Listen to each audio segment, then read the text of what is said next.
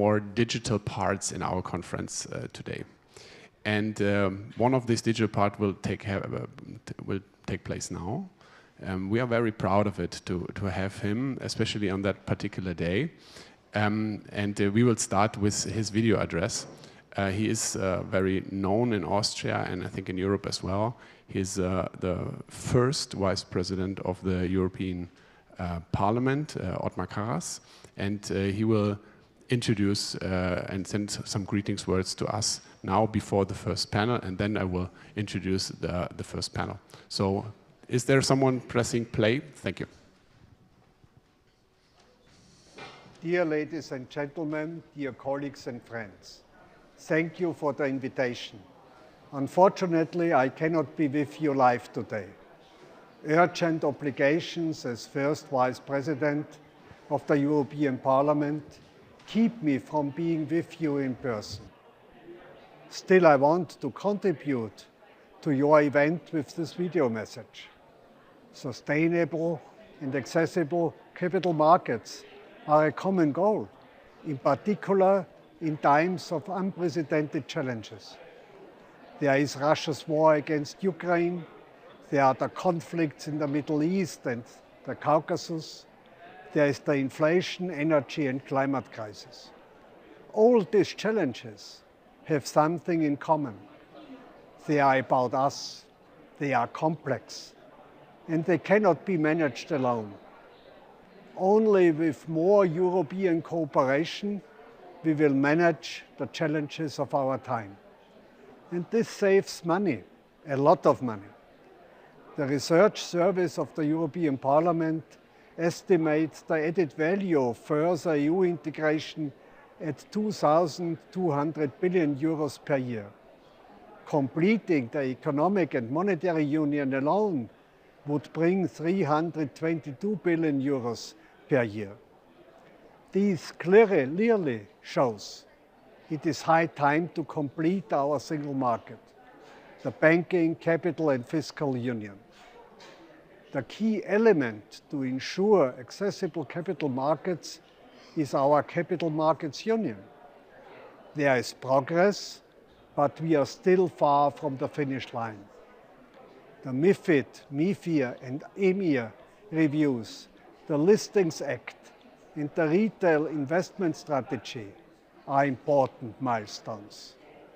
But regulation alone is not the only answer. All of us, policymakers, supervisors, savers, investors, bankers, fund managers, need to do their part in the green, digital and social transitions. To ensure sustainable capital markets, we must invest in the power of green technologies. With the Green Deal, we have set ourselves an ambitious goal: climate neutrality by 2050. We have to take action today to achieve the goals of tomorrow. Implementation is not automatic, and unfortunately, we are lagging behind. The US and China are investing huge sums, while many in Europe are trying to defend the status quo. My key message is the Green Deal is not just a climate protection plan. It is also a common economic competitiveness and investment strategy. We need to pull together and rise above national and ideological boundaries. Only then we can ensure accessible and sustainable capital markets for investors. In this spirit, I wish you a fruitful debate. All the best.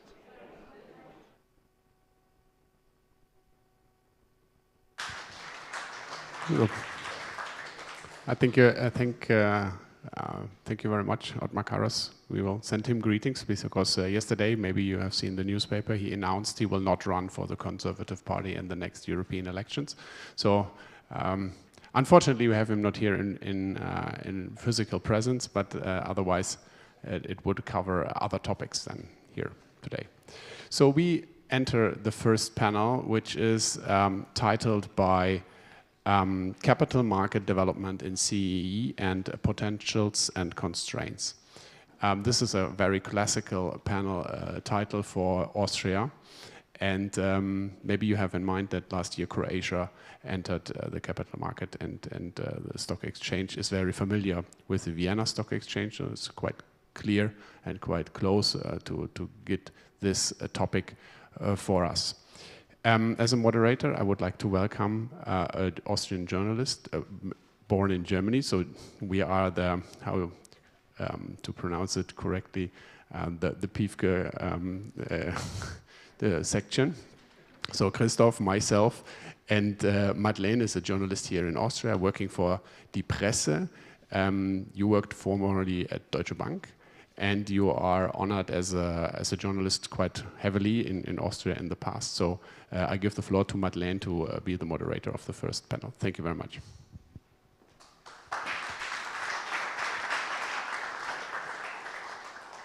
Yeah, I have to say it's interesting that financial literacy is was so heavily focused on in the keynote speech because as some of you, I'm born into socialism.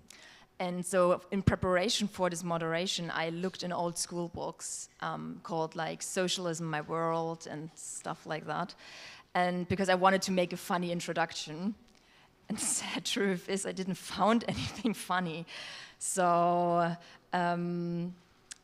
it's also shows how important financial literacy is. And in the current environment of multiple economic and geological crises, how affects heavily CE banking and the banking sector, but at the same time it puts a magnifying glass on the whole way of the EU.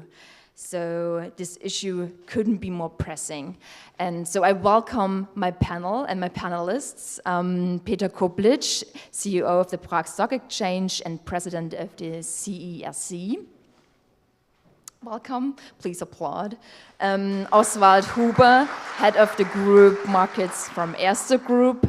Thank you for joining me on this panel. And thank you for being so brave. I know I wrote a lot about Erste Group in the last couple of days, I'm sorry.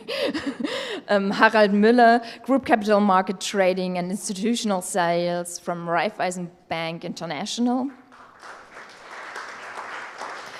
Annemarie Straathof from Risk Officer of the EBRD. And Edgar Flackel, CFO of the Addiko Bank.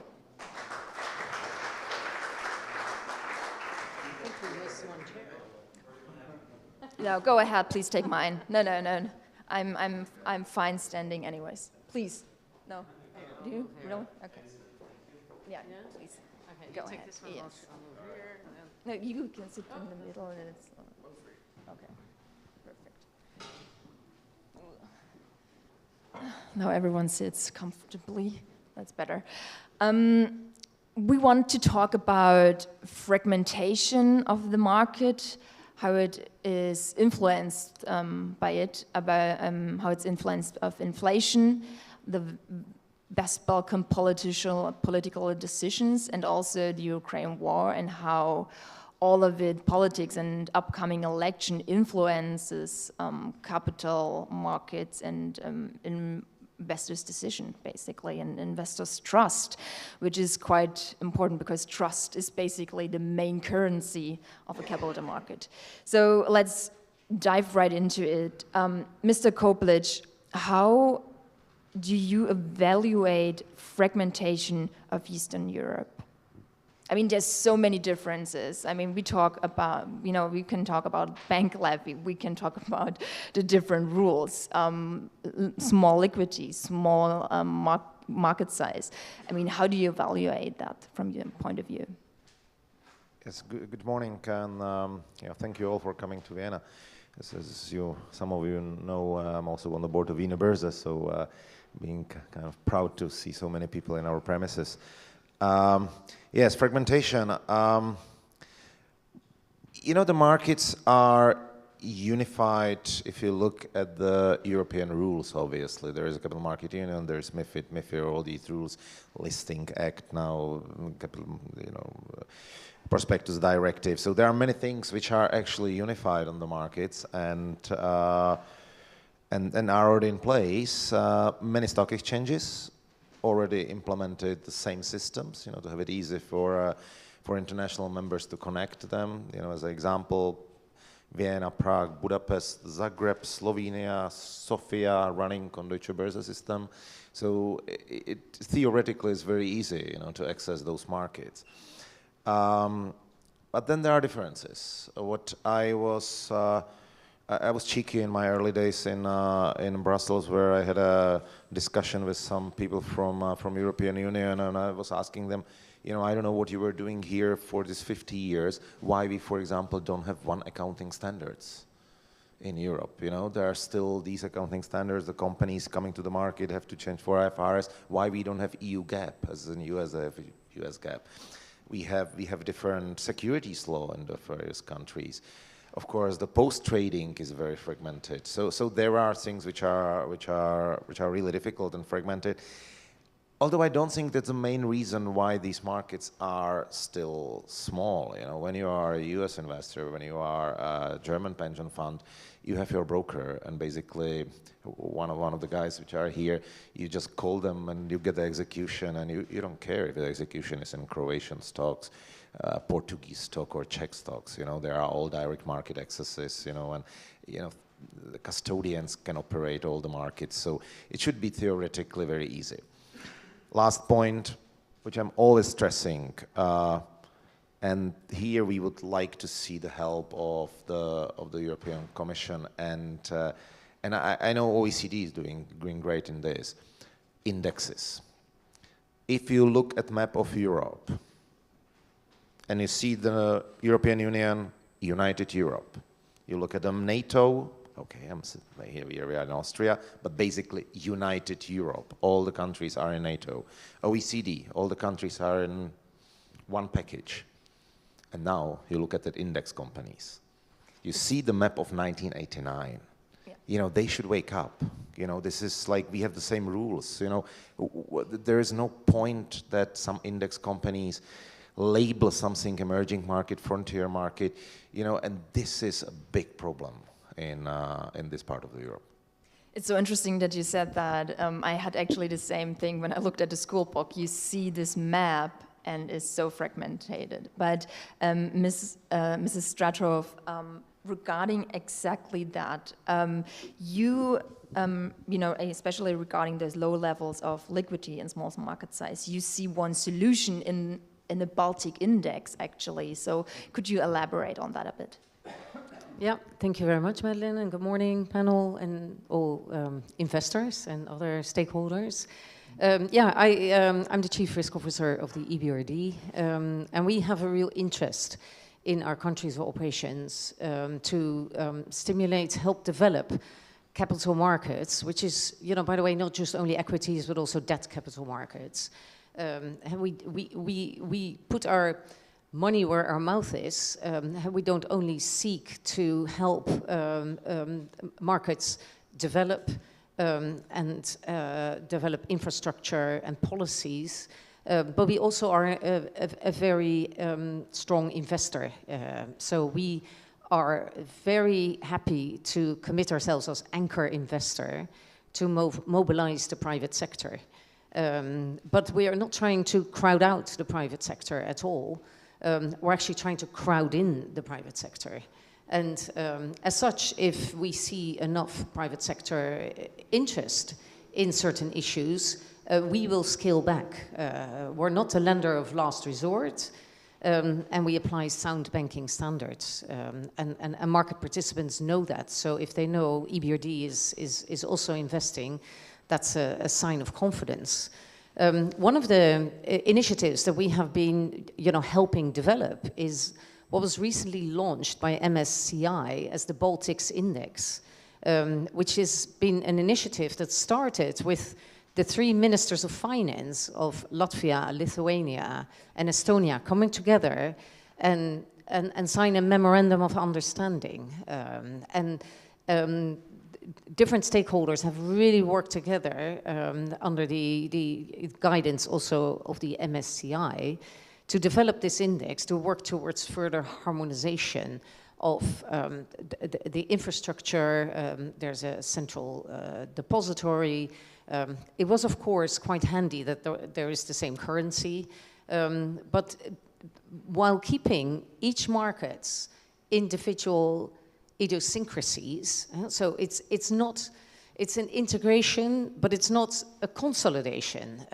It actually appreciates each market's individual uniqueness, but by merging together the constituents, there's actually now a reference and a benchmark that has been created, which creates much more transparency, and that will give much more profile to the Baltics by large institutional investors. And we see the initiative of the MSCI Baltics Index as a great accelerator or catalyst to trying to develop further private sector interest in this region. And we hope, that this will be studied and possibly, used as inspiration for other, regions as well, to support that. It sounds so optimistic, and I don't want to be the party pooper here, but I see so many challenges in that. The region is so different. I mean, Mr. Müller, I hope you share my view and tell me a little bit of some challenges you see as well. It's very different region, I fully agree, but it's a big benefit as well. So let me not start with challenges, if I'm allowed to. Let me give you an overview of what we are talking about. So we're talking about CE region, capital markets. You were mentioning debt markets are super important as well. Let's put it a bit into perspective. We're talking about a debt sovereign bond market of around 800 billion euros. We're talking about an equity market with a market cap of around 500 billion euros. A lot of it is not free float, however. Corporate bond market, 50 billion euros, and bank bonds in the area of 35 billion euros. It only makes sense, of course, if you put it into perspective. Let's briefly think of the Euronext. Euronext has a market capitalization traded of around 7 trillion. It's the biggest European exchange. So clearly the markets are much smaller in compared to the big ones who have decided to join forces. And I think this is very important and also mentioned by Othmar to overcome the fragmentation. We have to join forces, of course. And you were saying I should talk about the challenges. I would like to maybe start with a positive note on the sovereign bond market, which are the biggest markets in the CEE. Over the last 10 years, we have around 80% more sovereign debt, which is outstanding, compared to 35% in the Eurozone. So you see there's a huge growth. And the good news is the huge growth goes as well with the same percentage of growth in GDP. So the debt to GDP in the CEE region has stayed around the same for the last 10 years. Ratings are excellent in some of our countries. Czech Republic, AA-, Slovakia, Poland, Slovenia, A-rated. If you compare that with Spain, A, if you compare it with Italy and Portugal, so we are at least as good or sometimes even better than that. So here I see a big advantage of a region, and I would start with a positive side. And for the challenges, I hand over the mic to somebody else. It's such a disappointment. Mr. Müller, I will press you further. But first I want to talk to Mr. Huber.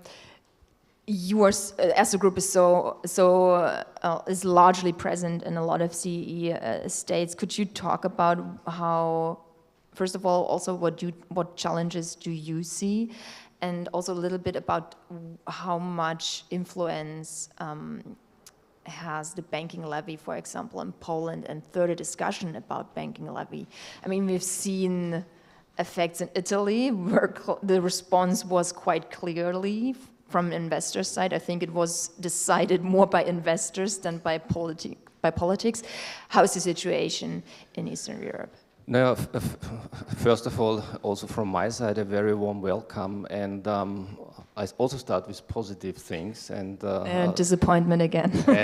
and don't forget that in terms of GDP growth in the region, in the CE region, compared to the western part of Europe, this is an area which was much faster and better growing than the rest of Europe. So we had a growth rate in the last 10 years of about 2.5% in the region, compared to the European Union, 27, around 1.5% in the same time, and in Austria it was 1.2%. So we had leading countries in terms of, in the last 5 years, of GDP growth in Hungary, in Poland, in Romania. So they are really, really very strong.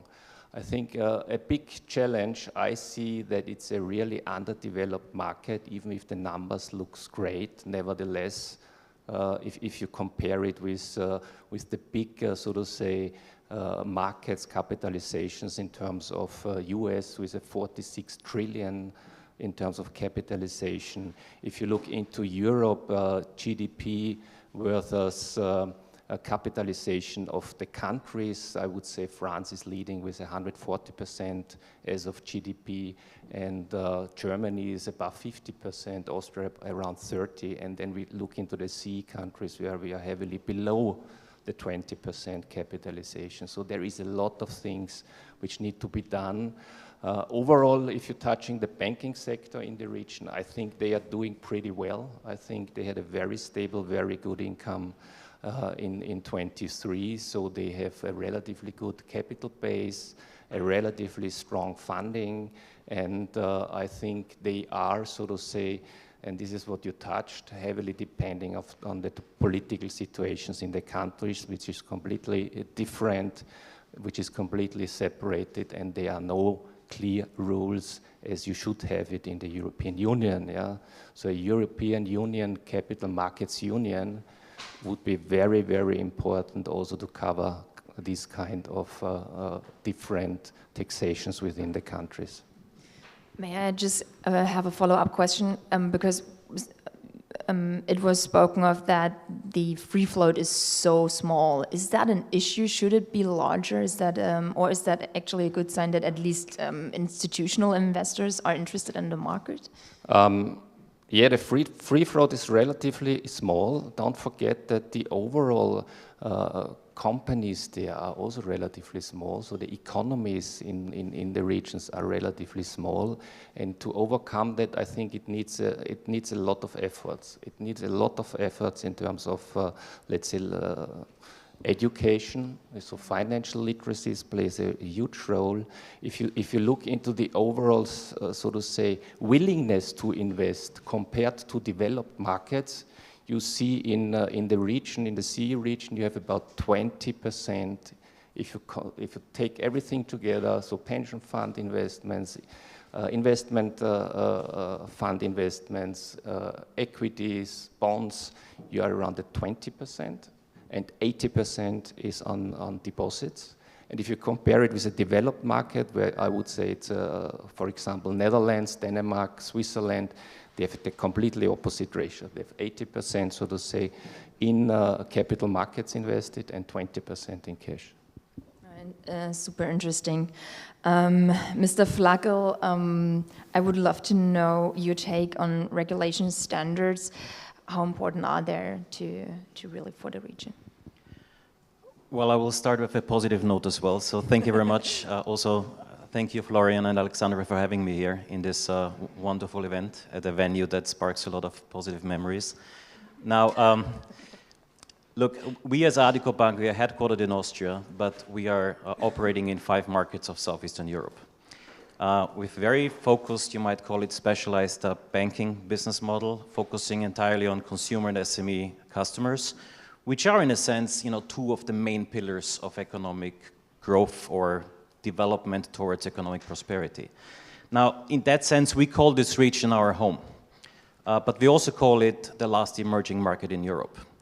And whenever is something emerging, that means there's work to be done to get it to the next step, right? And if you look back many, many years, a lot has already been done, but still a lot more needs to be done.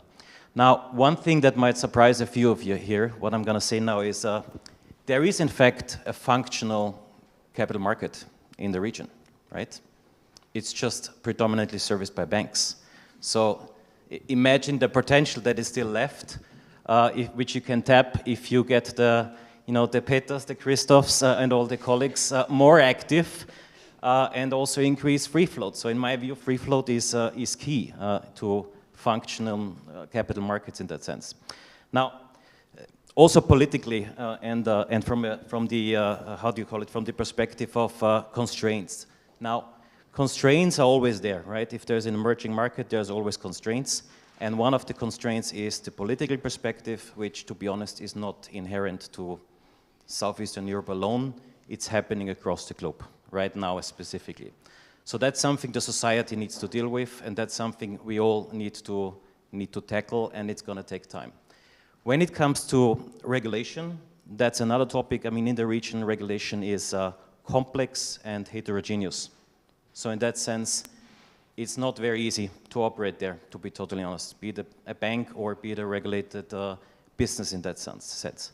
So a lot of things can be done by many people who are, some of them are sitting here as experts, to bring that towards a convergence in terms of regulatory standards. Peter mentioned before, kind of a European gap instead of local gap in Slovenia, which is different to local gap in Croatia and totally different to local gap in Bosnia-Herzegovina. And apply those standards and basically harmonize the standards overall. And that requires also a lot of steps that need to happen on the legal environment. So the development of the legal environment as such, legal standards, towards the developed or more developed, Western standards. And all of that can be done, and I'm in good spirit that it will be done, but it won't be done if you just talk about it, right? Capital Market Union, I am hearing it a lot. Oswald, you mentioned it. I think we need to push more also on the political side to actually put that in a box and actually get it implemented, and talk less about it. Mr. Koblic, I saw a lot of head nodding from you. Is it possible to really unify capital markets? I mean, if I look at politics, there is such a divide when it comes to that topic. I would say, we simply have to look at the US. A lot of the people don't like when I say it, but this is the market we should look at. That's how it should work. And the story with the indices. For example, it's also not a situation that Montana would be emerging market. It probably would. There are no big companies there. I don't know. And then the state of New York would be the developed market. These kind of things, we have to address, and we have to look, what U.S. markets have. We don't. Much more capital. Of course, pensions, you mentioned it. Pensions need to be invested in the market, and like big time, there are examples in Europe which are good. If you look at ESK, this is like investment sparkonto in Swedish, in Sweden, brilliant example. Perfectly tax done account which I think 2.2 million Swedes have it, and the result is 50 IPOs on the Swedish market per year. So when I'm speaking to the Czech politicians, like, please don't think about some solution. Just take it in Swedish, translate it through Google Translator, and put it in the law. Please. Nothing you to think about, So there are examples, but, the politicians, try to be creative sometimes. Even in Brussels, there are unfortunately a lot of the creative people who simply don't take the US or examples in Europe which are good and don't take it right away. And US is an example. Yesterday I was speaking with the venture capital industry. If you see the numbers, they are horrific. The US numbers are like 10 times bigger than European numbers, you know, in the venture capital and private equity. And that's where the companies actually start when they are coming to the market. So, yeah, we have to tackle that. Where we are really great, we have a lot of the term deposits. Do you actually see then there we are very good. Do you see it as a risk that the US is so dominant? Obviously, look at, you know, that there has just been 2 listings of the European companies in the US. You know, the capital market are deeper there. You know, I just saw a chart that Americans, like private individuals, not asset managers are our biggest investors here, but the individuals, they don't invest in Europe at all. The number was 0. It was probably 0 something, but it was rounded to 0. While we in Europe, and what is even more crazy, we in Central Eastern Europe, we are exporters of the capital. You know, a lot of the people think about, you know, that we need more capital. No, we are bloody rich, you know, in Czech Republic. And what we are doing, what our rich people are doing, they are buying American stocks. So we are financing growth in America, which is bizarre, you know, instead of buying the other European or our stocks or in the region. I don't know any Czech, you know, who would be invest in the Romanian stocks. But, you know, all of them have Apple, Microsoft. Yeah, I think that is so, yeah, it is totally bizarre. Mr. Müller, I wanted to talk because it came up quite often, retail funding. How can we actually connect retail to the capital market? And especially in terms of limiting returns, is there a possible protection to the downside risk? Well, if we talk about funding, we are talking not about the equity markets, but we are talking about the debt markets. And you were just mentioning the term deposits, where we are very good at in Central and Eastern Europe. Some of the countries of a region, mostly Poland, Hungary, but Romania and now also Croatia, have tapped the sovereign debt markets for retail. They have issued specifically for retail bonds, which are an alternative offer for investors in the region to the debt, to the sovereign debt. And I think that's a healthy development, because if you have alternatives, you can decide what is right for you. Maybe to also give it another thought, why I consider it as very good and what this is an opportunity for us to invest in these markets. If you look at the current interest rate environment in CEE, there is a huge differential between the euro rates and the rates in the CEE own currencies. And here, if you are trying to use the differential, if you are trying to invest that, I think there's an opportunity right now which might be similar to the opportunity which we have seen in the early 2000 years, when people did the convergence trade for many of the countries which joined the euro back then. So I think this is something one as an investor could consider, also as a private investor, and I see that as a chance. Yeah. From currency to inflation, the impact of high interest rates accompanied by an increase in the cost of risk and alongside a shaky global economy backdrop is still negatively impacting countries in the CEE region. Inflation remains a challenge, particularly at most of the drop in consumer price growth in recent months has been caused largely by the volatile components of the CPI basket, in particular energy. Mr. Koblitsch, in that regard, what part does the different inflation rates play in regarding to the whole market? I would not overrate that.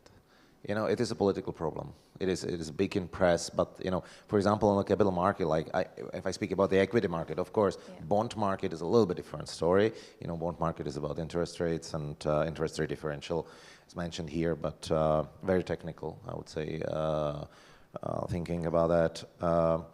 On the equity market, we don't really see a big impact of the inflation. I didn't speak to the investors who would be saying to me, we are not investing because of the inflation, or vice versa. Or companies, we are doing IPO because we have inflation, or we don't have an inflation. Yeah, I don't see this, and inflation will drop dramatically in the following months, you know, because the energy prices, I'm a strong believer, will go down again, and maybe not to the original level, but will go down, and that would press the inflation lower. Basically, food prices are already back down, and energy we have like 1.5 or 2.5 times more or higher than prior to the crisis, and I think that there is still room to improvement. Mr. Huber, I would say, because countries like Poland, they were so much quicker in the inflation and the interest rate change than the ECB, which was, I mean, even for the region, some criticize still they were too late, but they were at least quicker than the ECB. That was a good thing in your view, or was it? Yeah, there were even countries which were much quicker, but they came from much higher levels. For example, in Hungary, they had inflation rates above 18% and rates at the same level, and they cut it now already the last meetings down to 13%. You mentioned Poland came from 6 3/4 is now at 5 and 3/4. So there is a trend. I would say they may be a little bit ahead of us. Also, the inflation numbers are dropping dramatically quickly there at the time. Yeah. So we see now, for example, Czech Republic. You mentioned they were above 10% in terms of inflation. We estimate for 2024 there will be around 2.2, 2.4%. So this is a dramatic shift, and they have not started to do something on the rate side. But clearly, the market is expecting that they will follow now to cut rates there. And why this is important, I would say, for the real economy in the region, clearly, high rates are not really supporting the real economy, so the investments are somehow stopped, and in that respect it definitely is worth to consider lower rates. But clear-wise you have to fight against inflation, and all the countries are somehow different in terms of inflation numbers. And I do not expect that the rates will fall in areas what we have seen in the previous days. I think we will see higher rates for longer, but I would say if I think back 20 years, 4% was not a level where you said it's extraordinary higher. Yeah. Mr. Flagel, I saw you nodding. What's your take on that? On the rate hikes, or if the ECB was late or not, or? I think we all agree that the ECB was late. Yeah, I think, according to my recollection, the ECB was the last, most probably, who started with rate hikes. Look, also mentioned it already, we have been at those rate levels before, so it's not something that comes totally out of the blue. Now, what is very different to the past is that the speed of rate hiking that we have experienced the last, let's say, 12-ish month, right, 12, 13 months. Now, we also see that we have, or at least our view is, and also the view of macroeconomic experts that we trust, the Vienna Institute for International Economic Studies. We see that we have reached a peak on the hiking. We also see that it could happen that already towards the end of next year, we have maybe 2 cuts, smaller cuts, 25 pips each. But at the end of the day, that very much depends on how the inflation is going to develop. And what happened, last weekend on the more eastern side of the globe is not helping that topic. So I think there is a lot of uncertainty in the world. From the rate perspective, the speed has created some problems in some specific areas of business. We are seeing that some countries in Central Eastern Europe, but also, very much the Western economies, are feeling not only the supply chain issues that happened after COVID, but also feeling a bit of a pain out of the environment we're living in. I mean, we have a few countries being in technically negative growth. I don't want to use the R word here. One of which I believe is also where you live, Peter. The other one is Germany. So this, of course, has an influence also on our region where we are present, because there is very strong trade partnerships. But in Germany, it's predominantly related to the manufacturing. So car industry, just to mention one of them. While in our region, there is a lot of services and trade flows within the region and to Italy, to Austria, and to Germany and other countries. So overall, I think if you look at Southeastern Europe motors on, while some areas of Eastern Europe, but also Austria, Germany, are struggling a bit. And we will need to be a bit patient, I think, to see how this evolves going forward. You are very present in Croatia. I would love to talk a little bit about the Western Balkans. In her last State of the Union, Ursula von der Leyen declared that the European Union should respond to the call of history and admit a large group of new members, including from the West Balkans. And with Russia's war on Ukraine raging in its eastern border, the EU enlargement in the Western Balkans has a new geopolitical urgency and gives that whole debate a very different drive. How does, first of all, this new constellation affect those discussions, and how important are those discussions for the capital market? It's a very good question. So, thank you. let me start first with the basics before connecting the dots to the capital market. Look, on the Western Balkans, a lot of positive things have happened over the last years. So you might not see all of that, because if you hear about the Western Balkans in the international newspapers, you usually read something that, one politician said X or Z, and it doesn't look very good. If you really are present there and deal with the situations on a daily basis, you actually see the positive development. So I think that's one point. Now, where does the EU come in? I mean, to be very honest, and maybe that's a bit of a personal view as well, the EU is speaking very often about giving the Western Balkans a chance, but it's not happening. So don't get me wrong, the Ukraine being basically offered let's say, a fast track to the EU membership? Yeah, since 2003 we have the Thessaloniki summit, and since then there are discussions, so this has been ages. Yes, exactly. Stop discussing, start doing. I think that's the message I would like to give, but maybe some of you guys can help out on that. I mean, it's just to close that on the Ukraine. I mean, it's great to give them the fast track, but you cannot forget about the Western Balkans, who you have promised to get a chance. Of course, a lot of stuff needs to be done. So I called it before the last emerging market in Europe. There is a reason for that. So there is a great potential, but there is a lot of homework that still needs to be done. But how will the politicians, sell also to their constituents the homework that needs to be done when there is not even a carrot anymore that is on a short enough stick that they can actually progress on the EU membership path? Mrs. Straathof, what is your take on this whole political issue? Well, I'm trying to make a link back to the capital markets discussion that we're having. I do think, well, the timing of today is actually, quite striking, because regardless of capital markets developments, it is an extraordinarily difficult market at the moment. We're faced with geopolitical crisis in our own region, close to our region, globally.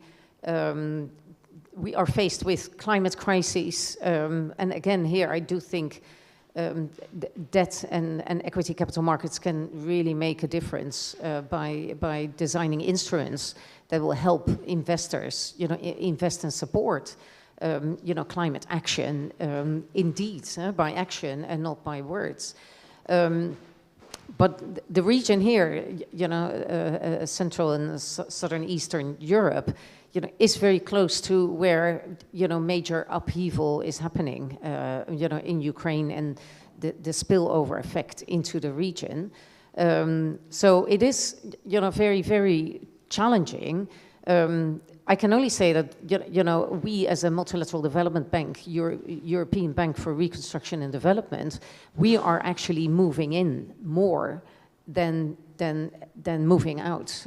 So we have been very actively supporting the real economy in Ukraine, as the only MDB globally. We have invested with support of donor countries, and which are also our shareholders, but we also have taken, risk on our own balance sheet to invest in infrastructure repairs, gas imports. We're also now exploring we call it Ukraine Reconstruction Guarantee Facility, which is basically trying to stimulate the reinsurance market in Ukraine so that imports and exports can continue to be financed and insured. And that's the only way to continue to support, very, very challenging geopolitical, situations. But as investors, drawing back to the purpose of today, I continue to see this as in this region as a real chicken-egg situation, because you shouldn't start with the investor perspective. You should start with what does the real economy actually need for, SMEs, larger corporates. They need alternatives to find funding and not depend only on the banks, but also be able to, IPO, issue equity, or have alternative, debt instruments. I'll just give an example of MREL, which is, EU requirement, a bit more risky. Here's where we, banks need to issue them, but investors need to buy them. And we still see a huge challenge there is, and I'm not saying I think MREL is a good instrument for retail investors at all. I will stay, as a chief risk officer, very far away from that. But there are certain types of investors that should be looking at MREL. And so, chicken egg, in order to issue or to develop alternatives for companies, you also need the investors to then, take up those instruments and invest in them. But again, where I started, the timing is actually quite challenging with all the geopolitical interest rates and all the other challenges that we currently have. Very interesting. Yeah, let's stay with MREL for a second. Mr. Müller, I know we talked a little bit about MRELs before. Could you elaborate a little bit on that, especially in terms of the supervisory issues? Mm-hmm. Okay. MREL stands for minimum requirement of own funds and eligible liabilities. That's a requirement which was introduced after the great financial crisis, so that taxpayers don't have to pay failing banks, or have to pay the bill of failing banks. So that's an instrument which now is getting more and more relevant due to certain deadlines which have to be achieved. And a lot of the banks in Central and Eastern Europe now have to issue that. And what you were mentioning exactly is now very topical for these banks to play their role as an important infrastructure provider. They need to get this MREL funding. And now we come back to the small markets we are doing business in and the small balance sheets of the entities in our markets. It's rather difficult for them to be able to sell these MREL bonds to the broader capital markets. However, we have recently seen a great development in the last 3 years. I think the number was grown from 3 billion, 5 billion to 10 billion issuance volume this year. And we maybe can later on have a private discussion about if retail should also have an opportunity to participate in a bond which is in the ranking much higher than the equity of the respective banks they are allowed to buy as well. But it gives you a nice pickup also as a private individual. And I think it really helps to foster the whole chain we were talking about. Yeah, banks are infrastructure provider to the real economy, and you have to think it through. What does it need to grow the real economy at the end? Ms. Strathoff also talked about the problem of they have to look where liquidity comes from, and with the European Union being so hesitant in negotiations with those countries, I think it poses a severe security risk also to the EU. These governments, or are these governments more likely to seek loans or investments from partners who do not attach strings of democratic performances, for example, especially looking ahead of certain elections? Especially, Serbia, Bosnia, Herzegovina, and Montenegro have already sought out alternative partners with countries such as Russia, Turkey, and China, whose authoritarian influence is, likely to further weaken their democracies and sway their geopolitical alliance away from the EU. Isn't that a severe threat to the capital markets in itself, the political tendencies? Or Mr. Flacco, I think you started to talk about that a bit. So is this a threat? The clear answer is yes. And does this help to solve the chicken egg problem that Annemarie mentioned? No.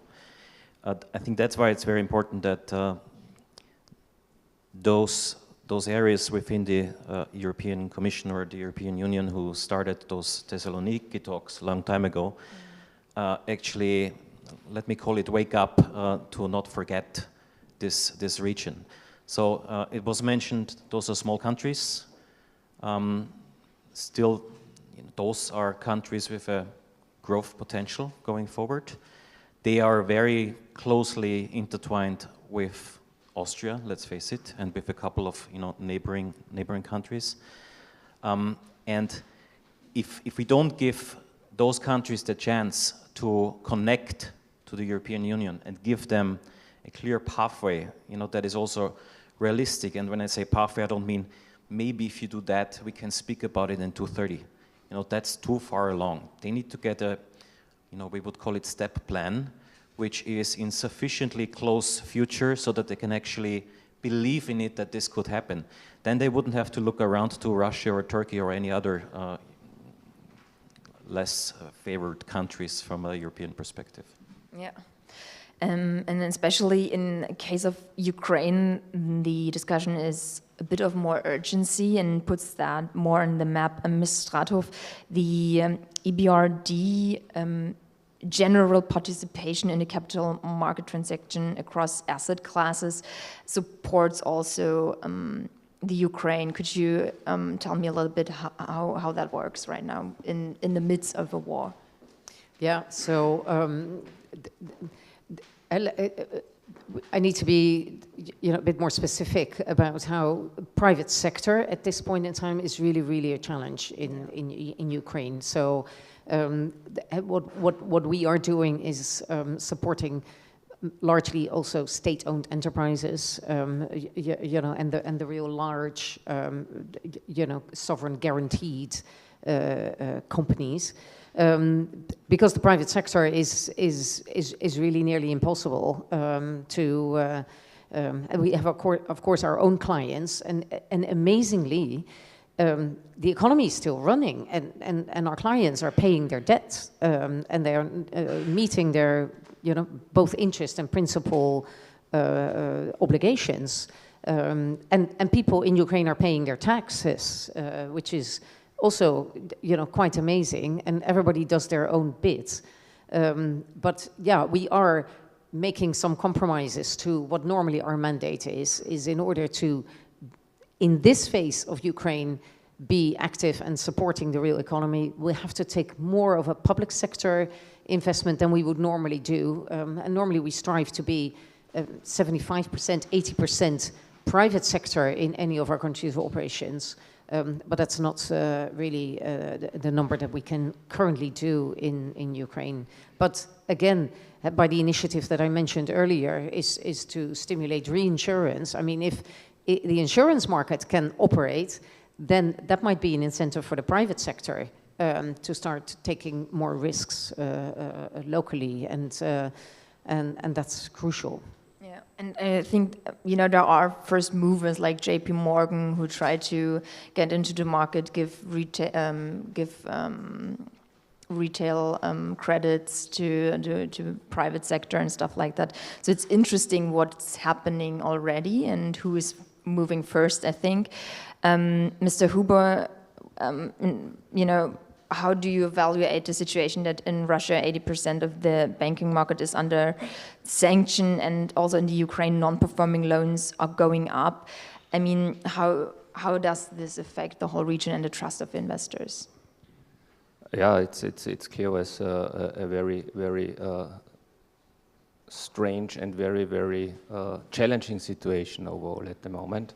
And I would say if you look into Ukraine, I think overall, and this is something we have seen, is that the overall Western banking, let's say, industry was not existentially hit by the war. Yeah, what does it telling us? That the Western banking setup is very healthy. Yeah, so this is the first thing. The second thing is clear-wise, there will be a day after the war, and I think this is a very big opportunity, a very big, so to say, investment part we can use then and build up the country again. And this will be a significant and very important challenge for the whole European Union, but also for the whole European industries and banks and investment companies. Yeah.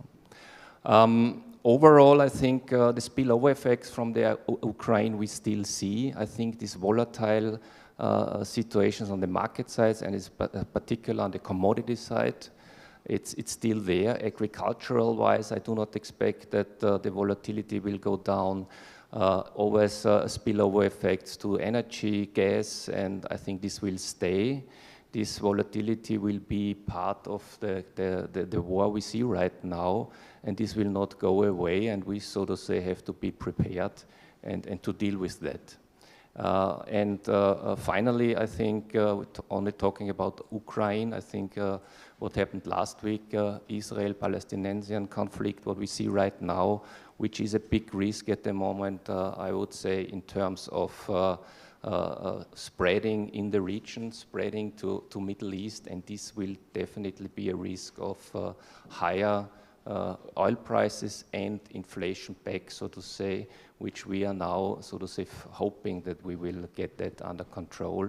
And I think this will be sort of the challenge for the next couple of weeks, to see how that works. Just a quick follow-up, but because you talked so much about volatility, but the volatility is in general high in these states. I mean, just by sheer size, it's a big issue, isn't it? I think it's especially on the energy side. Energy-wise, you see huge volatility in terms of all informations going out with supply-demand chain. Clear-wise discussions about all the pipelines, which are, so to say, very important, and in particular for Austria, that this is working well.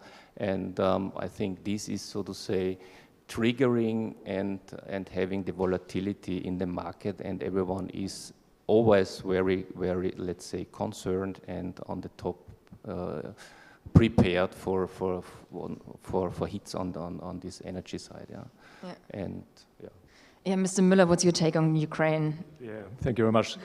Given that RBI has the biggest foreign-owned bank in Ukraine, I would not want to pass that opportunity, and we are co-owning it with EBRD, who's a 30% shareholder.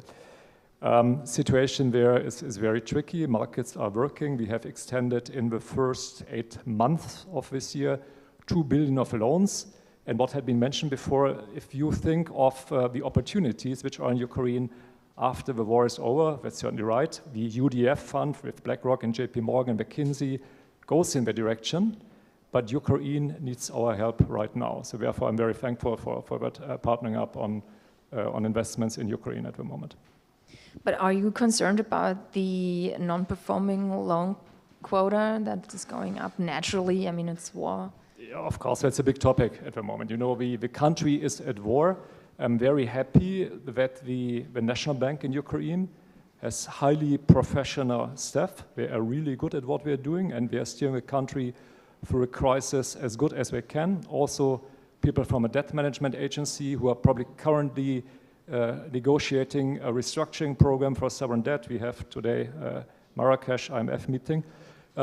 And clearly there will be non-performing loans in the country. This is to be expected. Yeah? And it's not easy to have a cross-border investment today unless you have a special mandate like EBRD has at the moment, or if you are a bank in the country and where it's our normal course of business to do that. Of course, that will go up, but selectively it makes sense to support it, and especially in the agro business, in our infrastructure business, we need the help right now. Mr. Koblic, do you think that the whole discussion about Ukraine entering the EU, or especially, you know, and also the the liquidity that comes into the country, is it a good thing for the region, or is it actually a problem for the other countries that, you know, they are now missing out on collaborations with the international institutions and with investors? I don't think so. I don't think it's a problem for a region. It's simply different money. You know, the money which are invested in Austrian, Czech, Hungarian, Polish equity are simply the different money than they will be flowing to Ukraine. And debt, I would see the same way. You know, the corporate debt markets are so small in Europe, and especially in our region. You know, it's just incredibly small in comparison to US. You know, so that it barely exists. You know, if you look at the sizes which you have, and for example in US, so corporate debt market, I would not speak about it at all. Sovereign debt is a different story.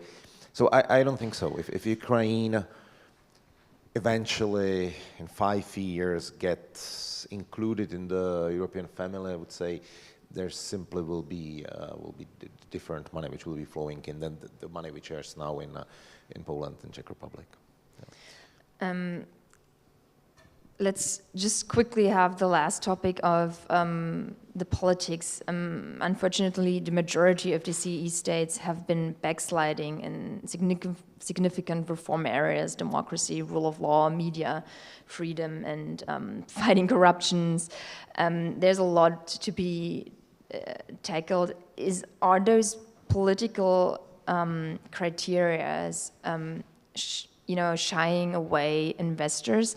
And also, like Mr. Huber, maybe, you know, politicians criticize, for example, shares as a speculative instrument. I mean, that must have, you know, this has a huge influence on the free float we talked in the beginning, how that must affect the market.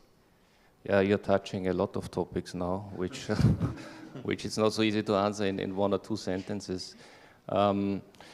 Overall, I think the political risk we are running in the region is obvious. Yeah, I think these are relatively small countries. They need to go to the capital markets. They have to fund their debt. Yeah, and everything which is, so to say, against. And I think the European Union and the Commission is very strict. What we have seen in Hungary, they are blocking the funds, and these are funds which are significantly important to develop the markets and the infrastructure, and also to finally go to the green transition, yeah, which I think we want to achieve. I think to get, so to say, the free float in terms of the local markets better, I think it's a big challenge, but I see it also as a win-win situation, to be honest. Yeah.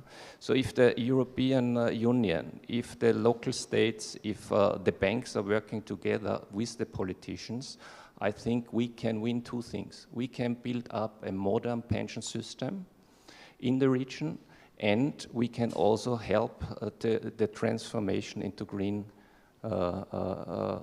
The green transformation in total. And why we can do that? Because I think we as a bank, we as, so to say, the public sector has to start with, first of all, literacy of the people there. Secondly, they have to build a harmonized taxation, a harmonized capital gain taxes, a harmonized dividend taxes within the European Union, so that there are clear rules and clear, so to say, systems which work. And then, if we then convince our retail clients to support the transformation, to invest in capital market products, I think we will solve the pension situation. We will solve finally the shrinking population, which is not, so to say, able to be funded with the, so to say, old-fashioned pension schemes. And as I said, we will be successful in the green transformation. Yeah, Mr. Koblec, you wanted to add something. And I have to say, I mean, the Czechs are a very proud nation. You ask if the political situation in some countries where, let's say, democracy is a little bit compromised affects the investors. I don't see that. I'm surprised, but I don't see that. You know, if you look at valuations and activity of international investors in two major Hungarian stocks, which are clearly under influence of the, I would say, the government, which was elected, okay, fine, but like, you know, I don't see that there is a difference in the valuation, dramatic, you know, to the others. Volume-wise, also not a big difference. So it only, you know, kind of underlines, you know, what I was saying in the beginning, you know, the U.S. investors and the normal U.S. pension funds, they look at us as a homogeneous part of the rest of the Europe somehow already. You know, the illogic is only the market classification by MSCI, I would say. So that's one point. Second thing, financial literacy and education. Always when I hear that, I see, I have the first 200 pupils for you, and those are the members of the parliament. If you run a test, an economic test in a Czech parliament. Oh, Austrian, not just Czech, come on. There will be questions like, what is the difference between share and bond? No rocket science, really. You know, what is dividend? It's like, I would say 80% would fail. 80%. If you would run this test in the US, you can imagine the answer, because everybody invests for decades. In UK, the same thing. In general, Anglo-Saxon countries, you know, the Protestant countries are much more, you know, in this area of investment. So yes, endless discussion about the pension reforms. You know, labor unions, head in Czech Republic, once argued with me that the pensions cannot be invested on the capital market. I was like, oh, of course they have to be invested on the capital market. In the whole world, they are. You know, he thinks that the pension money should be invested on the term deposits. So you know, this is the way, you know, we should take it from, and it's difficult. Thank you so much for that insight and for your open words. I would give the floor to two questions if there are. Yes. My name is Arno from SEPS, think tank in Brussels. I have two questions. First of all, oh, you first get one, and then we'll see. I decide if your first one is good enough for the second. wouldn't it be, say, for Europe as a whole, but also certainly for Central and Eastern Europe, good to have a single safe asset market? Meaning, if we were to have a single issuance for government debt, in a single procedure, which is on a European-wide market. Because remember the words from Christoph, the home bias, the home country. What is our home market? The home market should be Europe. Why shouldn't we start with the most essential element, which is government bonds? And then create a European-wide government bond market, but with a single issuance procedure. I'm not sure if you were saying issuance procedure or one bond where all the countries are benefiting from. So issuance procedure, that's absolutely perfect. If it comes to the mutualized debt, you know, that's a bigger story. We would need 2 more weeks to discuss that accordingly. So I think this is very difficult. But I have a slightly different aspect, if I'm allowed to. We were talking about one bond market, and we are talking today a lot about the US. The US is our role model. You know, what the US has different to us is they have one currency.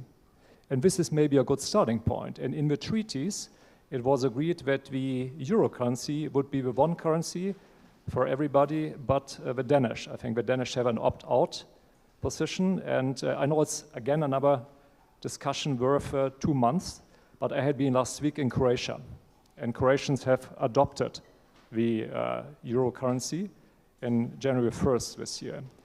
And I was positively surprised by the colleagues, by the clients, by the corporates, by the bankers I was talking to. They really enjoyed it. All of a sudden, their funding costs were reduced by a lot. Second thing is their investment universe went up by a multitude. And the last thing is it's now also much more interesting for international investors to invest into euros than if you have to deal with currency risk. You had, or Mr. Flackel, you wanted to say something? No. You had a second question. Totally different one. View on the frozen assets of Russia. How can we unfreeze assets and make it to the benefit of the reconstruction of Ukraine? I don't have the answer to it. I would love to give you the answer. I don't have it. Maybe you have it, but I would not be able to make a good proposal. At least there must be one or five having in. It's a political topic, and the biggest risk for particularly those parties who really would like to do this is that it would set a precedent, and that would mean that any country who would invest their own assets in a foreign country would be at risk, a serious risk, that they could be confiscated, because that's actually what you would do. They're now frozen, but they're still Russia's assets. But as soon as they would be used for reconstruction, they're essentially confiscated. And so, if it was just this isolated situation, most parties would probably subscribe to it. But those who want to be neutral from a political perspective just have no opinion on it. And those who actually want to do it see a risk for, well, what does that mean in any future situation? And look at the situation Israel-Gaza today. What if Israeli assets would be frozen to reconstruct Gaza? Because that's what a consequence could be if this happens in Russia. So it's highly political. So I have no view on it, but that's why it's so difficult. You must have people from the banking sector confronted with the question of the assets which are frozen, which bring in revenues. We know it very well. There's one organization that has more than 1 billion revenues from frozen assets and they're used. Well, but that's the American initiative, right? Is to use the revenues of the frozen assets. That's a different, from a legal perspective, that's a different kettle of fish. So that seems to at least have some possibility of being used, but not so much the frozen assets themselves. And to add on that, the sanction regime is totally different from the EU versus the US, and also the law is very different. There is a huge discussion right now under American lawyers who already see that Biden would actually be able to confiscate this, already frozen assets. But it's a very different discussions. But I think it's important that you brought up those two issues. I think is there another one question I would take? If there, please.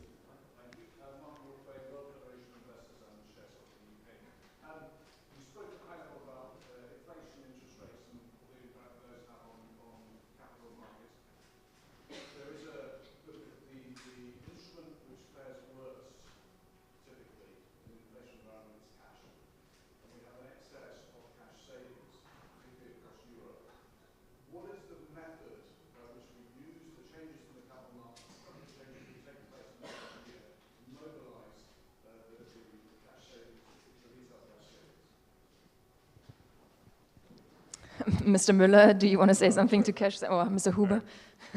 What we have seen, you're completely right. There's a lot of cash savings depository in the region.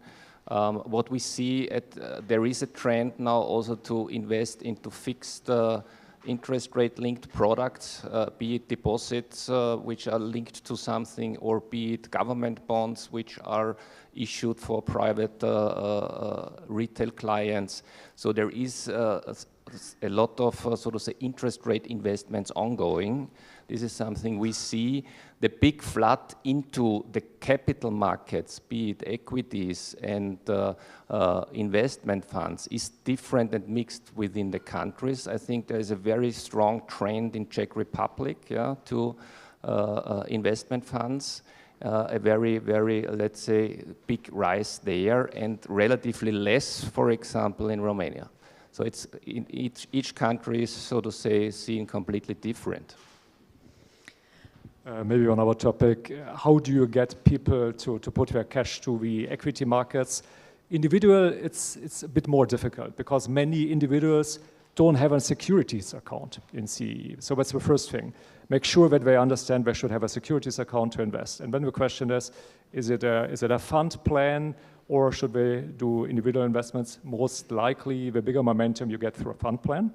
And of course, what you were mentioning, Mr. De Nooijer, at the very beginning, the pension system. I think the pension system is in the most institutionalized way how you get savings from individual people to the equity capital markets. And I think this is something where you have the biggest momentum. This is what I believe. Thank you so much for your questions. I think what I learned definitely is that money must move fast, and it must move into our own markets, and it must move from our own investors. I think that was really the takeaway for me in this discussion, and I hope you have a discussion starter for your coffee break. Please grill these people more than I did, and I thank you a lot for your attention. And I give the floor to Florian.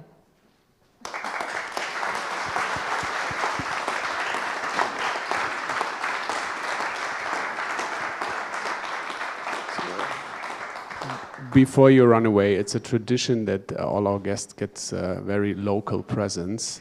So I know maybe you're so kind. And thank you, Madeleine, for being such a nice moderator for this panel.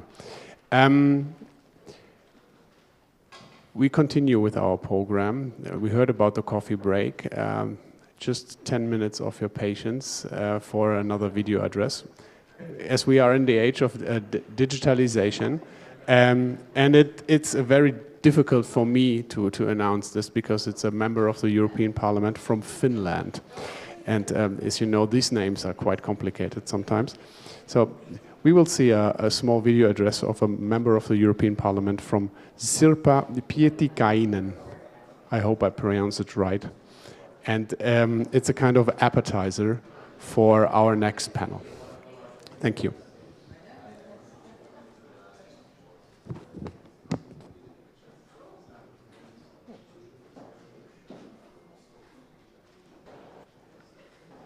I'm very happy that the European Union has come up with the retail investor strategy, finally.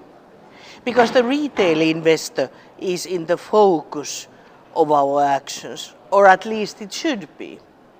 Because quite a lot of the money, quite a lot of investment decisions are made by retail investors, in one hand.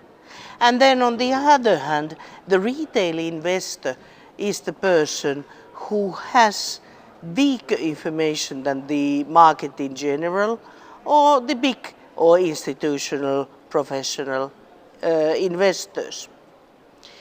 Quite often the retail investment products can be very complex, they can be packed, and it is unclear the knowledge about the cost structure, the investment scale, the timetable, the risk assessment, what type of the risk, and when does this risk occur, in the upfront or middle or during the whole investment, is it a political risk or technology risk or what type of the risk.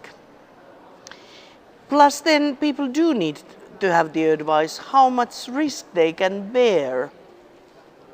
And on the other hand, the information also, is it so wise to get for example, capital guarantees on the investment on the sake that you actually do not earn anything. So you would need to have on the key information document the understanding on what is the perspective on the investment when it comes to risk, profitability, and the reasoning why and in which point the risk is biggest and the profitability is biggest or smallest.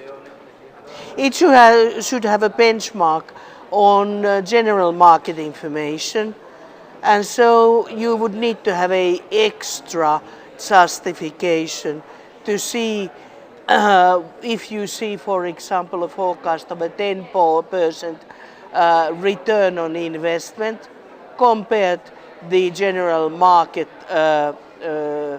advice that it should be 2%. And then, yes, it might be a good investment, but that sort of points out the need for the seller to be very clear on the assumptions they make and the knowledge in transparent way how they think that the profitability is going to develop. And at least that's important than the guarantees or the prospects on yields is, of course, the cost structure. Because you could have very good and lucrative yields, but then again the cost structure is such that actually it is eating up all the profits. And there's a lot to be done on key information document in this concern. We also, when it comes to key information document, should have a pan-European platform free of charge where you can compare different kind of products, because as you know, it can be quite a nightmare to compare different kind of insurance, fund, shares, or different banks with different kind of fund structures and their profitability, their risk, their assessment of the yields. And this kind of a platform where you could make the comparison is a bit of reference to nutritional value tablet in a way, one could say, and that sort of enables you to compare the calorie and vitamin or whatever protein contents of the two alike products, or very different products, let's say a porridge and a sandwich. This hopefully can be achieved. And of course, after the sale, the investor should have the right to know and update how much the investment is yielding and what is happening with the cost structure, for example, or how good is the product performing compared to general market. And yes, please do remember, the past performance is not a prediction of the future. So we make huge mistakes and misleading cases if we rely on this. Then another big issue is the reliable investment advisors and advice. You can of course buy it. The average cost at the minimum is 5,000 euros, and I'm not going to pay 5,000 euros if my total portfolio to invest is, for example, 10,000. And so we run a risk that the investors without advice actually choose products that are not under a regulation, so they can be, frankly, a bluff. They can be a high-risk products like crypto assets, or then they can only choose one what they happen to face in the first place. That's why I've been a bit hesitant to totally ban the investment advice that is not independent. So the banks, for example, could be giving it in the future. But what I want to see is that there would be a clear sign in the table, on the web page, on all over the place, that the investment is partially paid. It is actually having financial or other benefits for the people selling. So it is knowledge that helps you to understand that if you buy a car, you get reliable and good information about that car because that is secured by the law. But you can't assume or expect to have reliable information about some competitor's car, and that is the reason why we would need to have this kind of a platform where you can compare the products, and you have that kind of a structure where you encourage the people, retail investors, to visit several providers of investment choices.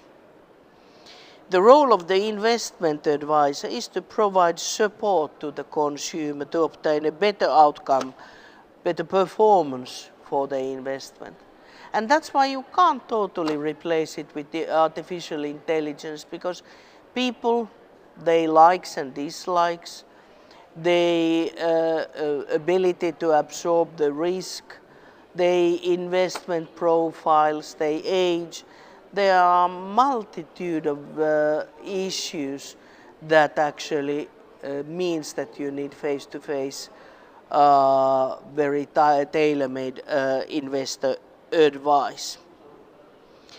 And so, yes, that is in place, but please do make it clear that the remuneration is also done by the seller. So it is a selling exercise, a bit like it's a selling exercise of selling a car. Then, of course, it is the qualification of advisors. The more information we have, the more complex and global the products come, the more qualified the advisors should be. And there I'm looking, of course, to CFA and other actors to really upgrade the capabilities, the knowledge and the performance of all the advisors. And then last but not least, it is the European supervisor. The ESAs should have stronger and better forces to ensure that retail investor is protected. And by the way, that concerns not only the financial and profitability gains, it concerns the environmental and sustainability claims too.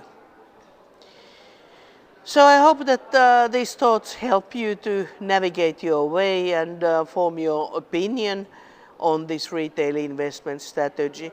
And yes, please, let me hear what are your thoughts and needs and proposals in this context. Thank you. So we will have a short coffee break right now for about 25 minutes, and then we will start with the next panel called Empowering Individual Investors, Improving Outcomes and Ensuring Best Execution. Yes, thank you. And it will be here. So.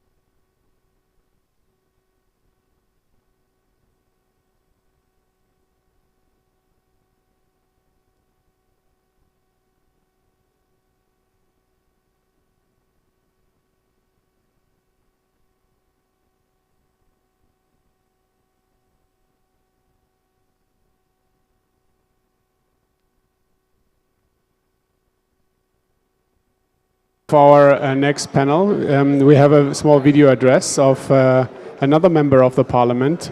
His name is Eero Heinäluoma, and it gives us a flavor of the next panel. Thank you. Thank you to Better Finance for the invite to this important conference in the beautiful city of Vienna. I'm very sorry I cannot be with you in person, but happy to share in this way some thoughts around empowering individual investors and in particular around the retail investment strategy. We all know the problems ordinary investors in the European Union are facing. To put it bluntly, many of those who can already afford to invest, not given in times of cost of living crisis many are facing, pay far too much for what they get in return. I'm sure the experts of the following panel will discuss the reasons and impact further in depth. This is certainly not a new problem. What is new thought was that for the first time this Commission wanted to address this problem of loss of welfare effectively. Although the final outcome of the Commission proposal is far from perfect, it is fair to say that DG FISMA did an important job with several good new ideas. You probably all have seen the draft report of the rapporteur, my good colleague Stephanie Courtin, which was published last week. The debate about the report will start in the week of the 24th of October, with a very short deadline for amendments set on the 26th of October. It's no secret that views around this file differ quite substantially in the European Parliament, but also in the Council. My political group has taken a consistent line. We put the interests of the retail investors first. If you really care about ordinary investors, the inducement problem needs to be tackled effectively. Maybe not all the results today, but not also in too distant future. There are enough examples from the Netherlands, the UK, but also outside the European Union to demonstrate that the ban is the approach to follow. I also welcome the idea of creating benchmarks to compare the performance of investment products. We have heard the industry arguments in all different forms. Such a change will be disturbing, there will be an advice gap, and the pension of distributors will come at risk. I have some understanding for these critics. Most of the arguments are still not really convincing or contradicted by the reality. New legislation is per definition to an extent disturbing, and this is not a bad thing as such, as sticking to the status quo in this field is making ordinary citizens poorer. And of course it could have an impact on the income of the distributor. But I believe citizens need to save in the first place for their own pension, not for the pension of their bankers. I hope to be a realistic politician and also aware that there is a very uphill battle as the vested interests are enormous. And they have been clearly heard in the Parliament, but also in the Council and in the Commission. At the same time, it's important that policy is fact-based and is not driven by scaremongering. For example, there are several things which we have to look carefully. And even if there are regions where retail markets work relatively well in the European Union, overall they are too expensive and too often unperforming. Indeed, despite the comments of mainly from industry, costs and fees remain a critical factor. As outlined by ESMA, there is need to look them carefully when we are doing our decision. This is more than substantial. Therefore, if we are serious about our wish to strengthen the European economy, about empowering European consumers, we urgently need structural change.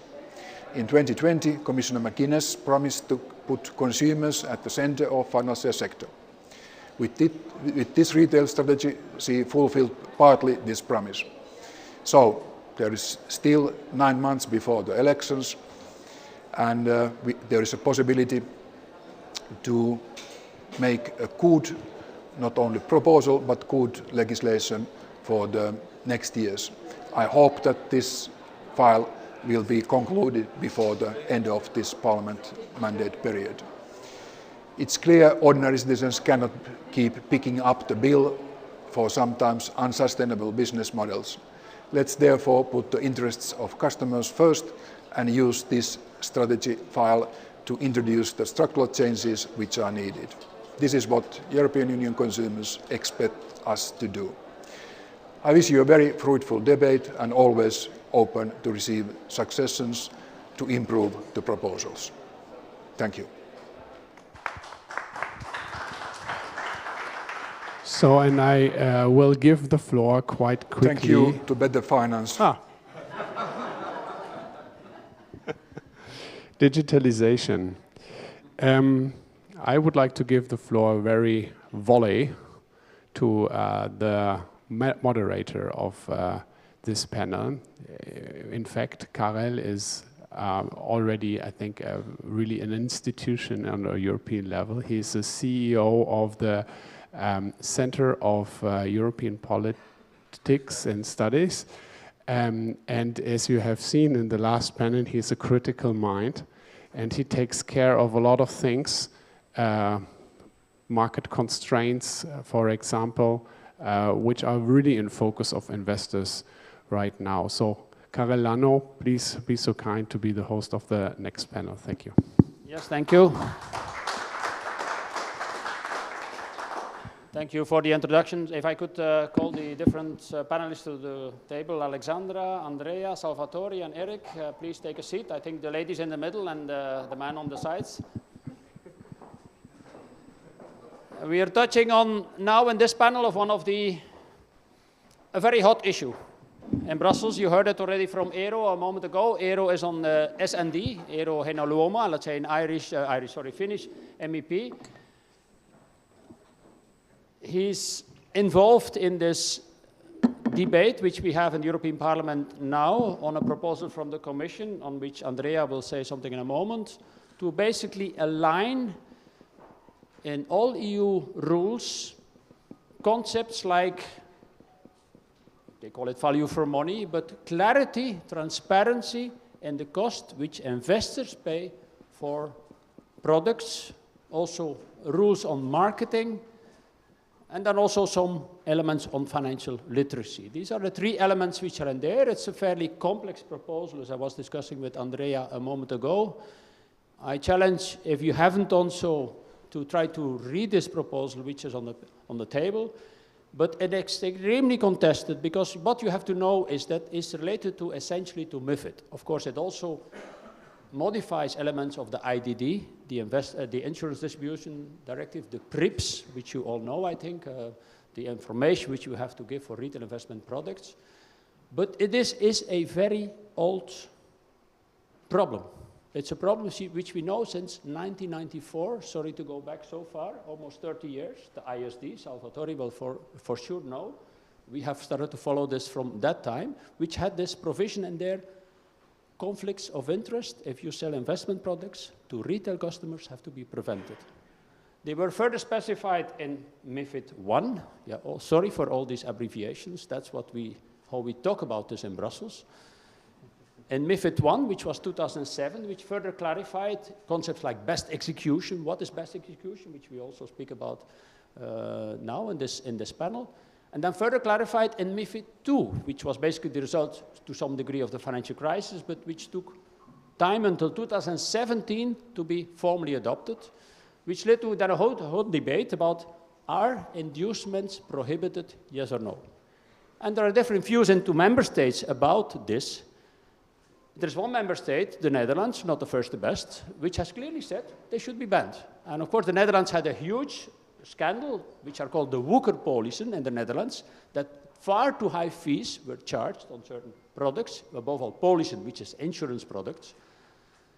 But of course we see, according to me, the same problem in many other member states. And ESMA has done over the last years a great job in trying to come up with very good data about this.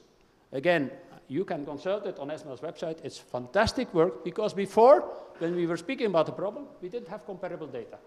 Or we had to use market entities like Morningstar and so on, which are often very expensive to buy.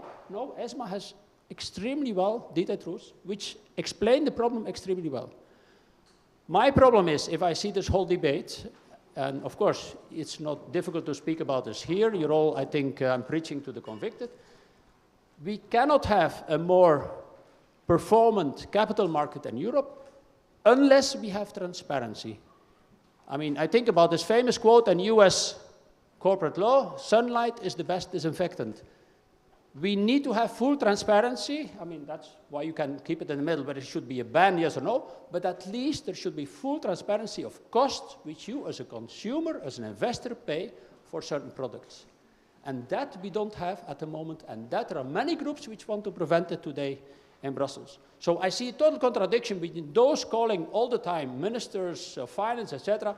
We want capital markets union, but in the meantime, they act against what the Commission is trying to do, bringing more transparency in capital markets. So I hope, let's say, we will bring this out in this debate. Who would start? Probably Andrea, you start a bit how you see this debate at the moment, because Andrea is one of the key file holders in the European Commission, and I'm happy that she's here, so she knows it inside out. Probably if you address some of the questions as you see it from your perspective, and then I probably pass to Salvatore, then to Andrea, and then Eric. Thank you. I thought I'll maybe start out with presenting a little bit. I'm not sure everyone, like you have read it, everyone here in the panel, but I might underestimate you, of course, has read the retail investment strategy inside out. So maybe a few words on what we have proposed, what is the aim, and then I'm going to be very happy to indicate how I see the debate going. I don't have a glass, though, a wonder glass to tell me the future, but I will do. Sorry about this. So, okay, what have we done? We've worked on this retail investment strategy for a long time. It had been announced in the Capital Markets Union action plan, and we looked into this, and the work on this was not straightforward. One of the goals, and you've already mentioned it, was to put the retail investor at the center, but also to provide a level playing field. So this means aligning rules in MiFID as well as IND to ensure there is a level playing field, and this is also not easy to do. So we had quite a few ambitions and challenges here. So indeed, what we have put on the table is the aim was to ensure, to empower the retail investor, but through transparency, but also to ensure that he's adequately protected. Why do we do this? Of course, looking at the retail investor who needs to be able to save and get proper returns on the capital markets for his pensions, for instance, but also for other topics, but also, of course, for the Capital Markets Union. And our feeling was that we'll only be able to get the retail investor to really invest, to enhance retail participation, if we do ensure the retail investor gets a good deal. Otherwise, if they can't trust that they'll get a sensible deal, obviously we can't guarantee outcomes, but we can ensure a fair legal protection framework, and that's what we were aiming for. Now, the strategy is composed of very different topics. It's looking at very different topics. We start out with disclosures. We look at marketing, disclosures. We try to address, to a certain extent, information overload. I know a lot of people will not actually read all the documents they get, so we try to have maybe a summary which quickly they can understand. We try to ensure marketing is not biased, and we try to look at how can we deal with the marketing on the social media and influencers. We're trying to address this. We are also looking at financial literacy, has come up a lot already in the discussion this morning. DG FISMA has done a lot of work on this together with the OECD recently, published two frameworks for adults as well as for younger children. And we are also trying to push member states to work on this. This is very important, of course, but we don't believe with financial literacy we're going to be able to solve all the issues. We are never going to make sure that everyone is going to be a financial market expert. So there are limits of what we can do. We need to look at other topics as well. Now, we have looked at the crucial, politically also very controversial topics, looked at inducements, and have suggested to change the quality enhancement tests, and have also looked at trying to improve the product governance rules to ensure value for money. Now, very briefly on these topics, on inducements, well, we've done an impact assessment you might have looked at. The impact assessment has concluded that actually a full ban would be the best thing to do, looking at costs and benefits. However, then it was felt that this was going to be too disruptive, and therefore we didn't propose this, but we have tried to propose a two-step approach.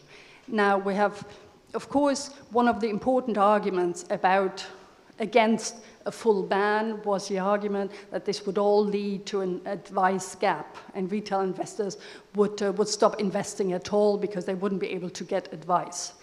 Now, for this reason, against this background, one of the ideas was, and that's what we have put on paper, to ban inducements in areas where it cannot lead to an advice gap, which is the partial ban for execution only. And then, of course, we have also the ban for the independent advisors when they want to call themselves independent in IDD. This was still possible if they would take inducements. These kind of things we have also addressed.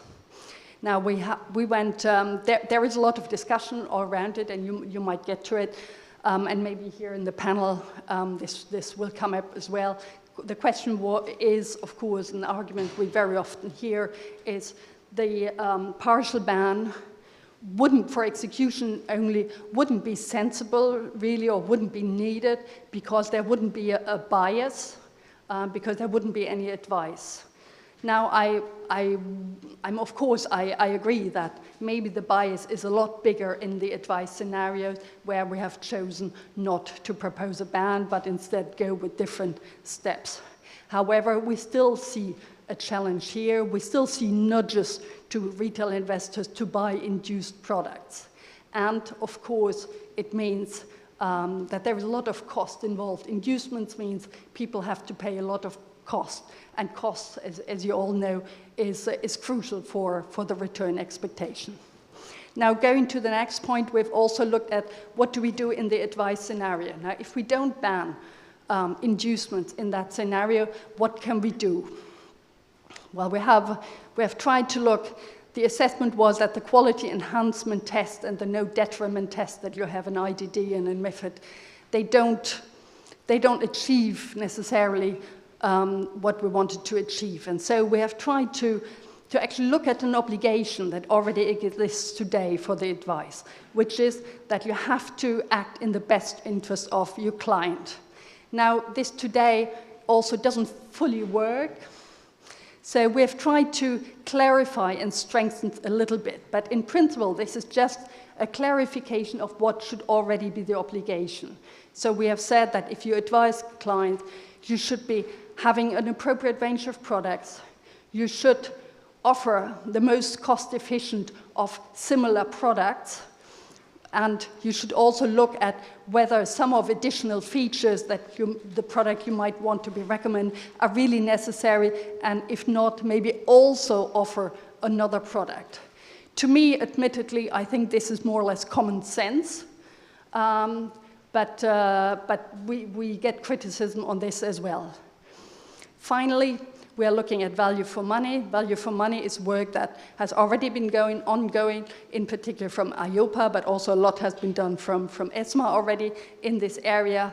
We try to ensure that the outliers, those that we can see and that we see in your reports, in your cost and performance reports, that there are outliers that do not provide much return or sometimes any return really to the clients, that these outliers should not be marketed to retail investors. And to make this assessment a little bit more comparable, we think that we need to have certain benchmarks in this area.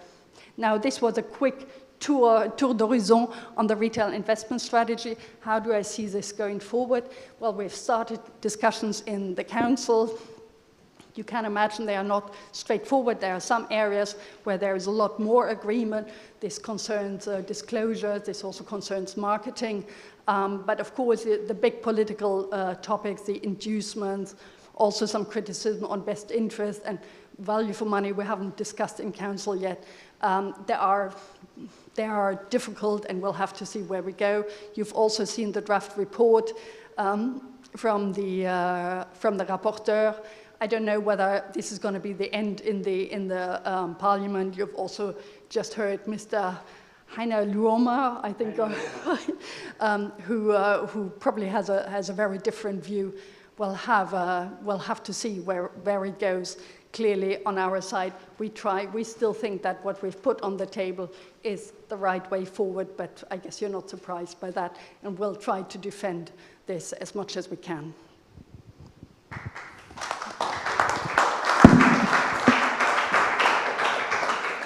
Thank you, Andrea. I think a very good overview of this whole debate, which indeed is very complex, but I think what the Commission has done, just for you to understand, is streamlining all these different rules. There have been a lot of criticism in the past that BRIPS was not aligned with MiFID, with IDD. That's what this proposal does. It tries to align basically the rules on transparency, cost to investors, and then the value for money and so on, across all these different rules, which I think is an enormous achievement already, and it's a lot of work just to make sure that it more or less fits.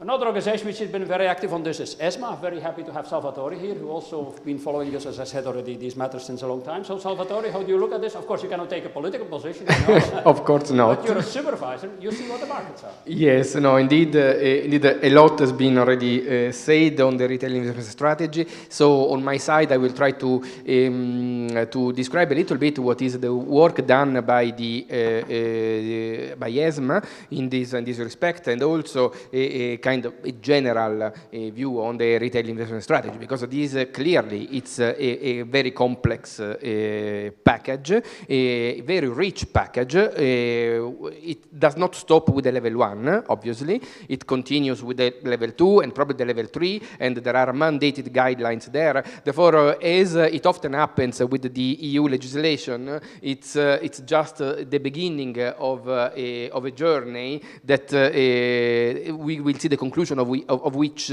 just later on. So just to start saying that obviously investor protection is one of the key priorities, strategic priorities for ESMA. It has been in the last few years. It is today, and it will continue to be in the future. Therefore, the key objective, which matches clearly with the objective of the CMU as well, is the one of ensuring that investors, retail investors especially, can safely and confidently invest in capital markets, in financial markets. What are the obstacles to that? The obstacles are, and I guess that we all know those obstacles, so conflicts of interest, high costs, information overload, information unclarity, unsuitable product being often sold to invest, proposed, pushed to investors. And there is also an element of financial literacy, of course, which is an element which is important on the side of the investors themselves, but which also calls to public policies in this area. So does the retail investment strategy cover all these aspects? In a way or another, it does. Then we can, in some areas it goes much more in depth, in other areas it remains a little bit superficial, because exactly there is the level 2 or the level 3 that will complete the picture. One key aspect is clearly value for money. It's clearly the cost of the product, the real value of the product for the investors. And in this respect, yes, clearly there are proposals concerning benchmarks, but there are also other proposals there. For example, trying to improve the disclosure to clients in the MiFID context, because the MiFID today, this is left basically to the freedom of of each and every intermediary, which leads clearly to sometimes not easily comparison between different products. So standardization, so a dashboard in the PRIPS to summarize things, a layering in the context of the PRIPS KID in order to allow to facilitate the clients to access this information in a gradual way or to the extent that the client wants. And ESMA clearly has done a number of actions in this area. So the cost and performance report that Karel was mentioning before has shown us constantly in the last few years that the cost eat a lot on their returns, probably too much, and that data is missing for a number of products. For example, for structured retail products, we have clearly less data than we have for UCITS, for example. Distribution costs often are missing, so information on inducements overall, which are not granular intermediary by intermediary, but which are overall, are missing. Therefore, in this respect, the Commission proposal, for example, has some important reporting requirement by industry to competent authorities and to ESMA, which will certainly facilitate the job of making also assessment on those aspects and on those important elements. And hopefully will lead to the comparability and also more competition among product manufacturers. We have shown in our CSAs, we have focused as a supervisory priority at ESMA in the last few years on cost and charges. We have shown on our CSA the common supervisory action organized on suitability, for example, that it's true that there is an article on suitability requiring intermediaries to assess whether less complex and less costly products are available. But at the same time, we know that then this can be relatively easily overcome by a justification which sometimes is pretty vague on why a product which is more complex or more costly has instead be proposed to client. So this is about the value for money. Inducements. Inducements, as Karel was saying, is a never-ending discussion. So I have been involved, I have been lucky or unlucky, depending on how you see it, to be involved in this discussion in the last few years. But it's always the same topics and the same arguments popping up and coming back.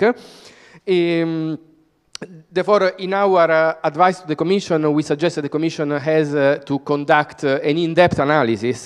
They have done, there is indeed the impact assessment that was mentioned before. I will not spend additional word on that in the sense that the logic of the proposal has been well explained. We have heard by the industry that for years that a total ban on inducement would determine an advice gap. And therefore, the Commission has put on the table a proposal saying, okay, if you do advice in a way which is really in the best interest of the client, though clearly the best interest of the client clause is always open to interpretation, to application, therefore, you can, subject to certain conditions, continue getting them. Therefore, let's do a partial ban for non-advised services. But now the same people who said before, be careful for the advice gap, we hear then comments that, hey, no, we also need inducements for non-advised services. Therefore, as I said, it's a little bit the same argument which come back. Let's see where we will land after the legislative cycle there. But I just wanted to mention also other aspects. So the disclosures. Could I ask you one question, Salvatore? We know there is no inducement ban in the United States. Yeah. You're like the SEC. I hope one day you will become the SEC. How does the SEC do it to have the transparency in the markets? Why do we have much more competition on fees in the US than in Europe? Yeah, this is a very interesting question, which however, touches upon also the specific situation of the EU versus the US. The US is, for many aspects, a real single market. In EU, the market is still, let's say, divided into several national markets. This does not only apply to the side of the product manufacturers. Indeed, we see in our cost and performance report that there is an impressive difference also in cost and performance of products by jurisdiction. Therefore, hence why the CMU is an important objective, political objective as well. There is this element. There is an element of culture by retail investors, which we have to admit remains, because in some jurisdictions, some products are used by investors much more than in other jurisdictions. The SEC, for example, is not an insurance regulator, but here in Europe we have some jurisdictions which focus a lot on which the predominant product is are insurance products. Hence, this is very welcome, this approach of the retail investment strategy to try to harmonize further the requirements applicable to different types of products. Then, without talking, of course, about the powers of the supervisor, because obviously ESMA is not the SEC. But that I know, let's say, but that anyway, Alexandra can probably invite you to take more enforcement actions. Yeah. So in this respect, indeed, one part of the proposal strengthen the supervisory and enforcement framework. For example, it's not, in some cases, for example, on cross-border elements, the proposal, we really appreciate the proposal. For example, putting in the level 1 already the requirements to data collection on cross-border activity by investment firms, or the possibility, strengthen the powers to take precautionary measures by host competent authorities. In other cases, the measures are not huge, but still deserve mentioning. For example, mystery shopping. Mystery shopping is a tool which may be important, but we still hear from our competent authorities, some competent authorities, not everywhere, that there are legal obstacles to do it at the national level, for example. So good that now this tool is in the legislation, if it remains in the legislation, is the proposal at least, let's say. So we have some cooperation platforms, we are encouraged to do it, but clearly we will invest in these activities. We are open to do it, we are keen on doing this, but obviously there are also limitations arising from the legal framework and the governance which exist. Yeah. Then, besides that, I could mention other parts of the retail investment strategy, so the marketing, communication side, the influencer side, the disclosure, the digital disclosure, also some measures also the PRIPS, because clearly we are now focusing on MiFID, but in reality the package also includes some proposals on PRIPS, on which in our view we could and should go further. By the way, in line with what we have said clearly in the past in our advice to the Commission. Then, yes, I have heard also by one of the MEPs before some ideas around fund comparators, so a comparison tool, which is a more, which would be also a good idea. For example, to facilitate people in getting direct contact and direct the possibility to check directly, the cost and performance of different products. I would probably stop here because I have talked already too much. No, thanks. You, Salvatore. That was a very good insight from the side of ESMA. I turn to Alexandra, but I'm probably with the same question, why there is no fee competition in Europe? So you're in the midst of this as now in charge of better finance, looking at fees all the time, but why don't we have fee competition for investment products? Yeah, this is a good question. I guess we would have more fee competition if the European Commission followed up on its own assessment and introduced the option that was supposed to be the most effective to tackle all the problems that were identified before in the reports on the distribution of retail investment products already in 2018. But still, I think that considering the political climate and the fierce opposition of many stakeholders to this most effective option, the ban, I really, and Better Finance as such, really appreciates a lot the effort done in the proposal and the elements of the proposal that for the time being are being discussed by both the Council and the Parliament. And just to maybe make it clear that for the time being, we have not really seen better proposals on the table to improve the situation of investors on the EU capital markets. And Better Finance for years has been really a staunch supporter of the CMU.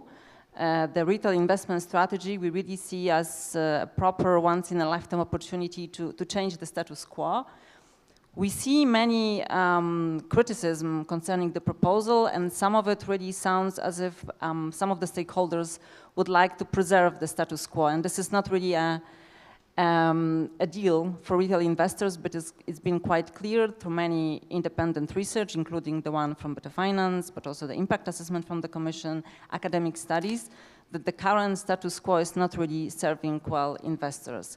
We do not get decent returns. We really do not have access to proper and good, independent and fair advice. And our opinion for years has been that retail investor is not really a full-time job. So we need really help to invest, to be able to trust in the market, be able to trust, to have trust in the product. And in our opinion, access to independent advice in the best interest of the client is really crucial, and the ban would have solved it most likely, because we actually have good examples in the Netherlands and in the UK. It didn't happen, and as you, Karel, said already, the effort to really align IDD and MiFID, it's already a great effort, and many elements of the proposal are going into this direction. So we, for example, quite like and appreciate the alignment in IDD and MiFID right now in terms of independent ban on inducements for independent advice. But our problem is that there is a possibility for member states to opt out and make advice mandatory for the sale of EBIPs. And this is a problem because, as Salvatore also said, PRIPS is part of the whole framework and part of Capital Markets Union. And we have the impression that sometimes also regulators forget that actually right now EBIPs constitute something like, according to EIOPA report, 70% of the sold PRIPS. So it's really a huge part of the market, and there we really don't get fair and decent returns. And we touched upon this also in the previous speeches, in the previous panel, the issue of pension adequacy and pension products. It's really crucial, and Better Finance every year is publishing the report on the real return of the pensions and long-term investments, and we will have our colleague in the afternoon presenting the outcomes of this year edition, and it doesn't look good. So we are really facing people who are going to live in poverty soon, and without properly tackling the problem and also increasing participation in capital markets through pension products, we are not going to improve the outcomes. And without improving the outcome and providing a real incentive for retail investors, we are not going to drive and boost the participation in capital markets. But why is our voice so marginal in Brussels? Sorry, what? Why is our voice so marginal in Brussels? Yes, this is apart from the Commission, of course, but if I see the lobbies.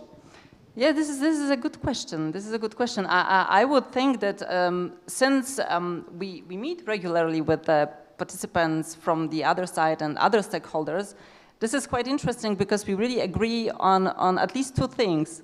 The one thing is we all want retail investors to participate more, and we all want, at least seemingly, to improve the outcomes for them. So not having enough support for the current, very, I would say, modest in ambition elements of the proposal of the European Commission is, yeah, it's not very good. It's pretty surreal. We'll ask a market participant. Very good to have Eric here, let's say. So we have somebody from, you can briefly explain a bit, let's say, the company where you come from, but then also your views on the proposal. We discussed it before. I invited you to be constructive, but there is one element which they didn't like. But because you're in favor, I hope, let's say, overall, of what the Commission wants to do. Yes, yes. Yeah, so hi, my name is Eric. For those of you who don't know me or the company I'm speaking for, so I'm a co-founder of Scalable Capital. What is Scalable Capital? We're an online broker and an online wealth manager. We are in the most European markets. Our biggest home market is Germany and Austria, and then also in Italy, France, Spain, and the Netherlands. Yeah, we have 16 billion of client money on the platform. So for a young company, yeah, the brokerage started 3.5 years ago. That's a lot. And you can do on it's execution only. Yeah, the clients can decide for themselves. So there is no advice? No, we have wealth management, no advice. So in the wealth management, we put together ETF portfolios. So the client doesn't decide the products. We put together the strategies. It's only ETFs. But in the broker, you can do whatever you want. We do help you with content. Yeah, so we produce contents and explain how certain products works and how the market works. But clients can do what they want. Yeah? And so what I want to talk about is we talk about the advice situation and whether ban and partial ban, whether this makes sense or not. I can talk about this in a second, but you asked me to be friendly, so I'll start with something super cool. Yeah? Because I agree actually with everything you said here, that advice has a problem. And we all know it, we all experienced it. I experienced it in my own family. Yeah? My own mother, she bought a life insurance product linked to capital markets, which is the worst you can buy. Yeah? Not only because of the fees is just one thing. What people seldomly manage, what's as expensive is a capital guarantee. Capital guarantee sounds awesome, especially to my mother. She's a kindergarten teacher. Yeah? Ooh, your capital is guaranteed. What it means, a huge pile of the money goes into products that cannot really generate a good return, sometimes even on the insurance company's own balance sheets, and then you get some insurance sprinkle on top. Yeah? You have to guarantee a minimum of 2 or 3%. Depending on the product. Yeah, but my mother started investing. Stop talking about my mother in a second. Yeah, maybe it's a complex. I don't know. Okay. Anyhow, Oedipus complex. She was in the best times. Yeah, she did this over. Let me think. Yeah, over the 80s, the 90s, and into the late 2000s. Yeah, during that time, had you invested into index funds like were super little back then, yeah, she would have had a return of 7, 8, 9, maybe even 10%, yeah, including dividends, yeah. So long story short, I know the problems and I agree with you. However, now's my positives, yeah. We don't speak about, and I agree that within the advice world, not much changed, yeah. Since good old mother invested and now advice is pretty much the same. But there's a huge positive development. No one talks about this here today. It's the ETF development. And ETF is for me the rise of the retail investor. Yeah, because you said there's no fee competition investment products. Not if you sit in front of an advisor, but in the market, absolutely. Absolutely. ETFs are the fee competition. You have never seen something like this in capital markets. So ETFs, you all know the story, invented 70s, John Bogle, very early on, not that popular. And in the retail world, 20 years ago, no one really knew them. 10 years ago, people started to know them. And especially in the last 6, 7 years, especially in the last 5, it went off like this. Not only the investment sums, millions of people do it, millions of people. Also the United States, yeah, and the biggest market in Europe is not the Netherlands, not the UK, not Finland, it's Germany, yeah. Good old inducement Germany, where people are not even talking to an advisor anymore, yeah, because they know the press educated them, and also you have these comparison sites and these personal finance, how they're called, forums. Yeah, so the big one is Finanztipp. You might know them, Hermann Tenhagen. Yeah, 2.5 million followers. People go there, they educate themselves, and finance can be made super complicated, but they actually make it quite simple. They explain what an ETF is. They even tell you what the top ETFs are. Yeah, you don't need 10. You can start with 1, 2, or 3. That's enough, and set up a savings plan. So, and that's a huge thing happening. And that's a gigantic success story. Where do people buy these products? They buy them through online brokers. Because if you go to your insurance broker and says, can I have an ETF savings plan? He will try to talk you out of it, and he won't do the business for you. Yeah, so the Commission knows this example very well, but do you have competition in the German market on ETFs? Meaning competition between different providers?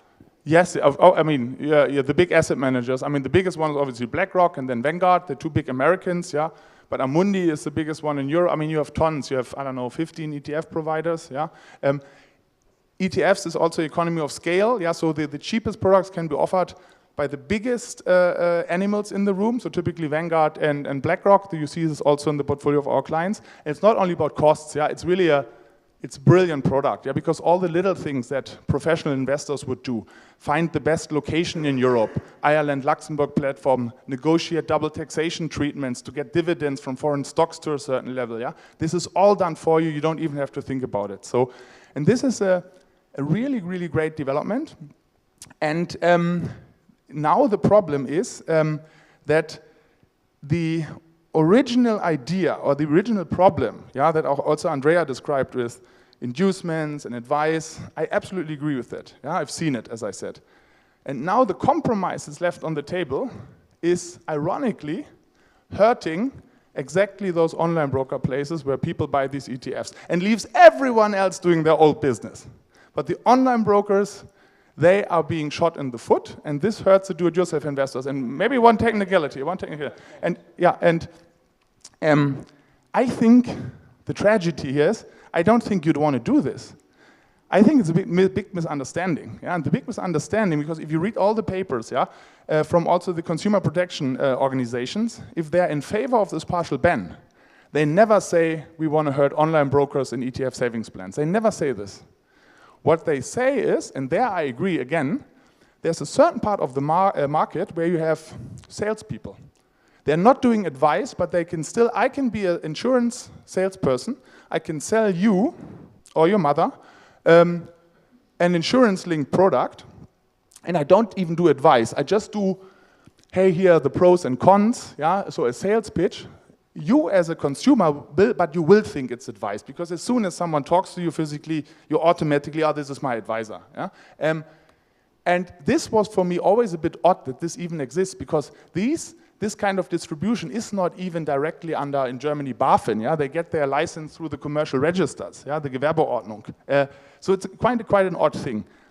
And this is all the examples go, we have to look at this. Yeah? Not even advice, not even an advice memo is filled out. We have to look at this. But the ban currently includes online brokers. And I think this would be a big tragedy. And when you talk to participants in the market that are pro-partial ban and you explain to them, you know what they say? You're right. It's a bit of a collateral damage. Collateral damage. Millions of people, we alone have close to 1 million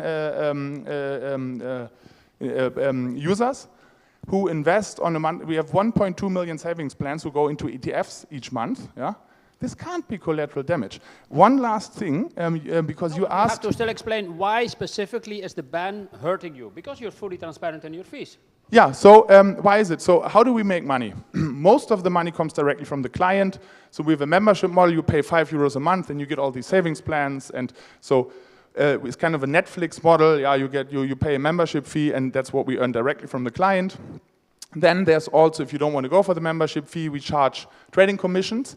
And then also you earn money on interest rates. Yeah, it used to cost us. Now you earn money. We pass something on to the clients. Some we keep. Yeah, but for the ETF savings plans, yeah, we do get money from the big ETF issuers to pay for the order fees and the cost of settlement. Yeah, because even a small ETF savings plan, €100 has cost of settlement and trading fees. The big ETF issuers, like the big ones I mentioned, they have an incentive to subsidize the trading commissions so people buy their products. And how do they earn money? They earn money through the total expense ratio over time. Yeah?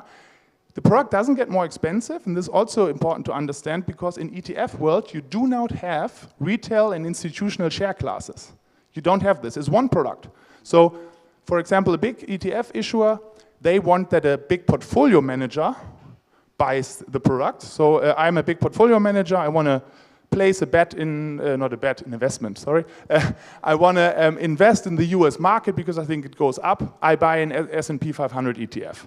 It's the same cost that this person pays, the multi-billion manager, than the retail investor pays. It's the same product. There are no retail institutional share classes. So it comes out of the marketing budgets to get these products onto our shelves. Yeah? And if this money is not there anymore, we have to charge for ETF savings plans. Not a lot. Yeah, I spoke to one organization and said, but it's not a lot, and wouldn't it be more honest if you just charge €2 or €3? I said, yes, but €2 or €3 for a €100 savings plan means you can't do the savings plan at all, because an ETF is so nice because it's cheap. 0.2, 0.3, 0.1 management fees. Yeah?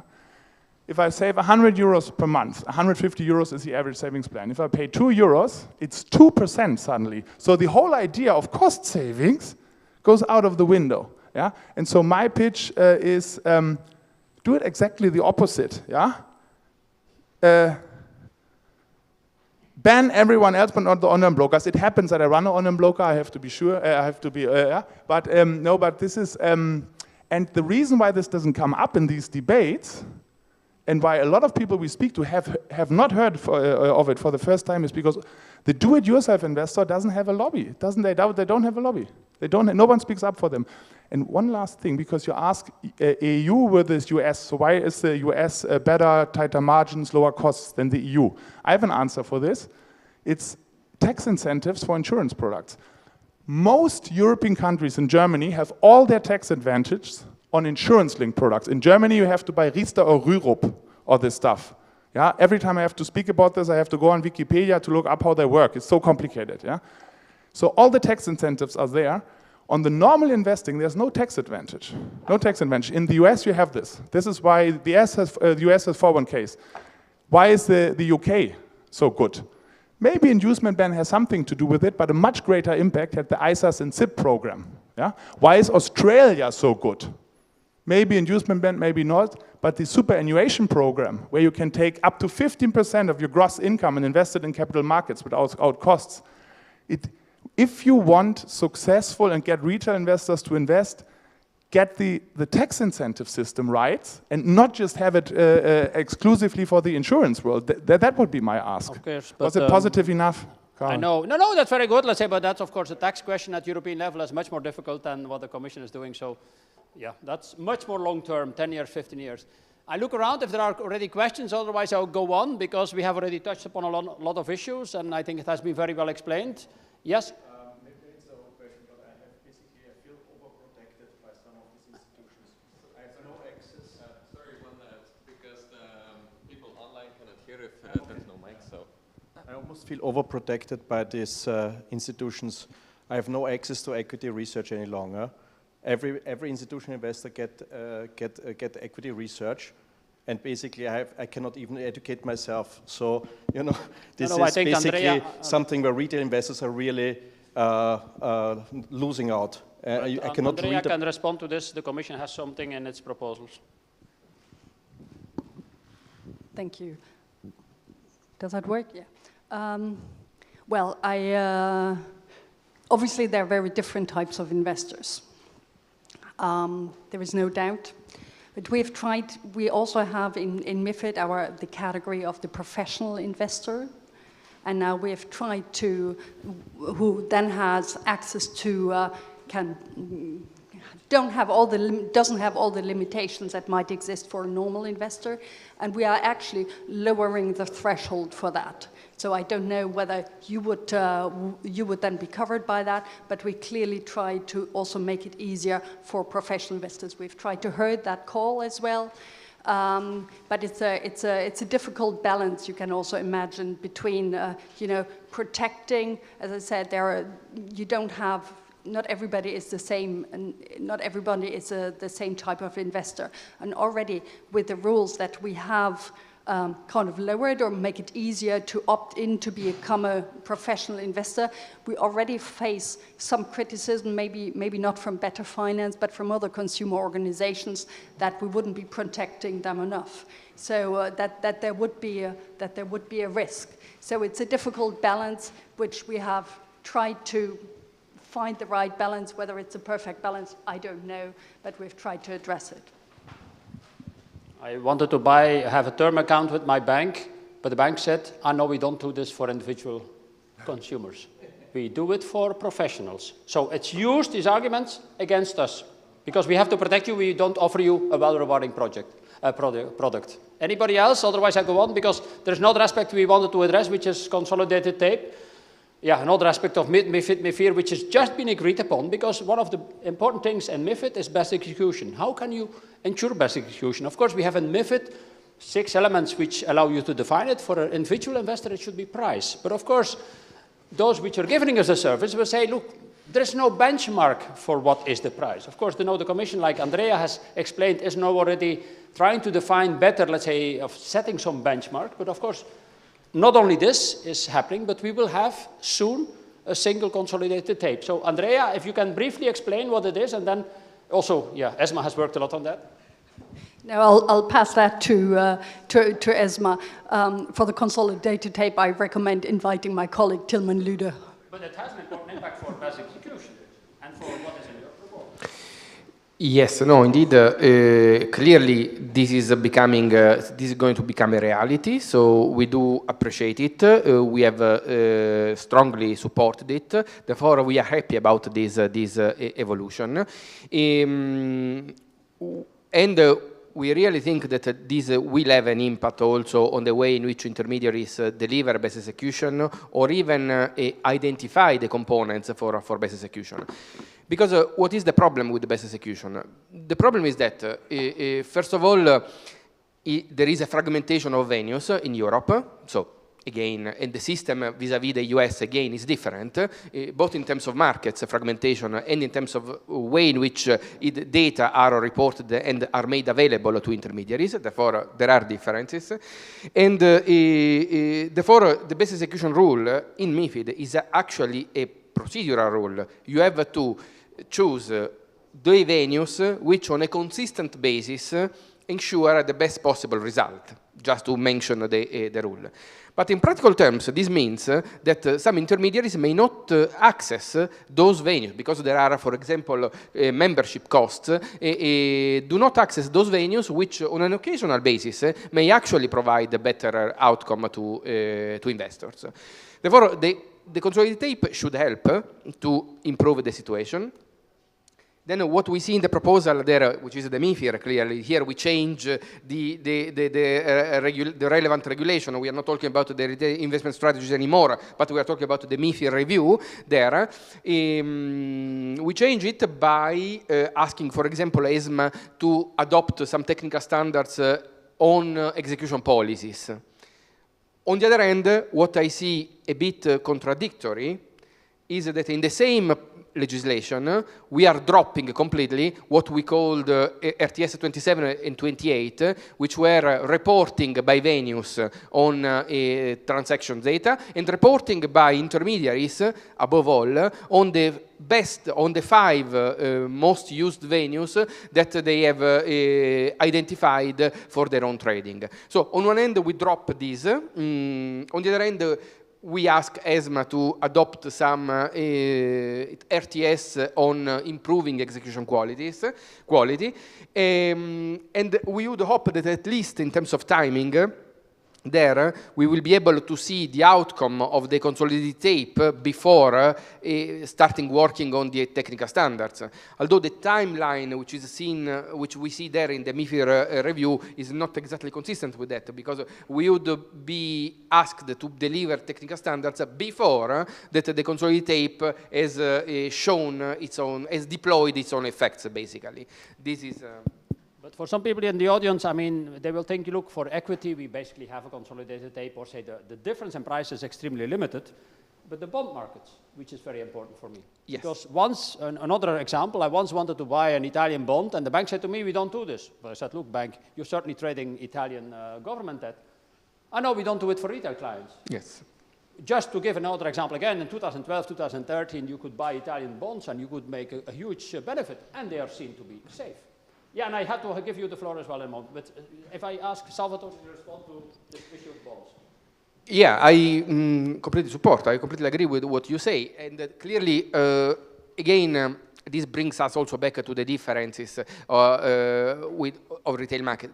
We have also to admit that there are retail markets differences because, for instance, in a country like Italy, a bonds market is a retail market and was already before. In other countries, but this is quite a unique example. In other countries, this is not the case. And this allows also me to go back 1 second to Eric's comment on the tax differences. Yes, surely. This is not, at EU level, this is always a problem, the impact of tax advantages, tax incentives. However, notwithstanding that, we see in the cost and performance report, putting aside the insurance products, we see that in different member states, the cost and performance of similar products, usage, are significantly different. And this has nothing to do with the insurance tax incentive of that. Just to go back to the issue of the fragmentation of EU capital markets still in different jurisdictions. And Erik, I had to ask you the price because I heard that consolidated tape is bad for ETFs. Is this correct? And so two things. I mean, one, of course, we're talking about different countries and tax incentives, yeah. But the interesting thing I want to mention, it also has, and as I said, yeah, I'm not against these whole looking at advice and advice bans. Yeah, I'm not against that, but it also has nothing to do with the ban. One example, the UK has a full inducement ban since 11 years. Germany doesn't have an inducement ban. Yeah, we can sell insurance products and buy our Porsches with it however we want. Yeah, so the ETF market in Germany is bigger than the UK ETF market, which is surprising already because the UK is the financial hub of Europe. Yeah, all the big wealth managers are there. If you look at the retail participation, retail ETF participation in England does not exist, almost doesn't exist. Yeah. 80 to 90% of the entire ETF volume is done by the institutional wealth managers. In Germany, 60% and above of the entire ETF market is retail people. It goes to 2/3 now. Yeah, so it's because it's less about ban or not ban, it's more about the market infrastructure. Germany has a much better competition about online brokers and a much better market infrastructure. We have local retail exchanges where you can buy these ETFs at super low commissions. In the UK, you have to buy ETFs via the LSE with very high commissions. Yeah, you have to buy them via the main monopoly exchange. There's no also between the online brokers, yeah, big platforms in the UK still charge 12 to 25 pounds per execution, which makes it unattractive for at least small investors. Yeah, so.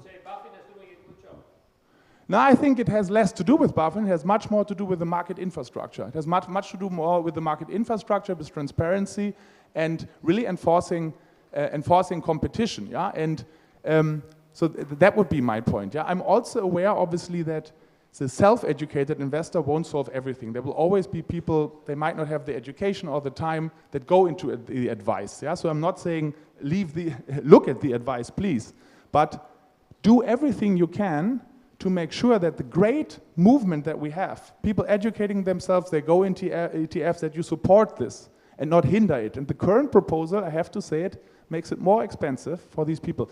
Consolidated tape, just to your point, I like the consolidated tape. Yeah? I mean, we already have a consolidated tape internally because we can pay Bloomberg and Reuters and data feeds and put everything in a spreadsheet. Retail investors can't. Yeah? So I'm a big fan. But I'm not a fan that it costs money. And the proposal that was being made, that will be passed, will make it mandatory for the monopoly exchanges to extract money from this. And the retail investors ultimately have to pay for this. You should go back and say a consolidated tape is great, but retail investors have to get it for free. They have to get it for free. Yeah, 50 minutes. Why 50 minutes? Why give an advantage to institutional investors that retail doesn't have? Why? Why are the monopoly exchanges delaying the data for 50 minutes? It's not even their data. Data is created on an exchange when all of us trade. When I buy Tesla and you sell it, are you not selling Tesla, right? Okay, okay. You're Elon fanboy. So you buy Tesla, I sell it, we create the data. The exchanges, originally, when the model of selling these data streams was invented, the original idea was that they can cover their costs. The monopoly exchanges went far beyond it. It's a huge profit center for them, huge. And consolidated tape, mwah, I like it. But do not charge online retail brokers and online retail clients for it. Yeah? It makes it more expensive and makes the monopoly exchanges rich. You pay for the 15 minutes to have the data in advance. No, I would like to get it for free. From zero, minute zero. Okay, I look around if there are other questions. Otherwise, Alexandra, yes? Just one quick comment. I know, I see Florian, I know we need to finish. The one thing is, of course... 5 minutes, though, so don't worry. So, Better Finance, of course, does not hinder and does not want to hinder investing in the ETFs. In fact, Better Finance was one of the stakeholders that was saying it is not possible because it's difficult for the retail investor to invest in something that is not on the shelf And the reality for the time being, despite of many going online and trying to invest themselves, is that they want to invest, they go nevertheless to the advisor. And with the current situation, they are simply not being advised to invest in simple products, such as the ETFs, but not only ETFs, shares and bonds. And maybe in the UK, the situation is a bit different than in the UK, in Germany, because some investors also want to invest not through ETFs, but simply directly in capital markets and simply holding shares. And this should be also possible for them. So, yes, it is possible. I think Andrea wanted to reply first. Okay. It is possible, but you need to be financially literate enough to be able to do so. Indeed, I would like to get a chance as well to reply. You've made your argument very clear. I personally don't agree with that, and you might not be surprised to hear that. I do indeed feel a little bit like Salvatore has said before, when we were looking at trying to ban inducements for the advice scenario, and I personally would be with you. We would agree to that, but politically it's not going to happen. I think we agree on this as well. But I do feel a little bit reminded of what Salvatore has said. First, people were screaming about, oh no, you can't ban it because of the advice. Now you're saying, oh no, you can't ban it for the execution because you're hitting the innovative firms, and which make it all so cheap. I see that argument. Again, I'm slightly suspicious with arguments, as I have been in the discussion on the advice. The people that were coming to us, telling us about the risk of an advice gap, was always industry. I never heard this argument from the consumers. That makes me a little bit skeptical, and admittedly here again, I don't hear it from the consumers, I hear it from industry. So I'm slightly skeptical about this. In addition, of course, you're saying this comes out of, the money comes out of the marketing budget. Somebody has to pay for it. So the market, the money, it's not for free. So, and maybe you also sell other things than ETFs. Maybe you're brilliant and you have no nudging in there. I don't know, but we do see risks about it, and I don't believe this is for free for the retail investor. I agree with Andrea, but of course Erik can respond. No, I mean, this is also why I'm really thankful for this exchange, because I think there's still a lot of misunderstandings. Yeah, so. One is who pays for it. We only have 1 minute left. Okay. I didn't say it was for free. The consumer pays for it because he pays the total expense ratio of the ETF. So if you buy an iShares ETF on our platform, it's commission free. And how do you pay? You pay this 0.1, 0.2, 0.3. You pay it over a long time. And a company like BlackRock makes money with it, and that's why they incentivize it so that you get easy access to it. Yeah. So it's not for free. Who pays for it? The consumer pays for it. Yeah, but it's cheap. You can't beat that price. Yeah, it's cheap. The other is we have all the products on our platform. So we have 3,000 mutual funds on our platform, and we would make more money if people buy them. The funny thing is, no one does. Out of these 16 billion, 70% is in ETFs, 30% is in stocks. Mutual funds below 0.4. The younger investors, maybe I have to say this, 2/3 of our investors are 18 to 35, which is the biggest cohorts who buy ETFs. The new investor, they are, and they didn't all study business. They educate themselves about ETFs, and the ETF became the new status symbol of investing. And one last thing, sorry, I have to say this. You say, I hear this and I get it, but I'm a little bit suspicious, I have a feeling. You can't make policies with just a feeling. You need to look at the facts, sorry. Okay, thank you, point taken. Guillaume, we have to stop, sorry. Any final point? One sentence? No? Well, Andrea? When I said I have the feeling, I'm suspicious. I'm when you speak, I don't know whether you speak German. I'm saying for me the argument might have a Geschmäckle. That's what I was saying. But in substance, as I said before, the argument is I don't believe this is for free, and there are, and we have it in the Netherlands where you can buy ETFs, not for free. There is a fee, but this fee is very limited and it's very clear and very transparent. Okay, thank you, Andrea. Thank you, Alexandra. Thank you, Salvatore, and thank you, Eric. Fascinating panel. I mean, brought out a lot of issues, but we can go on for a few more hours about the subject. So, because it's hotly debated in Brussels. So, thank you. I pass on the floor back to the organizers.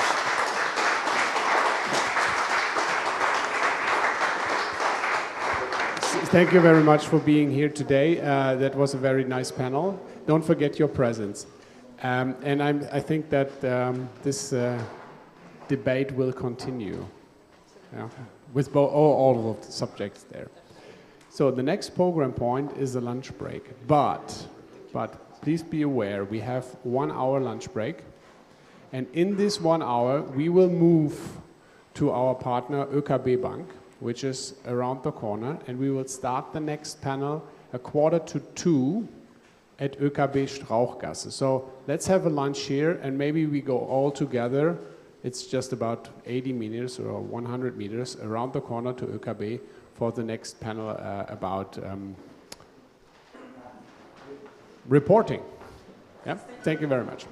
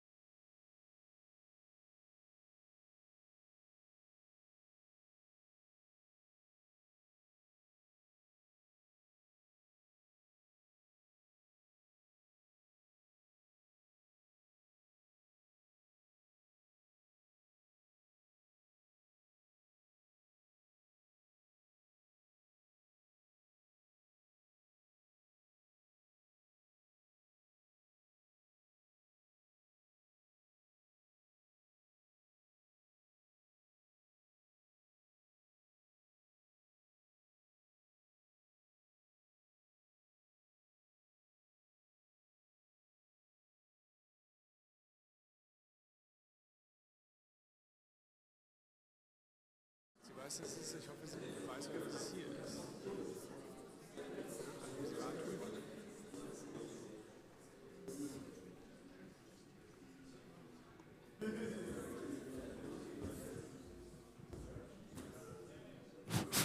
This works. Very good.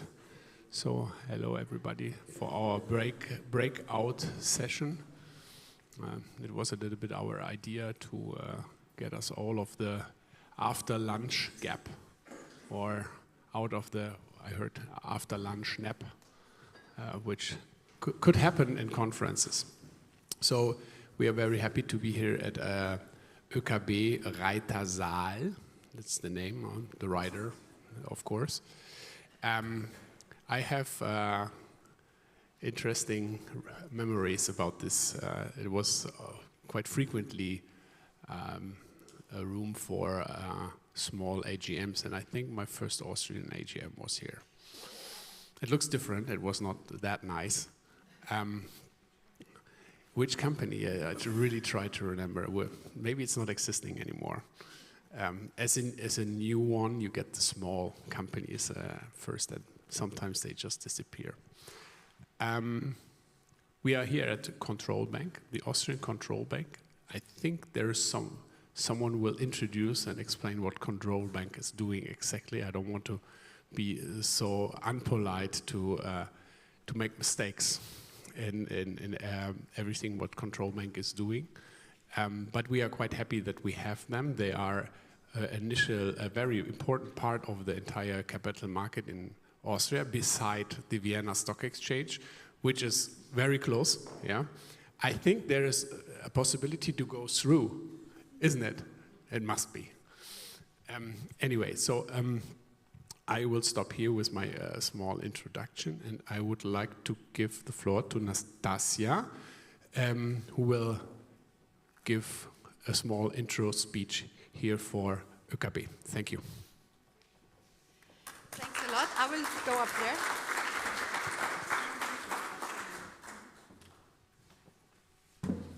So thanks a lot.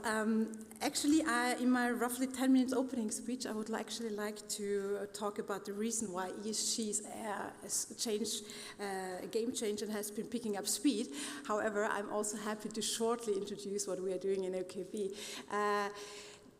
The name is quite misleading, Control Bank, because we are in Austria a neutral financial institution with specific services in, as you already said, capital market industries, but also export financing. Also, we have a daughter who's doing development financing and tourism services. So, and what a new aspect we are doing is actually the OeKB ESG Data Hub. I will also very shortly talk about that.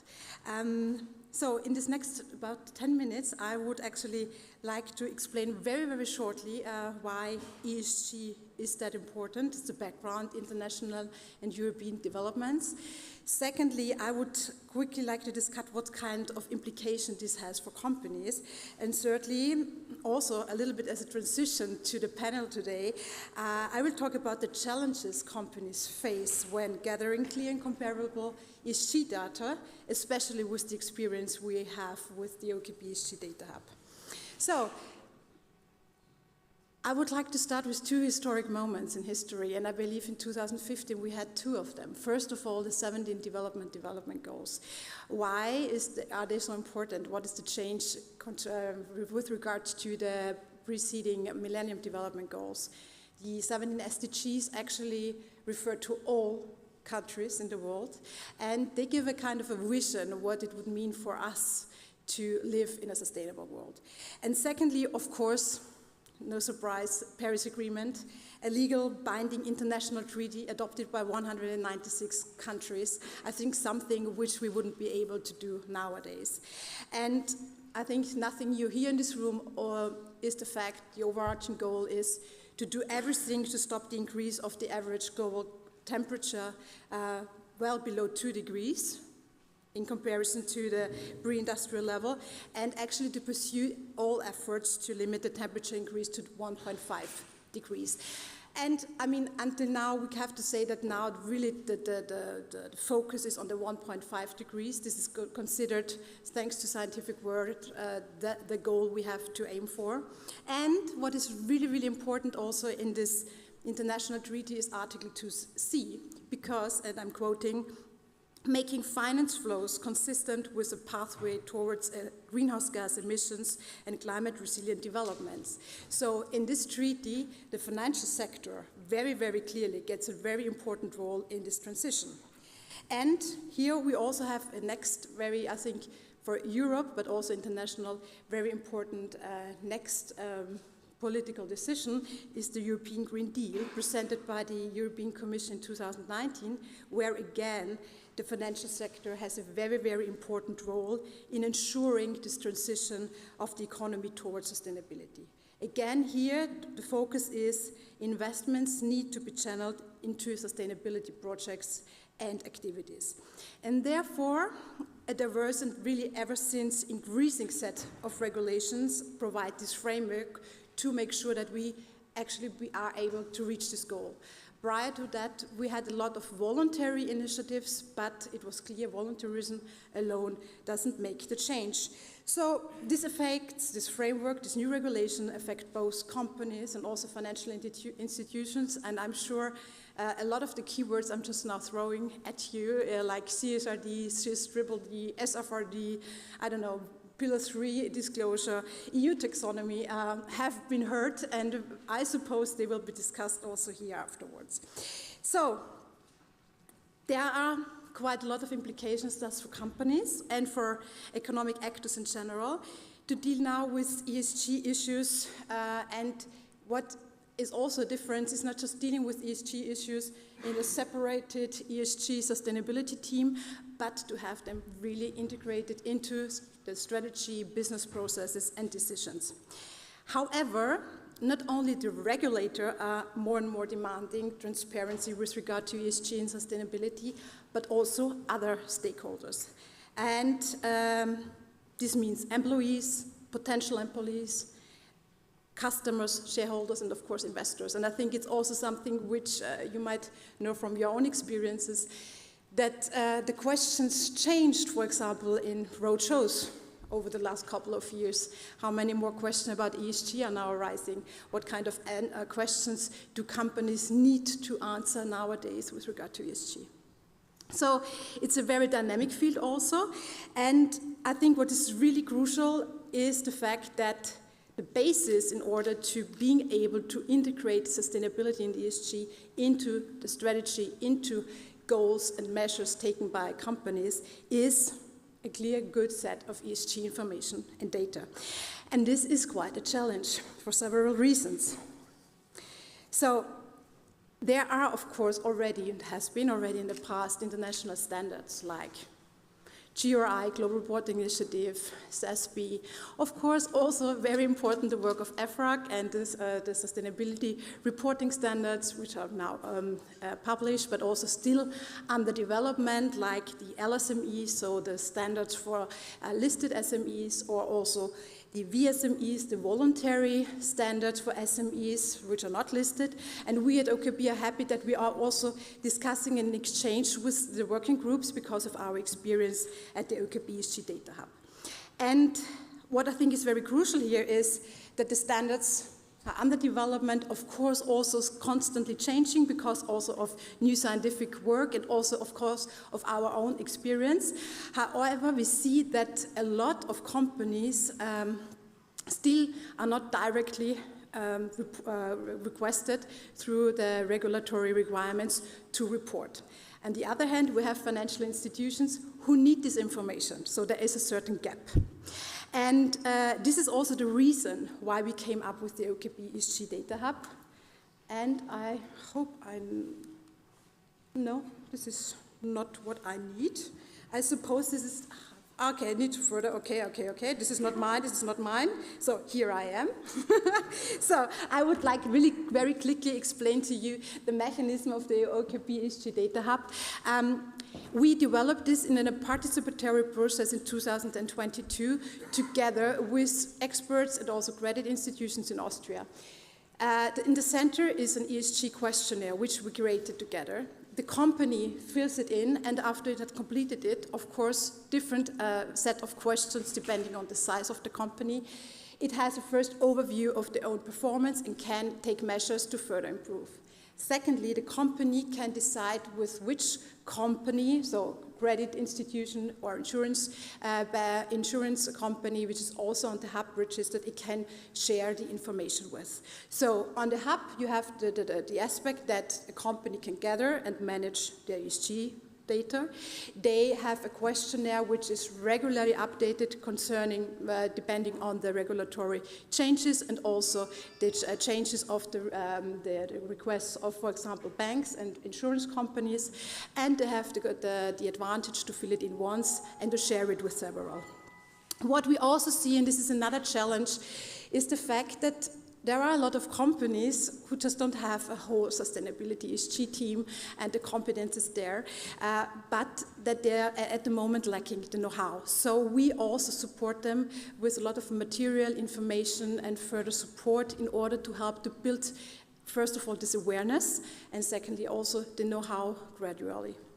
And I believe this is something which is of really high importance. It's not only about what kind of data point I need to gather and then share.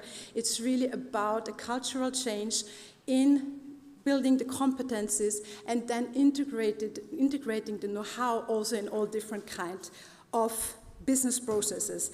And here I would like to conclude really, because why is it so important? ESG is here to stay and it's really picking up speed.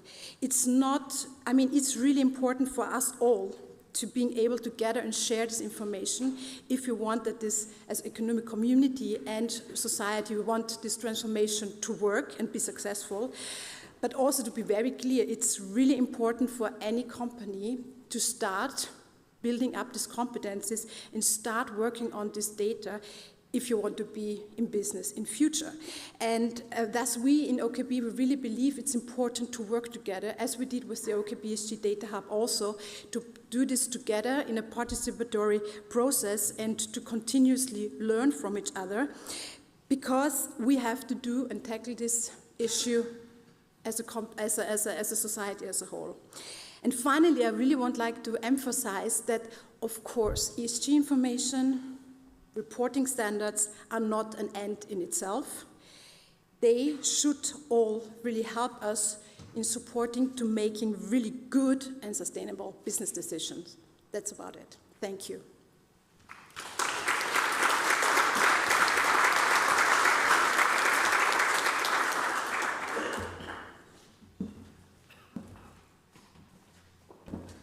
Thank you very much, Nastassja. And then I'd like to introduce the next speaker, who is Anna Kulik, who is Secretary General of the European Central Securities Deposit Association. Anna, the floor is yours.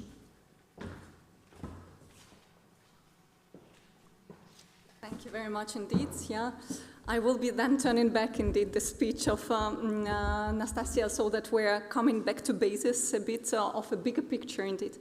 So the central securities depositories are the mastodons, of course, of the financial markets, capital markets. We intervene at the layers of all the cycles of the securities life. And so during this presentation, I will be covering the following topics. So what does a CSD do? What are ECSDA, the association that I represent, do, and what are its members? As well as how the central securities depositories are regulated and what are the industry's priorities right now. So we'll start indeed with the basics. So as mentioned, central securities depositories are the financial market infrastructures, those that are at the essence indeed of the issuance of the securities, of their settlement, custody, and many other processes as well. They may be very unknown, of course, to the retail investors in particular, because you very rarely have access directly to the central securities depositories. Instead of you directly, it would be mostly the credit institutions or the brokers that will be opening the accounts at the level of the CSDs. The other big portion of the client base of the central securities depositories are the issuers directly. Well, they're not the participants in the system, but of course they're fundamental players in the capital markets union. And so the role of the central securities depositories is to bring together on a single platform issuers and investors. Whether you are represented indeed through your bank, for example, or whether you are coming directly to a CSD.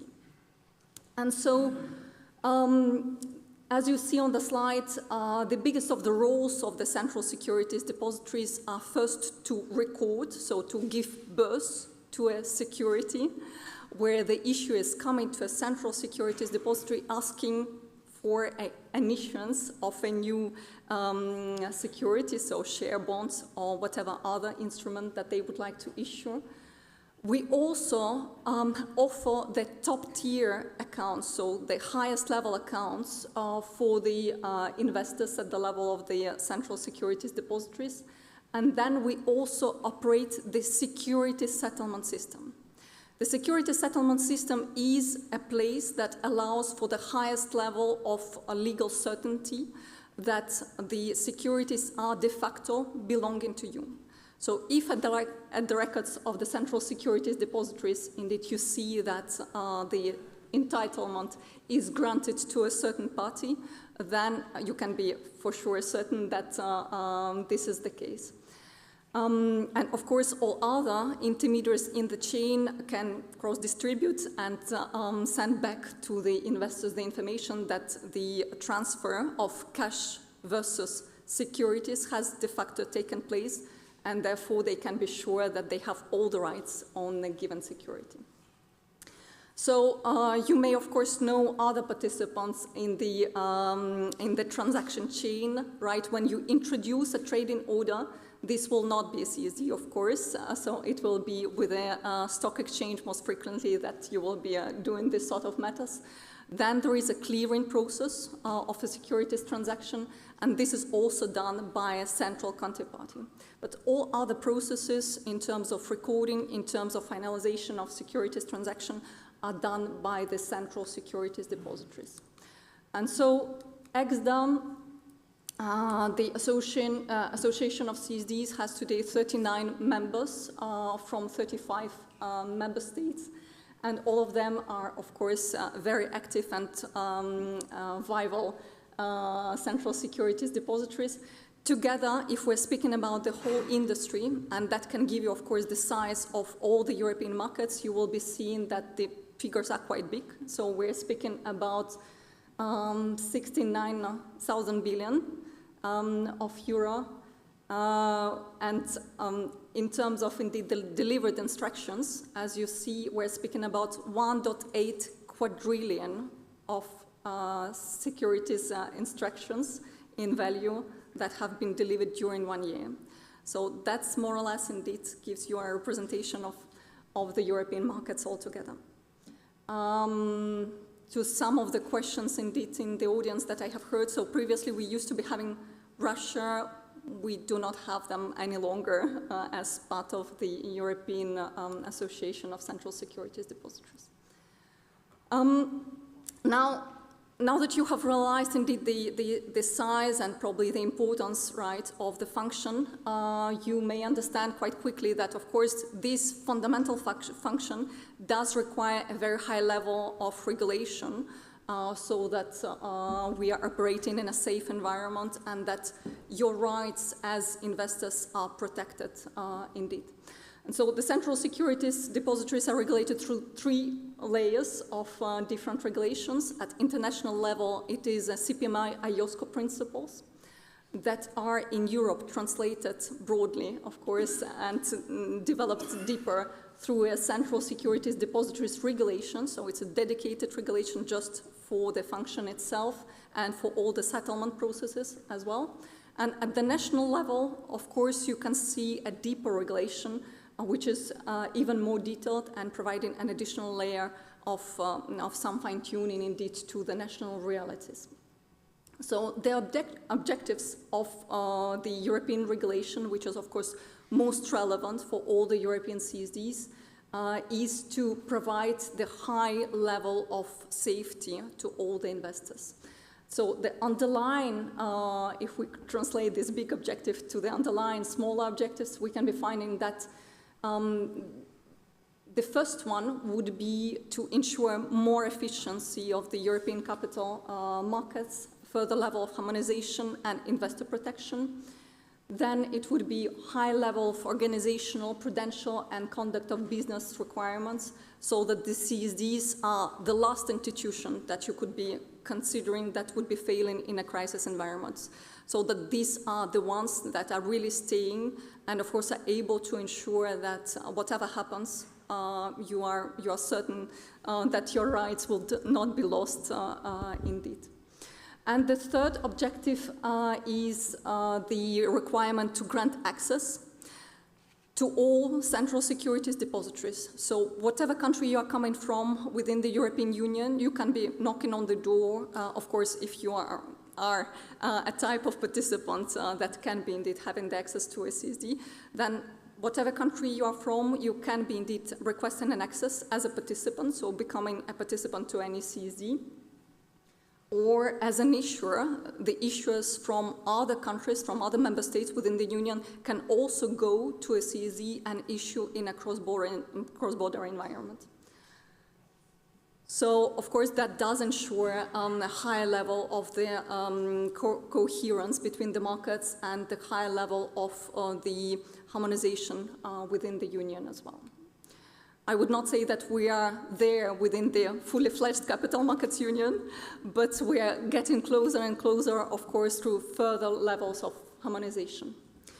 And so what are the priorities of the central securities depositories right now? These are, of course, to continue striving for higher level of efficiency and safety for all the European capital markets. And for that, we are continuously working, first of all, on the standardization and harmonization and implementation of the standards that are already developed by the different bodies within the industry. We also work further on the market settlement efficiency, the speed of the transaction cycle, the safety and investor protection, and of course, innovation, which is the final fundamental pillar for us as well. So in terms of recent initiatives, we have been in the couple of last years working particularly on the shareholder rights directive. I would guess that this is really the directive that is very familiar to you. And so the central securities depositories are the first intermediaries in the chain that are taking, of course, the demand from the issuer to make sure that we are passing on the instruction through the entire chain of intermediaries. And so we are the ones who are encoding, indeed, the corporate event, for example. So if there is a reverse stock split or whatever indeed taking place within the company. So we are the ones that will be starting the entire chain of the information that is transmitted ultimately to the investors through the entire chain. So another recent project was the implementation of the Central Securities Depositories requirements, so regulation that was asking us to develop the settlement discipline, so develop the penalties mechanism for those of the counterparties that are failing to deliver either the securities or cash on time. And so here indeed we have been coherently working through all the different markets and making sure that indeed now those that are failing are paying the penalties, and those that are suffering from the fail of another counterparty do receive indeed a sort of reimbursement for the suffering that they have incurred during the delay. So this is indeed a big chapter that has been finished in 2022 by us, and today indeed the process works quite efficiently. So, of course, within the central securities depositories, we're still living in different jurisdictions, right, in different capital markets, but so that one investor, for example, from Austria, is able to invest in the securities in Germany or in Nordic countries or in any other European market, we do need to have links between the central securities depositories. And this is the process that is continuously taking place within the CSDs. Today, the European CSD network is one of the densest, so we do have the biggest number of links towards many global markets, indeed, than in any other region that you would see. So in total, European CSDs have more than 360 links to Chile, to Taiwan, to many other countries, so that you are effectively able to reach out in the direct way possible the different other markets and able to invest in the companies elsewhere globally. And so these are our recent and ongoing projects, but otherwise, of course, what we are currently working on are the implementation of the Square standards. I'm looking at you to see if the word sounds familiar. So these are the ECB, the European Central Bank standards developed together with the MISECO, with a special committee of the market participants that have developed the standards dedicated to the corporate action specifically. And so these standards will be launched together with the new project, which is called ECMS, Eurosystem Collateral Management System.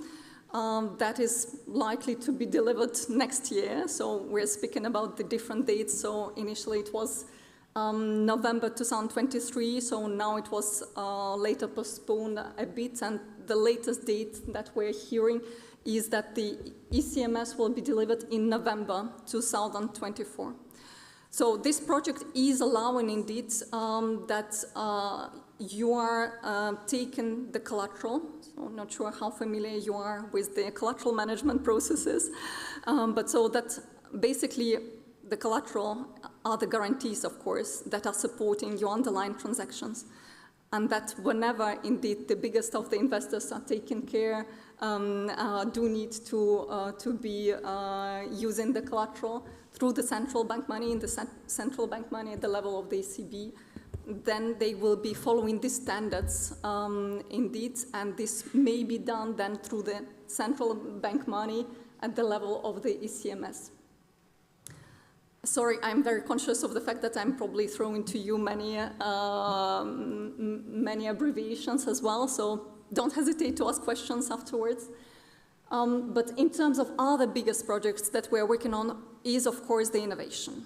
Innovation, and here many of you have heard the word DLT, right? So the central securities depositories are, of course, leveraging upon the new technologies as well as cloud, as well as AI and many others.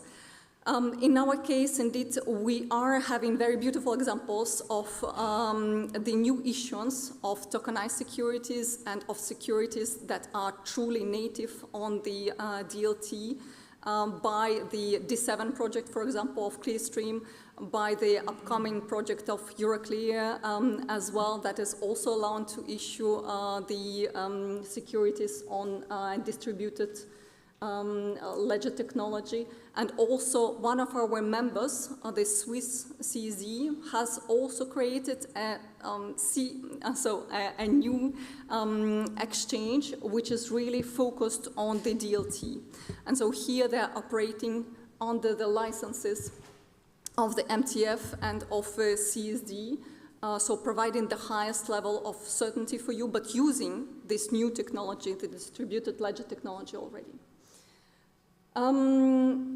And of course, we're discussing with the European Central Bank the possibility of the wholesale CBDCs, so central bank currencies as well, so that we're injecting even further level of trust, but also innovation into the entire system across the Capital Markets Union. So I will probably be skipping the regulatory compliance. I think it's known for you quite well, right? So, but CSDs also have to comply with many other additional regulations on which we are currently focused. And at the European level, we are discussing right now further levels of efficiency. So how to change the settlement cycle. Some of you may have heard about the initiatives in the US to speed up the settlement cycle. We're discussing today what we will be doing in Europe, whether we will be also considering to speed up the cycle here, despite all the fragmentation, of course, of the European markets. The association itself is working further on the systemic risk indicators. So that's a bit of my update. I hope you have learned a bit who are these big animals that you have never heard about, but that are fundamental for the Capital Markets Union. Do not hesitate then to catch up with me if you will be having any questions. I think I'm out of my time for the questions today, but don't hesitate later on then. Thank you.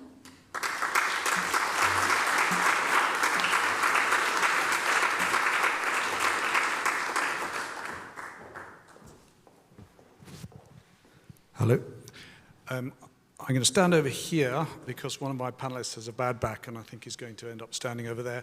So welcome to next panel, title of which is Empowering Individual Investors, and I'll underline individual investors because I think they tend to get forgotten about in this process, through clear and comparable sustainability reporting standards. And carrying on from the previous presentation from Anna, for which thank you very much, I'm going to term this the acronym panel. At the global level or international level, we have IFRS, the International Financial Reporting Standards Foundation, which has spawned the IASB, the International Accounting Standards Board, and more recently the ISSB, who are speaking today, the International Sustainability Standards Board. And at the European level, at a regulation, we have the CSRD, the Corporate Sustainability Reporting Directive, which has spawned the ESRS, the European Sustainability Reporting Standards. I won't go into the UK equivalents of all of those, but it's an interesting framework to try and negotiate oneself through. So to help us do that, my panelists today, I'm going to call Christiane Holz up first, if I may, who is MD for DSW, the German individual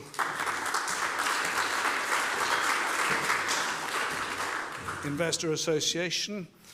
I'm going to call Professor Dr. Ewald Aschauer, please, wherever you like.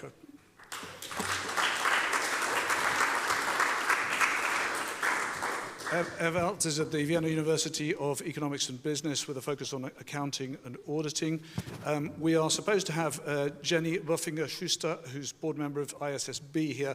We don't. She is replaced by Samuel or Sam. I don't know how you wish to be referred to. Sam's good, okay. So Sam is strategy lead for the ISSB, and on your LinkedIn it says brackets University of Nottingham. I'm not sure I understand the relevance, but you might wish to explain. Thank you, Sam. And then we have Patrick de Combourg, who's the chair of the EFRAG Sustainability Reporting Board. Patrick, welcome. Do I have Fabrice Demagny? Yes, Fabrice, fantastic. Fabrice is Global Head of Financial Advisory Services and Capital Markets Activity Mazars. And this is going to be difficult because when you're doing the practice run on a Teams link, you have everybody's names underneath them. It's a fairly large panel, so I know I'm going to get this wrong. And finally, we have Dieter Scheidel, the end user of the panel, who is Head of European Affairs for the Vienna Insurance Group. Dieter, welcome.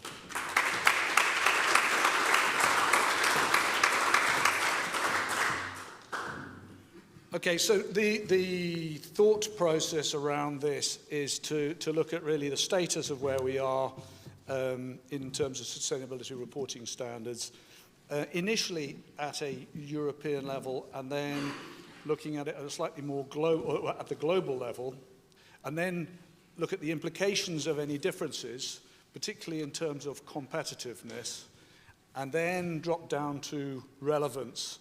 And the relevance that obviously we're interested in here is relevance to the individual investor.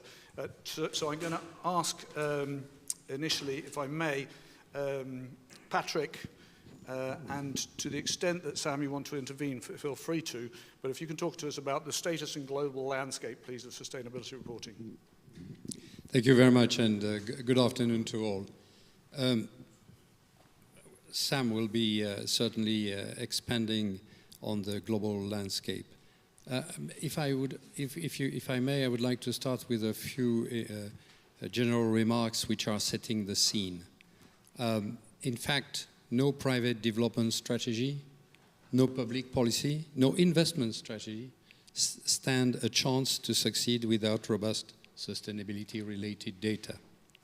And data quality today is nowhere near it should be. Therefore, in the context of the Green Deal, and more generally, globally, it was urgent to create a very robust system to provide quality sustainability data. You can't act without data. In fact, sometimes in that respect, and that's true for the EU and for many jurisdictions, the cart was in front of the horses, meaning that obligations were set that required information that was not available. Creating a reliable information system is certainly a medium-term project that requires strong political backing and state-of-the-art technical expertise. So, you know, in the context of the Green Deal, the EU decided to move relatively ambitiously. Two major steps have been taken in the EU, which I would like to elaborate briefly about in order to solve the question of reliable sustainability-related data. The first one is the Corporate Sustainability Reporting Directive. It has been alluded to. It's pretty ambitious because it's a mandatory regime that covers environment, social and governance sustainability, that is based not only on legal regime, so the directive, but also on standards, a little bit like financial reporting, since the objective is to have sustainability reporting as the second pillar of standardized corporate reporting on an equal footing with financial reporting. Audited under double materiality, a word that is sometimes misunderstood, which means that impacts of the company have to be reported, impacts on people and planet of a company have to be reported, and also the financial consequences on the performance, i.e. the risks and opportunities that are deriving from impacts or from other factors such as dependencies, how all of this is happening. Everybody knew that there were limitations to financial reporting, and analysts were considering other factors, other data. So it was time, real time, to create a system that was reliable. So this has been adopted in 2022, and by the co-legislators in the EU. It is the first jurisdiction to create a mandatory system, which is basically relatively comprehensive. With, of course, I don't mention it, but progressive implementation, because, you know, this is not easy. It can be compared to the move that the EU made in 2002 to move to IFRS for financial reporting. The next step is, of course, since the legal regime is not enough, the regulatory regime, i.e. the standards. And you mentioned the acronym, European Sustainability Reporting Standards, ESRS. So these have been developed since 2020, and they have been, the first set of sector-agnostic standards have been adopted on July 31st. This is a milestone. This is not small. We do apologize because I'm responsible a little bit for the elaboration of that together with my colleagues of the SRB, but then the Commission holds the pen to prepare the delegated act that embeds those standards in the European legal framework. And we have 12 standards. I don't want to elaborate now, but they respond to the requirements that are set at legal level. All of this, finally, my final remark will be, and that's, I think, a good transition to Sam. The EU does not operate in isolation. We know that most sustainability challenges are global, and many companies have global operations outside the EU. I forgot to mention that the mandatory regime applies to all large entities, which in the EU is not so large, 250 employees. That represents about 50,000 companies and probably more than 50% of the GDP in the EU that will have to report sustainability data. I also forgot to mention, apologies, that we are developing a standard for voluntary adoption for SMEs that are not in the scope, to make sure that we would address the economy as a whole and to avoid the syndrome of excluding SMEs from the momentum and from the relationships with banks and with other larger counterparts.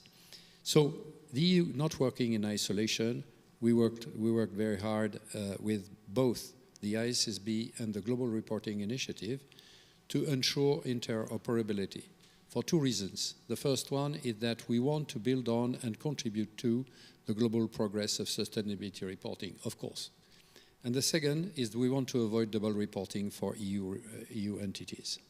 And at the end of the day, our conclusion, which remains to be guidance is probably needed further, but our global conclusion is that in substance, any ESRS company, any company reporting under ESRS would comply with the ISSB requirements, except with a few exceptions which we are discussing. And also that ESRS reporting entities would also be considered as reporting with reference to GRI in order to avoid the multiple reporting syndrome that I was mentioning. Thank you very much, Patrick. And Sam, if we could explore the global dimension, where Europe is in its development of sustainable reporting standards relative to the rest of the world, but also I'm intrigued by this interface between ISSB and the European framework. Indeed, thank you very much, and thank you very much for the invitation to speak. I am indeed not Jenny Buffinger-Schuster, but a pleasure to be here all the same. So I completely agree with Patrick's opening remarks there, and going back a couple of years when we think of the developments in Europe through the public policy drive and the EU Green Deal, and then at the same time what was happening with the IFRS Foundation and globally. So if we go back to when the FSB was working on the TCFD and looking for and needing a global capital market framework for reporting on climate, there was fingers started to be pointed that this needs to be mandated, and what's the best home for that, and what are the right governance structures for that to be created. And that was about in 2020 when people started looking at the IFRS Foundation and saying we need IFRS accounting standards but for sustainability. So with that, alongside the developments in the European Union, we knew at that time with how Europe was driving forward, owing to its public policy aims, whatever was created by the IFRS Foundation and the ISSB, it needed to be interoperable with what was developed in Europe. So as we were establishing the ISSB, the conceptual underpinnings of what we were trying to achieve was to have a consistent global baseline, a consistent level of reporting for the capital markets, for investors, like IFRS accounting standards, but that can be built upon, and a building block approach, which is what it was coined at the time, for where there are public policy goals in specific jurisdictions, they would be able to be led by the jurisdiction themselves, because it's not for the IFRS Foundation to determine how a jurisdiction should approach sustainability, but the IFRS Foundation has the right governance structure, the right expertise to develop standards that lead to consistent disclosures globally. So in developing our first two standards, IFRS S1 on general requirements and IFRS S2 on climate-related disclosures, over the last 2 years we've been working very, very closely with Patrick and other colleagues at EFRAG, as well with many others at the European Commission as well, to ensure that our standards are interoperable with ESRS. What does that mean? Back when, about 1.5 years ago, when we went out with our respective consultations, there was some misalignment on concepts, there was some even use of terms in different ways, and many rightfully pointed fingers at us at the time and said, well, this doesn't look like interoperability to us. So we've dedicated a huge amount of time and resource over the last 18 months to bring the standards closer together and understand where there is alignment, absolutely, understand where ESRS goes further owing to its broad broader remit indeed, and understanding where there are some specific elements to the ISSB standards. So now our work is really focused for our stakeholders, how do we illustrate that interoperability? How is it put into practice? How do we inform our stakeholders how to report based on the ISSB standards and on ESRS as well? So it's an important juncture, but we've come a long way. And at the end of July, we were jointly able to acknowledge a very high degree of alignment between the standards when ESRS was out as a delegated act.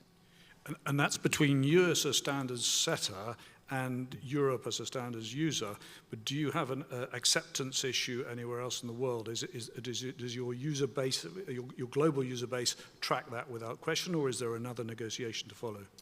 It's a very good question. So there's a couple of dynamics there. First, the US is an important one in the context of IFRS. So IFRS accounting standards are utilized and adopted in 144 jurisdictions globally. The US still uses US GAAP, but permits the use of IFRS. So alongside the development of ESRS and the ISSB standards, the US SEC, of course, was developing its climate rule as well. And the continuing developments in the US, owing to political challenges in the jurisdiction, the SEC has still not been able to produce the climate rule yet. But it is still in the pipeline and publicly acknowledged that it will be delivered by the end of the year. So in the US, it's an important conversation. That's where interoperability comes in again. But beyond that, globally, we were endorsed by IOSCO in July for the use of the IFRS sustainability standards by IOSCO's membership globally. That's important because it's only happened once before, and that was for the accounting standards. So it's a once-in-a-generation piece. So now we're working very closely with jurisdictions around the world on the onboarding, implementation, and ultimately consistent adoption of the ISSB standards. Thank you very much. There is at least some history of European rulemaking looking at a European level playing field and creating a situation which is uncompetitive in a global landscape. So the question is whether or not what we're doing here is too onerous or relatively too onerous for European companies relative to US, Asia. And I think, Dieter, you have some views on global competitiveness. Yeah, thanks a lot. You addressed me as the end user, and I can just underline this. You can't imagine how much we are at the end when preparing for the ESRS.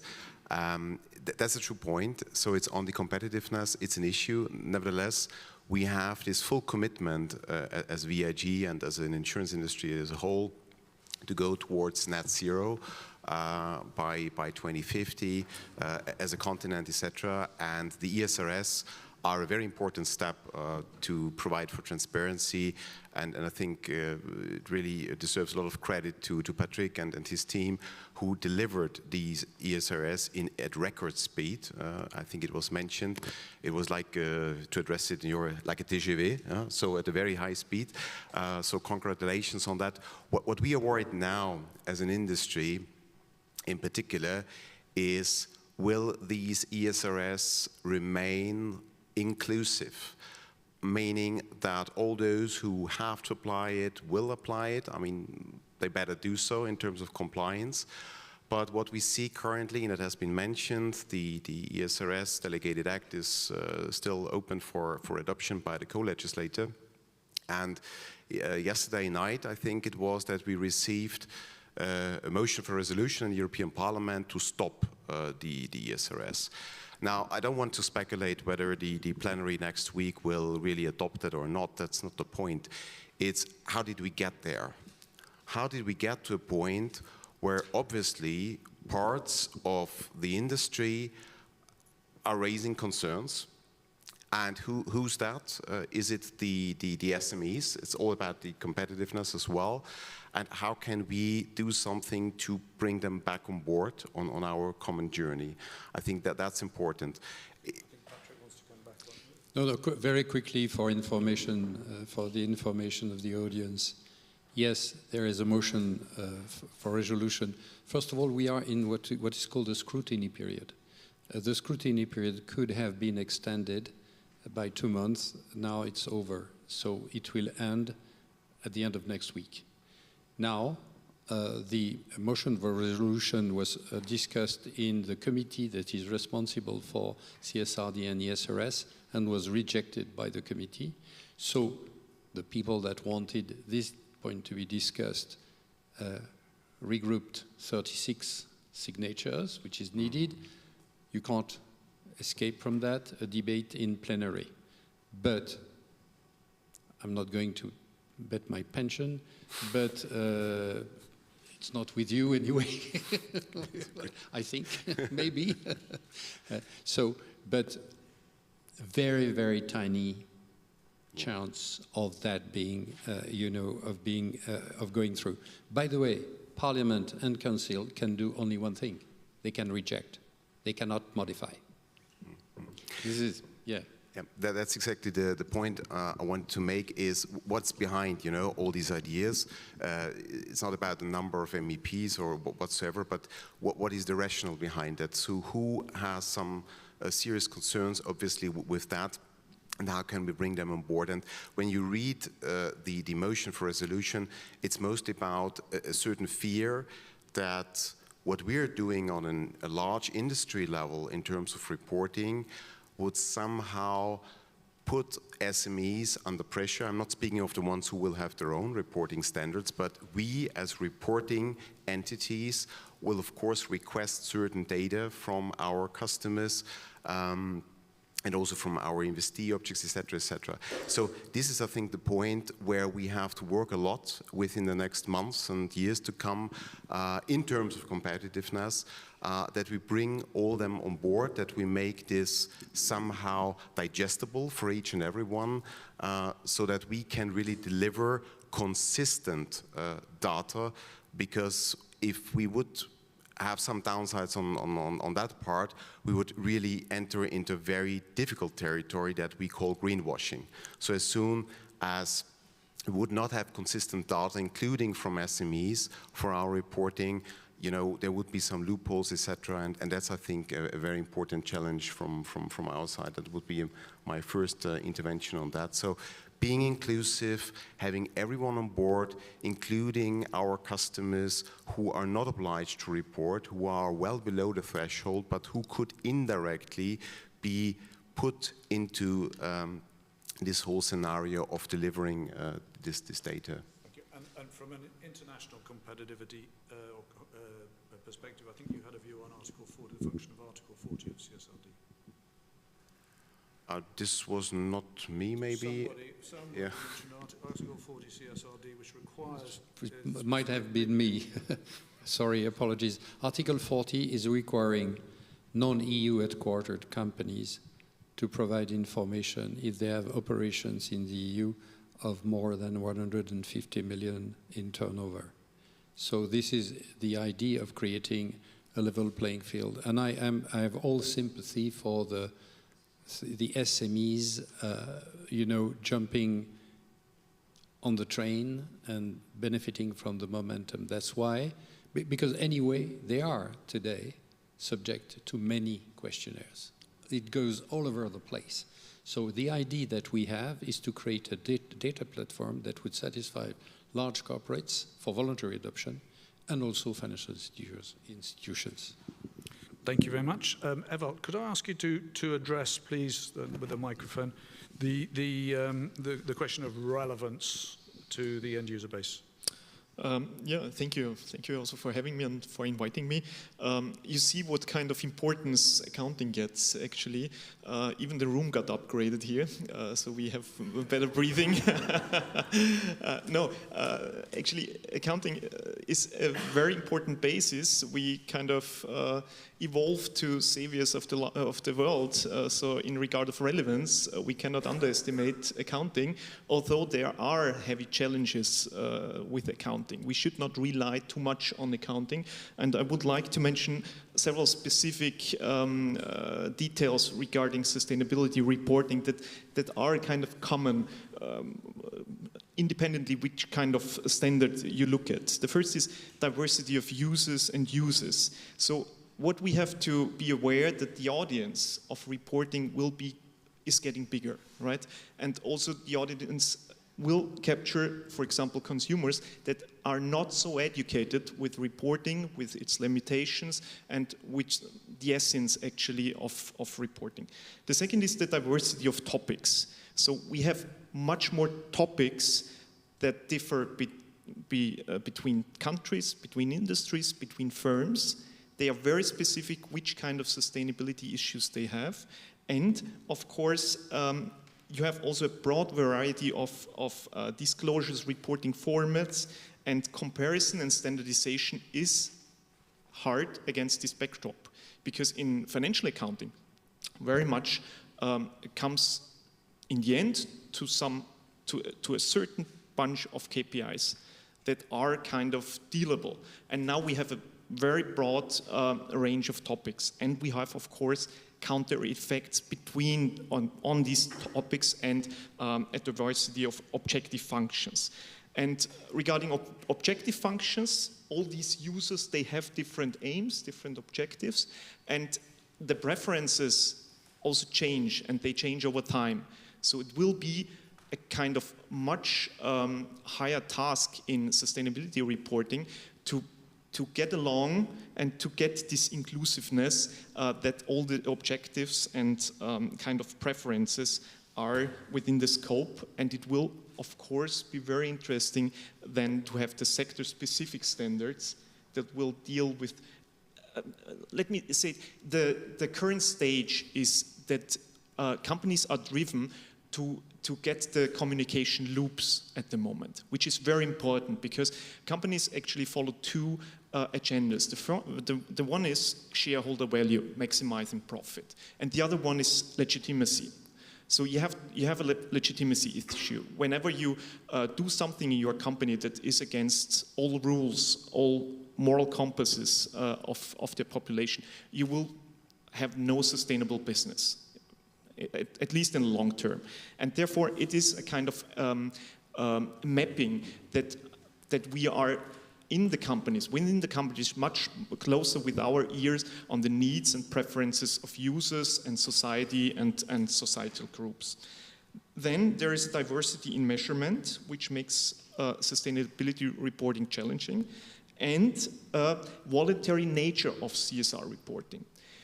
Whatever companies do in regard of sustainability that brings them a higher profit maximization, is in a well-managed company already done.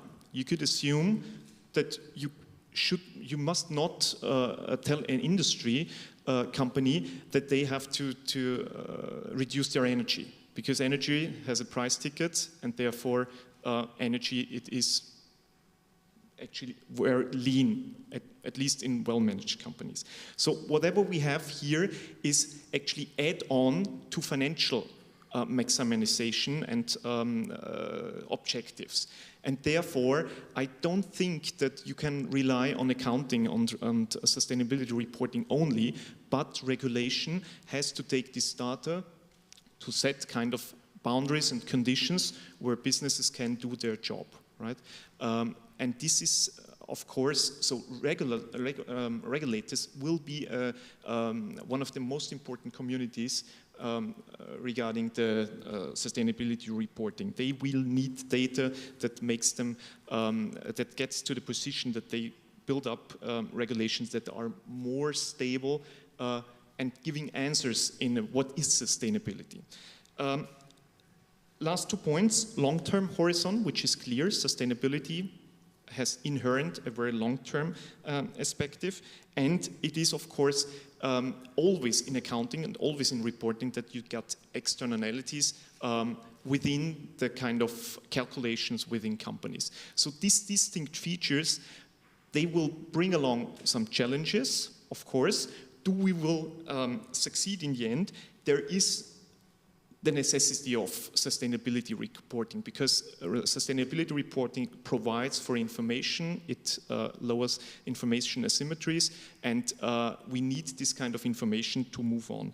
But we have, of course, to tackle all these challenges, which are much higher, actually, as we know them from financial reporting, and where we have experienced very long-term adaptations, and you see in which passionate way the standard setters are moving on here, and in which kind of urgency this is developed. Therefore, it will need the one or the other cycle here, especially with industry-specific regulation that moves sustainability reporting forward. Thank you. Much higher and much more subjective, I think, is probably the case. Fabrice, apologies, I don't think I introduced you fully, but Fabrice is Global Head of Financial Advisory Services and Capital Markets Activities at Mazars. And Fabrice, I'm going to ask you, if I may, to talk about relevance and usability of the resulting financial statements to end users. And of course, again, I have a focus on individual investors here, readability and digestibility. Well, thank you, Mark, and thank you for inviting me to this panel. As Mazars, at the end, we work for investors to provide them, as auditors, to provide them proper information, or at least ensure that it's of high quality. And we are always glad to support the initiatives of Better Finance. But all in all, I will try to, now we are moving to the implementation phase of all this. This new kind of information is adding a new dimension to capital markets. That's what is happening. And the production chain of that information will follow, in fact, the same that the financial information. So we will have standards, hopefully guidelines, but then comes the time where companies will have to collect data, to have internal controls to ensure that that follows proper processes to produce a sort of sustainability statements that will be approved by the governance, meaning the audit committee and the board, and with an assurance of an auditor. But what will be this kind of information? It will be quantitative to measure very specific and technical issues, which is not plain vanilla amount in euros. So it's something that it will be difficult to understand, interpret, especially over time. It will be qualitative information about compliance, about transition plans, about objectives, and with prospective information, estimates, targets, with a number of hypotheses, with long-term objectives, something very different than plain financial information. There will be a materiality test to really publish what matters, with specific exceptions for climate, for example, but with the idea that too much information kills the information. And here is where the auditors can bring something in order to harmonize or try to benchmark best practices. And as implicitly said by the previous panelist, this will go through a learning curve. Because companies are just starting, and I'm just here reflecting what we are hearing from our clients, are just starting. Of course, in some countries, they were already applying disclosure of non-financial information on a voluntary basis, but that's not the case all across Europe. And they are still discussing how they will organize themselves internally. Would that be under the umbrella of the CFO or a new kind of channel of production of information? This is not yet completely clear. Data providers are fine-tuning the kind of information they can provide to companies or producers of investment products, increasing quality of data. And auditors with this external eye, which is there to challenge the information producers, are training, recruiting, defining processes, and in this first initial phase, really focusing on the quality of of the data that will be needed. Supervisors are changing their legal framework, also recruiting and changing the kind of expertise they need. And in all that, investors, it's difficult to say today what will be the relevant information that investors will be looking at. So in all this disclosure, it should be, of course, readable, understandable, and comparable. But are we there? First, I'm sure here we have plenty of sophisticated retail investors that read financial statements and might read sustainability statements. But broadly, retail investments, they will rely on aggregated information. And there, progress is really needed. And we touch on greenwashing here, of course, be it ESG ratings, be it benchmark indices, or being ESG financial products, mainly funds. And progress is coming, but it's not yet there. The Commission has issued a proposal to harmonize the way ESG ratings are made, more transparency on the methodologies to be able to compare them and avoid conflict of interest, of course. Benchmarks, it's not a regulated activity, or at least not in this area, except for climate, but the benchmark regulation does not apply to all kinds of indices.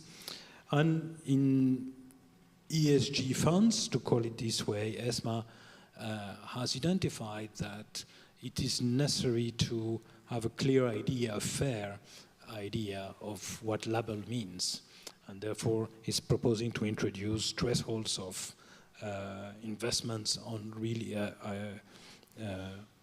sustainable companies. So we are moving from greenwashing to more evidence-based sustainability information, and definitely this kind of sustainability statements would be very helpful. The last point, if I may, the question is this: Europe is very good in regulating things, but not always thinking about the ecosystem that is needed to make that happen. And here is a perfect example. With credit ratings moving to sustainability ratings, with benchmark and index producers for financial markets moving to ESG kind of index, the same for data disseminators and the same for auditors. All these financial groupings that are needed to make it happen are shifting their service offer or enriching their service offer to sustainability. But this is brand new and it's happening now. So the ecosystem to make that happen is not there. And I cannot avoid to say that in these four categories, they are made of oligopolies and duopolies, rating agencies, data disseminators, and so, which, by the way, the single market is not always their domestic market. But all in all is to say that the regulation should always embed a capacity to create the service providers of all kinds to make that happen, and create much more diversity in the market, which will help a more competitive market, which was your point, and ensure that the end product, which is quality information, is for the best use of the investor. Thank you very much, Fabrice. And yeah, I think you're right that for the majority of at least individual investors, they will require a data translation service in the form of a reliable ESG rating process. And what we see at the moment is massive dispersion between ESG ratings. And the credibility of those ratings, which is really the next key point, depends on that dispersion closing. The problem is not just dispersion of outcomes, it's dispersion of process and assumptions, which makes it more difficult. Patrick? No, because, rating agencies, to a large extent, were collecting data that was not existing. Yes. And that's the point. If the data exists and is standardized, then they will play their full role, analyzing, rating, scoring, etc., establishing the proper benchmarks. I agree, but I think there's two dimensions. It's data and it's methodology, and I think there's a dispersion of methodologies as well sitting over the top of that. Christiana, I'm sorry you've been suffering. That's fine. Great to hear again relevance from an individual investor's perspective. What does this look like at the end of the chain? Indeed, we are at the end of the chain. So for me, the first big takeaway today is that both ISSB and the ESRS, EFRAG are trying to align as much as possible and to avoid double work for companies, but also different understanding on the investor side. Investors are not investing locally, we are investing worldwide, so we want to understand and we want to be able to compare a sustainability report from a US company with that of a European company. The most possible way. I understand different approaches, of course, but ISSB is global baseline. We will see. So first of all, I would like to congratulate EFRAG, because I think you have done a tremendous job over almost less than 3 years. You developed something that in the financial area took, I don't know, decades to develop. So really a great job. What, from my perspective, is a bit unfortunate is that there were some last-minute changes at Commission level, especially looking at the approach to the materiality assessment. You will not like it too much, maybe, Patrick, but from an investor perspective, it is indeed, it does not help really to ensure or to foster comparability and harmonization of disclosure.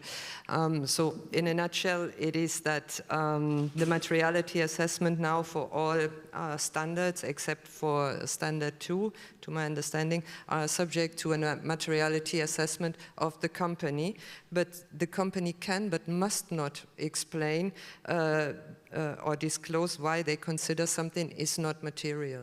That's my understanding. So if a company considers circular economy is not material for them, then they just don't disclose and then don't explain why. This leads to incomplete... They have the auditors over, and the governance as well, if I may. Yeah, as you know, that is true. The guarantee that it's a little bit like financial reporting. Sorry to interrupt, but this is key for us, because materiality assessment is going to be a serious exercise and pivotal. So concluding that you can't conclude lightly that a sustainability matter or an information is not material because you want to do it next year. It's impossible. No, of course. It's not what is embedded in the standards. And I'm sure that the auditors and the supervisory authorities of markets will have a very careful look about that, not mentioning the NGOs for the name and shame. So, you know, I'm a little more optimistic than you are. I'm very thankful you're more optimistic. We see it with the taxonomy, on the other hand, that there are already now differences in the approaches. 2 German car makers, 1 auditor approved certain parts to be in the taxonomy, another one said no, it's not in there. So to have a standardized, a clear regulatory framework would have, from an investor perspective, been much more appreciated. I'm concerned that this may lead to reduced transparency a lack of data. We spoke already, I think Fabrice, you alluded to it, about the ongoing regulatory framework. We have a big problem with the SFDR, the regulation for funds, which are lacking data at the moment. They are getting it then with the ESRS at some point, but the sequencing was maybe not perfect, so I hope in the future this will change. What do I have on my list as well? Yeah, you spoke about aggregated data, Fabrice. Aggregated data, there are investors that are really interested in reading the sustainability reports, and I think what we should try, and where EFRAG and the SRS and also the ISSB will be very helpful, is to ensure that also a retail investor is enabled to read the direct data and does not only have to rely on aggregated and indirect data, third-party data. I think that is a target we should try to achieve. Thank you. Can I briefly react? By all means. That's why we, at EFRAG, and we had a discussion, frankly, with the Commission, we wanted a separate chapter of the management report. We wanted the information being the storytelling about, of course, objective, based on standards, the storytelling about sustainability. So that's why we have the sustainability statement, which is like the financial statements. And the rest of the management report will be for integrating the various elements, financial, sustainability, other elements that are not encapsulated in the two pillars of standardized information. Next, the key point is that we are working at the moment on the digital taxonomy at a relatively granular level. And I'm a great fan of considering that there are various levels of reading. I agree with you. If you want the global information, and by the way, probably 2/3 of information is narrative as compared to quantitative in sustainability reporting, which is not the same as financial reporting. So that's why we go from the most aggregated information, one disclosure requirement that you can read as a whole, or for narrative information, we had a granular level, A, B, C, or 1 Roman, 2 Roman, 3 Roman, to have the right level of granularity that helps. You have the global reading, but you have a specific reading if you so wish. You attract, you know, what is the composition of the audit committee? Or, you know, on greenhouse gas emissions, what is scope 3, what are the key elements of scope 3, etc. You can go to that level or have the big picture. Yes, I didn't intend to suggest that not all investors are uninterested in financial statements. There are a lot that are very interested, and the increasing impenetrability of financial statements has been a problem. But I think if one is looking at an averages basis, I think there is an increasing dependence on aggregated data, so it's the both retain a relevance. I'm going to ask whether there are questions from the floor, please,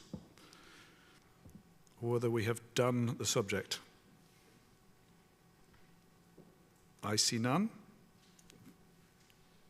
Yeah, by all means. A last comment for retail investors. What happens with this new kind of information?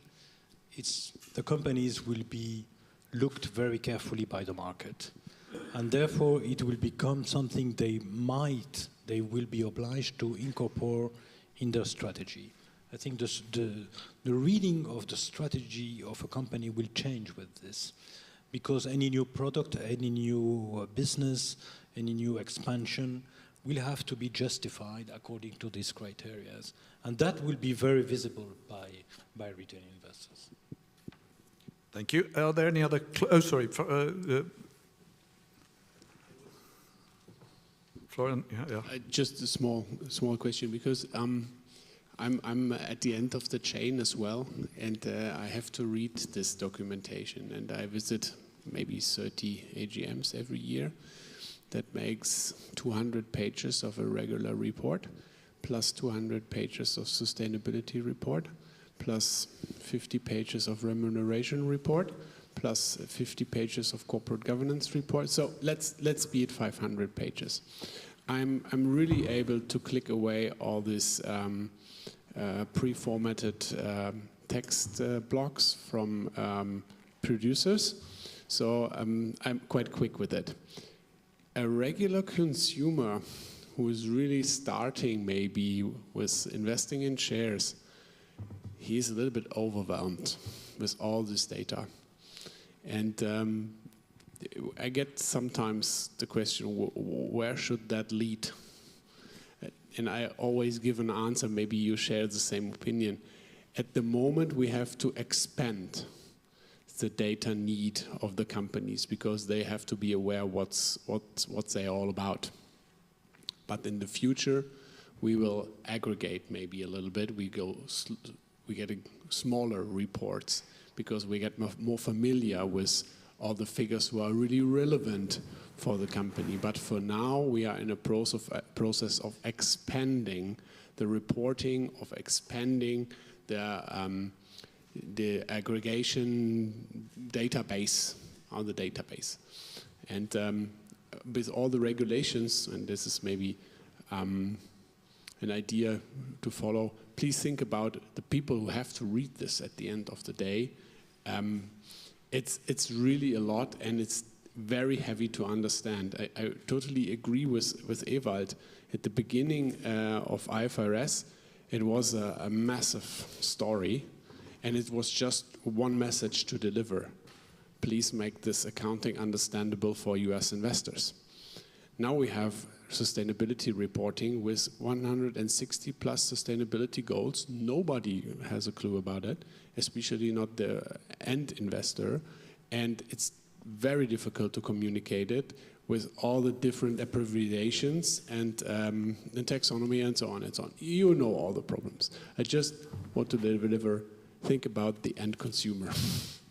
Is there a solution there in terms of selective digital consumption, or is this something we have to live with? For me, you know, data, if it's scarce, everybody's blaming because we don't have enough. If it's too much, of course, it requires a lot of effort. So for me, it is the various levels of reading and also the intermediaries that we analyze. Of course, you can't think about an investor that is going to read 500 pages for each and every company he or she will invest in. But there are people to do that. And in addition, that was highlighted by you. Of course, sustainability reporting is more complex than financial reporting. Because financial reporting, you have primary statements. You have a profit, you have a net equity. So you have a summarized element that you can communicate. My profit is going down or is going down or is going up. Easy. In sustainability, it will not happen. And there are major differences. So it's the challenge. But you know, this is a complexity of business. And this is also the complexity of uncertainty of future. Because as you know, financial reporting is extremely reluctant about forecasts and future information, even if some projections are embedded in the valuation today, impairments, etc., liabilities, but linked to obligations. Here, you're going further.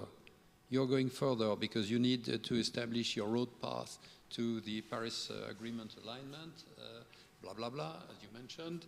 You need also to consider how you are involving your value chain, upstream and downstream, so you get out of the comfort zone, which is the perimeter of consolidation for financial purposes.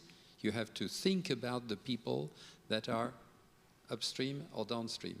Complex, and you don't have control over those people.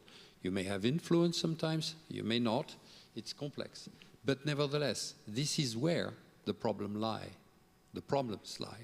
So if we are not tackling those problems, we have to be modest in the interpretation, in the preparation, and also in the fact that the learning curve that you mentioned for me is clear. But on the other hand, this is the right, I'm not passionate about that, but I think it is the right path to help companies. By the way, last word, sustainability reporting is not a compliance exercise. It's primarily a management exercise, which demonstrates the capacity of companies to onboard the challenges of the future.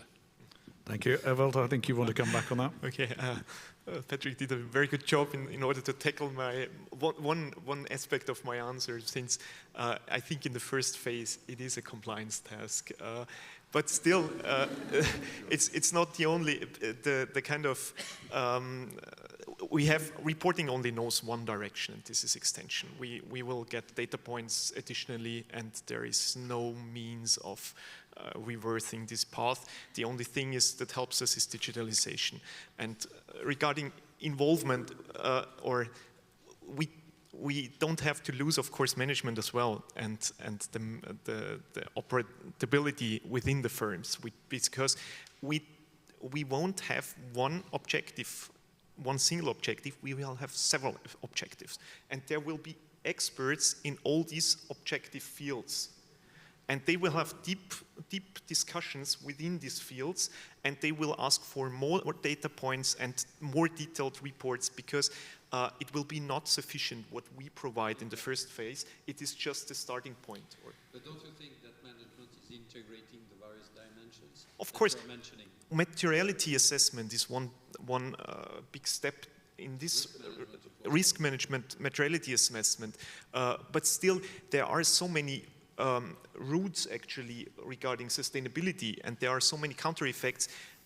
Anybody can't, or nobody can't assess at that point in time what kind of journey it will be and what kind of sustainability, because all the companies have their sustainability stories, but which industry is affected in which way will just build over time. It is not clear today, which makes it for management very, very We are eating into coffee time, so I'm going to ask if any of the panel members has a burning desire to make a closing statement. Otherwise, Sam, go for it. Just as from a standard setting perspective, I think that as the debate emphasizes, it's still very early days in this field. There is still a lot of practice that still needs to develop, and we set standards to inform the decision-making of investors. If it transpires that those standards haven't achieved that goal, then we need to go back and set some further standards. So as a standard setter, we have to be reactive to exactly that point. Thank you. I'm going to thank my panel very much indeed, and thank you for attending, and hand you over to the coffee.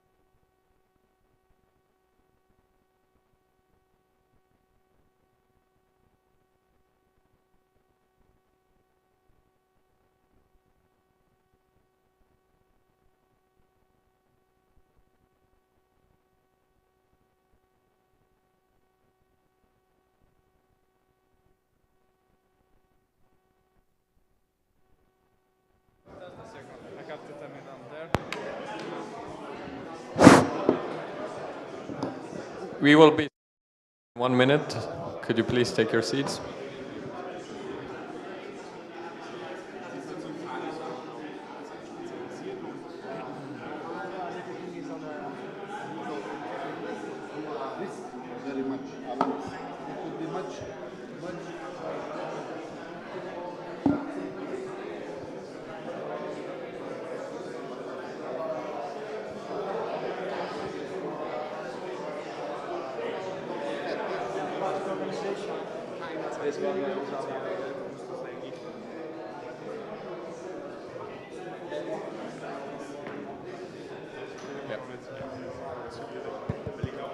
Aber wir können den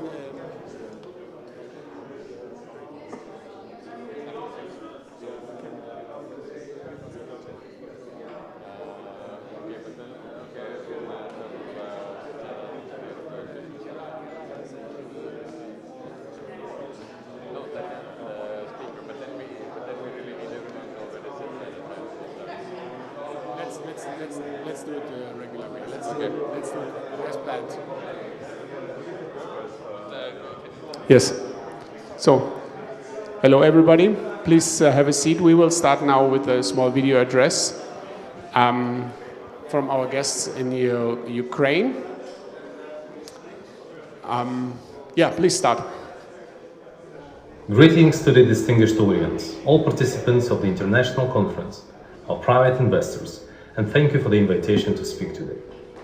Ukraine is a country with enormous opportunities and a large market, which is located at arm's length from Austria.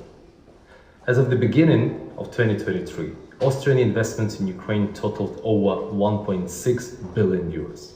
This proves that all our combined efforts of the government, of Ukrainian and Austrian businesses are paying off. The most important thing I want to tell you today is that Ukraine can be and should be invested in. UkraineInvest is currently working on more than 30 projects worth more than 2.5 billion euros. The status of a candidate for EU membership and the need for reconstruction makes Ukraine attractive for foreign investors. To attract foreign direct investment, Ukraine has developed and implemented special regimes and incentives.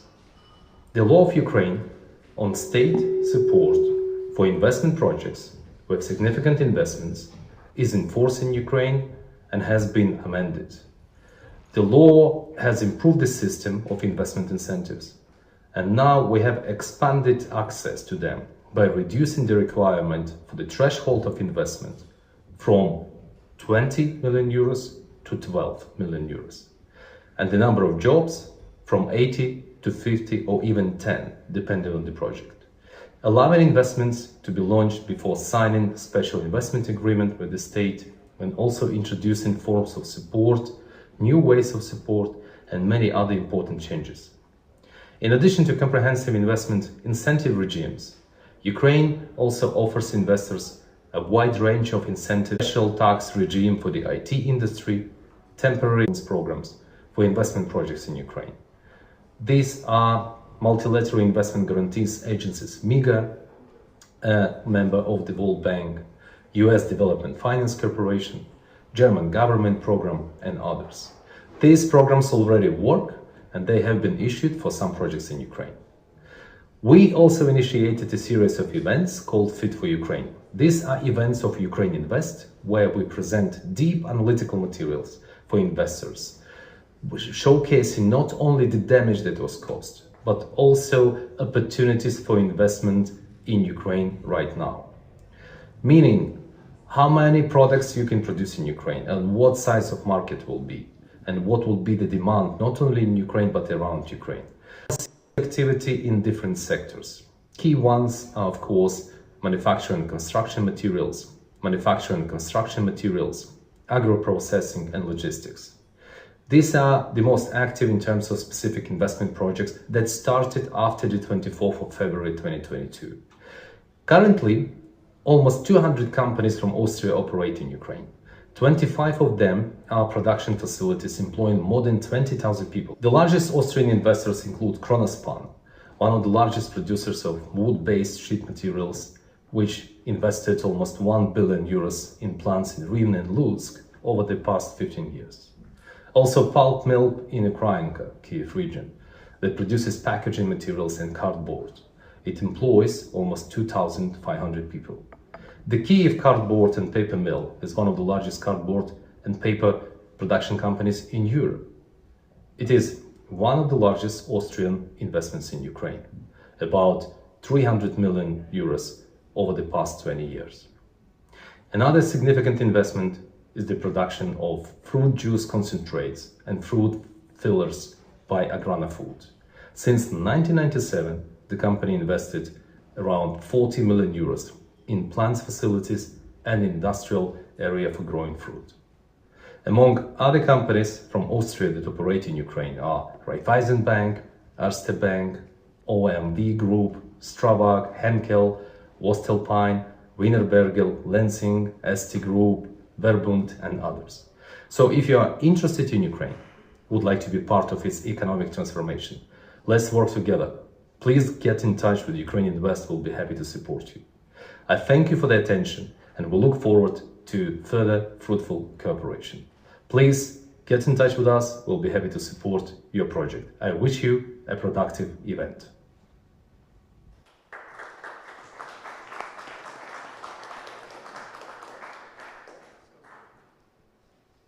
Thank you very much for sending us this small address. And we have one representative from Ukraine already here. Very nice to have one person here. So if you have any personal questions or something like that, do not hesitate to contact me, and I will establish a contact to this person. The next address is from our sponsors, and we are very happy that she's here. Dr. Tatiana Fick from the World Gold Council. So the floor is yours. Thank you very much. Maybe you go a little bit in the middle because the camera can see you then much better, if it's possible. Thank you very much. Thank you very much for having me. My name is Tatiana Fitz. I'm Director for Central Banks and Public Policy at the World Gold Council. The World Gold Council is the gold market development organization for the industry. And we are an association. We have 33 members, which are the world's largest gold mining companies. And we work to improve the understanding of the gold market, to remove barriers to the market, both in terms of infrastructure and policies, and to improve trust in the market. Currently, one of our overarching objectives is to digitalize the market, to make it more integrated, more fungible, and more accessible. And I'll talk about it a little bit later.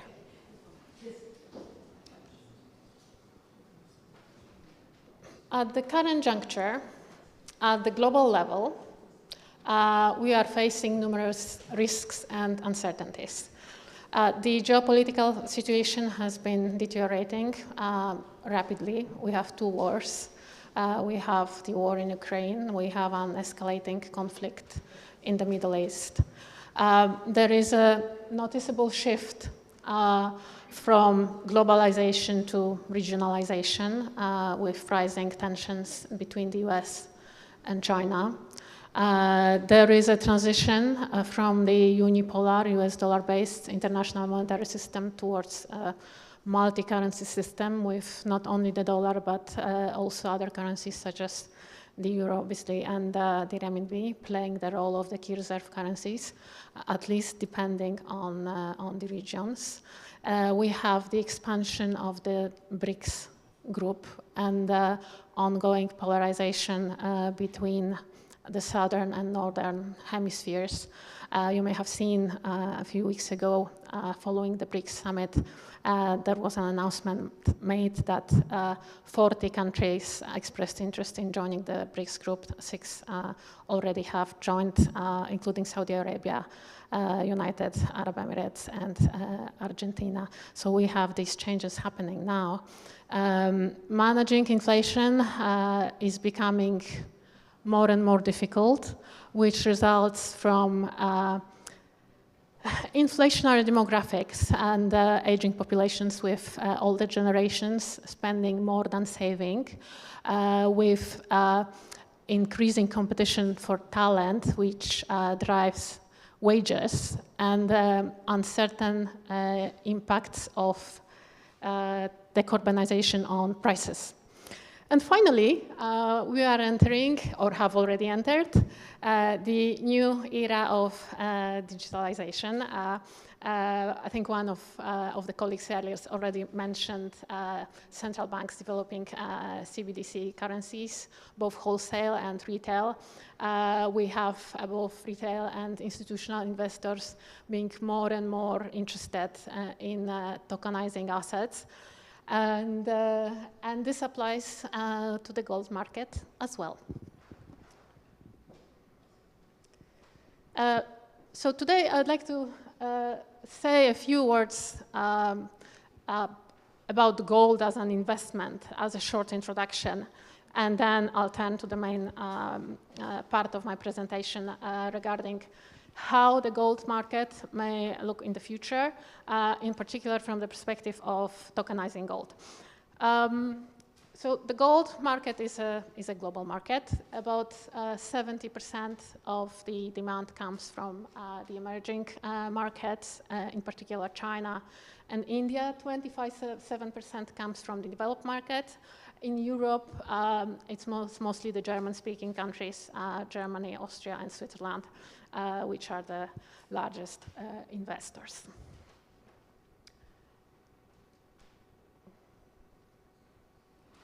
As you know, gold is not only an investment, but it's also a central bank reserve asset. It's a jewelry, and it's a technology component. And as a result of its multi-functionality, if I may say so, it has a dual nature, because during the times of expansion, the demand comes from the jewelry and technology sectors, while during the times of uncertainty, most of the demand comes from investors seeking to hedge the risks they are facing.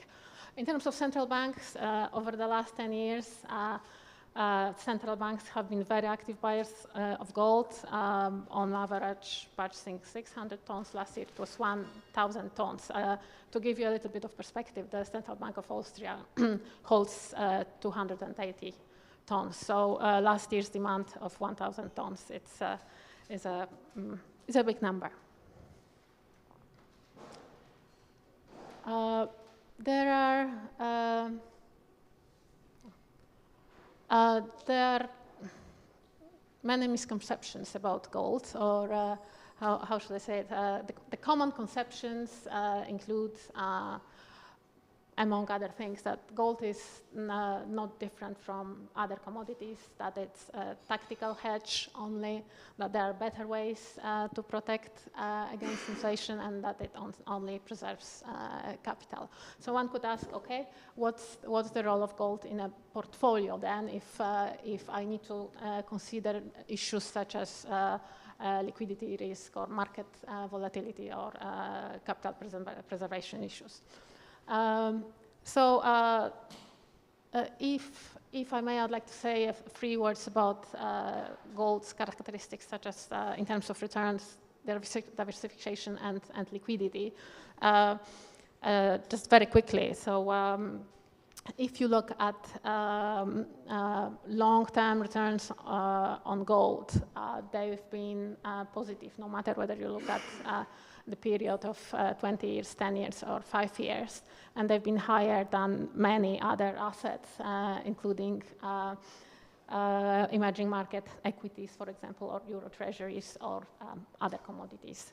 If you look at gold's diversification properties, we can see that during the periods of expansion, gold is positively correlated with other assets, while during the periods of recession, this correlation is negative, so it has a positive impact on the risk-return characteristics of a portfolio. Furthermore, in terms of volatility, there are many other assets that are much more volatile than gold, starting from global equities via emerging market equities, private equity, other commodities. And finally, just one comment on gold's liquidity. Sometimes you may hear some investors being cautious of investing in gold because it's not liquid. And again, as I mentioned earlier, there are many assets that you would never say that might be less liquid than gold. And even if you look at the UK gilts, they are much less liquid than gold. If you take German bonds and UK gilts together as well, they are less liquid than gold. Yes. So now coming to the the key part of my presentation.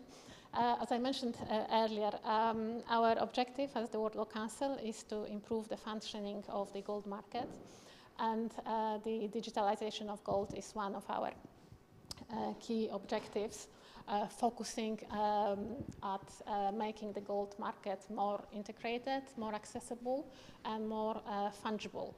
The tokenization of gold is one of the key aspects to this process, and I would like to say a few words about tokenizing gold specifically. But maybe if we can take one step back. Tokenization, as you may know, it's the process of issuing a digital representation of an asset on blockchain. So it's the process of creating a token on blockchain, token that represents an asset. You can tokenize various assets, traditional tangible assets such as gold or real estate, financial assets such as fiat money, equities, bonds, or non-fungible assets such as, for example, digital art or intellectual property. In this case here, of course, we are talking about tokenizing gold. And again, the digital space, and I'm not using the word crypto because it has very negative connotations, and for the right reasons. So I prefer to use the word digital.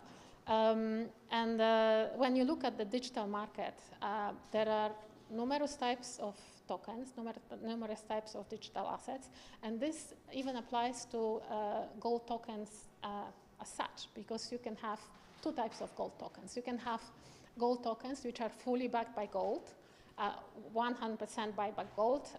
You have the direct ownership of gold, which is stored somewhere securely in a vault. And you can have synthetic gold tokens, which only trace the price of gold. And obviously, risks related to these two types of tokens are very different.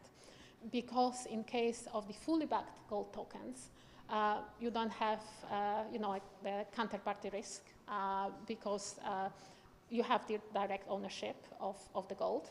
It's not a financial claim against the issuer of the token. You have no leverage risk.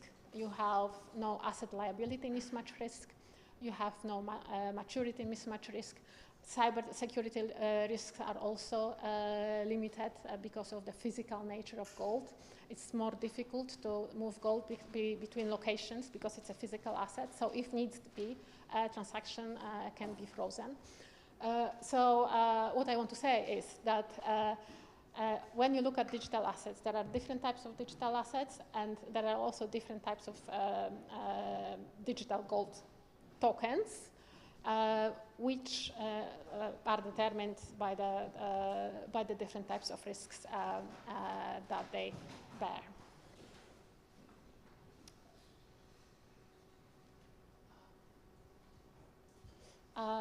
Yeah, so from the perspective of the market, one could ask what the benefits of tokenization are.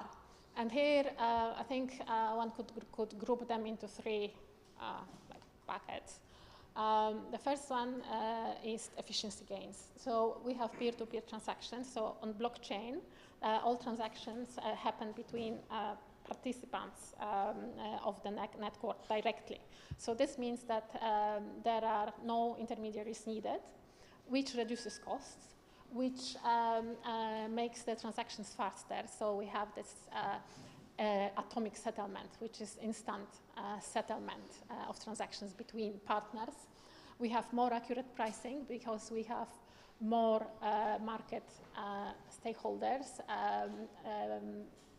and transactions being settled in the real time. So these are the efficiency gains. In terms of the investor base, we have a widened pool of investors.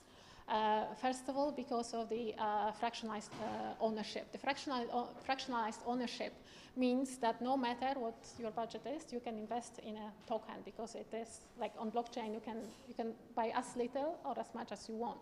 So investors with smaller budgets can also invest in gold. Just to give you an example,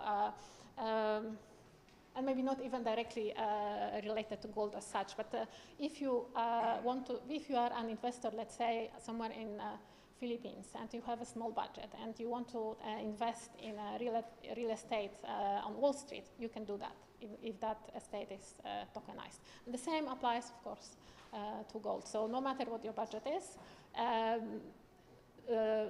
you can invest in this asset. You have 24/7 access to the market. So no matter in what time zone you are, you can trade with anyone around the world.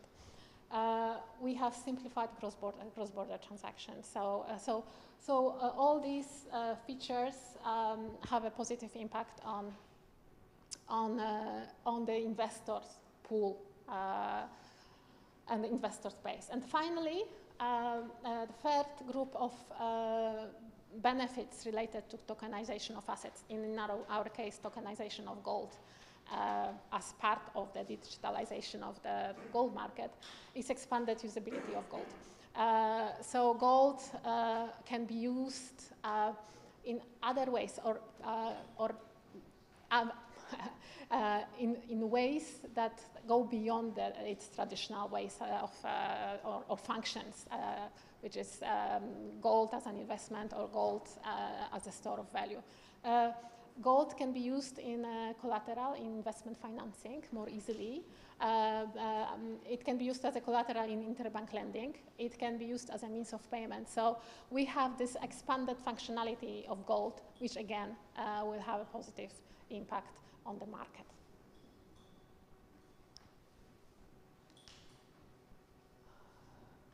Yes.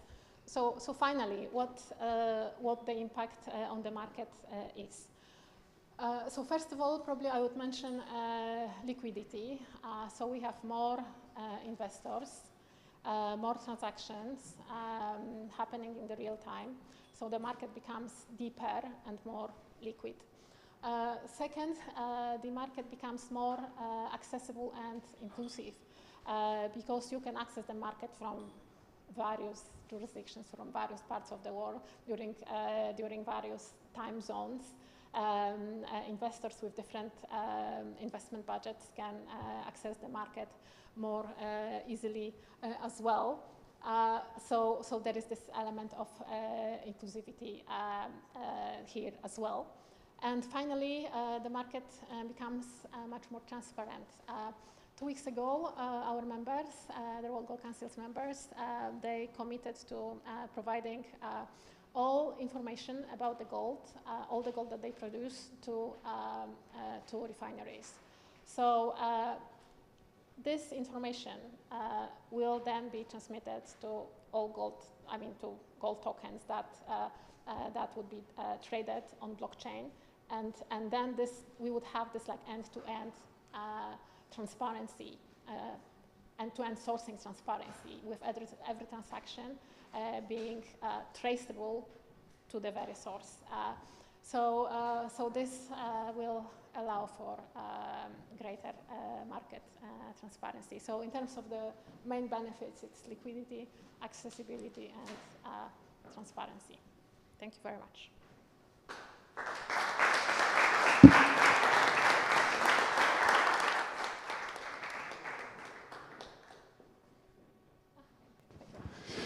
So thank you, Tatiana, for giving us a small impression on gold and the digitalization of gold, which is quite interesting in our point of view. So we will approach now the last panel, and I think it fits quite good in our program right now. So in this morning we started with the capital markets, so we learned what's available. In the second panel we learned how to buy it.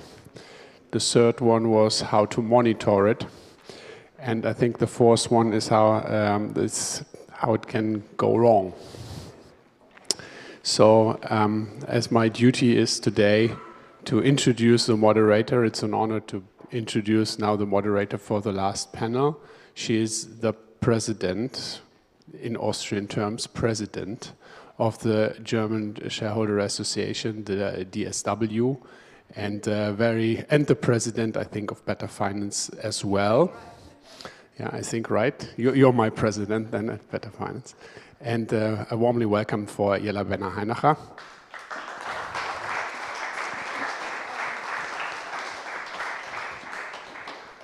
The floor is yours. Thank you very much, Florian, for this kind introduction. And also, thank you very much for giving me the opportunity to moderate this last panel of today. I know it's tough to stick with us, but I'm sure you will get some interesting insights in some of the legal problems we have, or the legal solutions, I should better say. Well, we heard a lot this afternoon about sustainability reporting standards, about Ukraine investment, gold investment. I think we should go back to the basics and talk about what can we do via legal actions with respect to environmental, social, and government issues. So, first of all, let me take the chance and introduce my really wonderful panel. Let me start, first of all, with a person you probably know the most, Guillaume Prasch.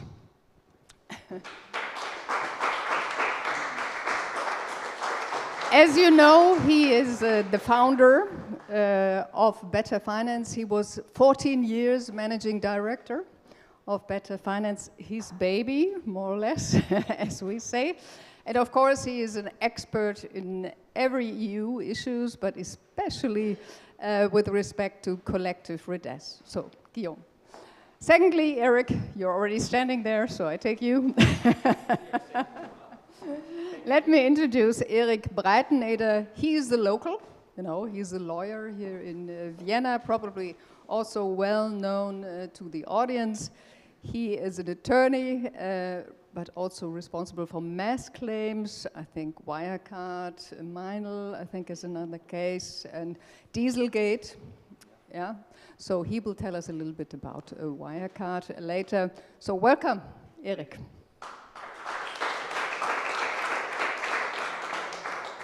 Then I would like to introduce from the Netherlands, it's always difficult for me to say the name in the right way, Quirin Bongatz. He allows me to say Q because it's easier. So welcome to Q is, of course, a very experienced lawyer in the Netherlands, and as you know, and we will discuss about this, they have this system of foundations and investor claims, and he is very experienced. He was also advising, I think, in the cases of Fortis and Steinhoff, and you will tell us a little bit about the Airbus case, because this is also a very current case. So welcome, Q.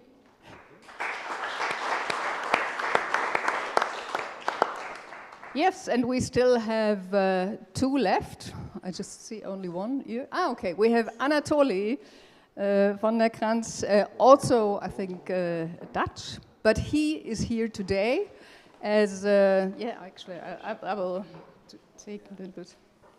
Anatoly, he will represent the US class actions and give us an insight in what is happening in the US, because he stands here as an attorney for Bernstein, Litowitz and Partners, and I think it will be quite interesting to get an insight in the US, so please welcome Anatoly. And last but not least, we should not forget about our Swiss colleague. It's a little bit... Okay, so let us welcome Dr. Arik Röschke. He is not an attorney, for a change. He is a has management education, but he is the founder of the Swiss Investor Protection Association, SASV, right? Okay, and he is general secretary. And this organization, if I understand it right, was also founded for the case of the takeover of Credit Suisse by UBS, and he will give us an insight in what was happening in Switzerland and what is still going on. So please, welcome him too.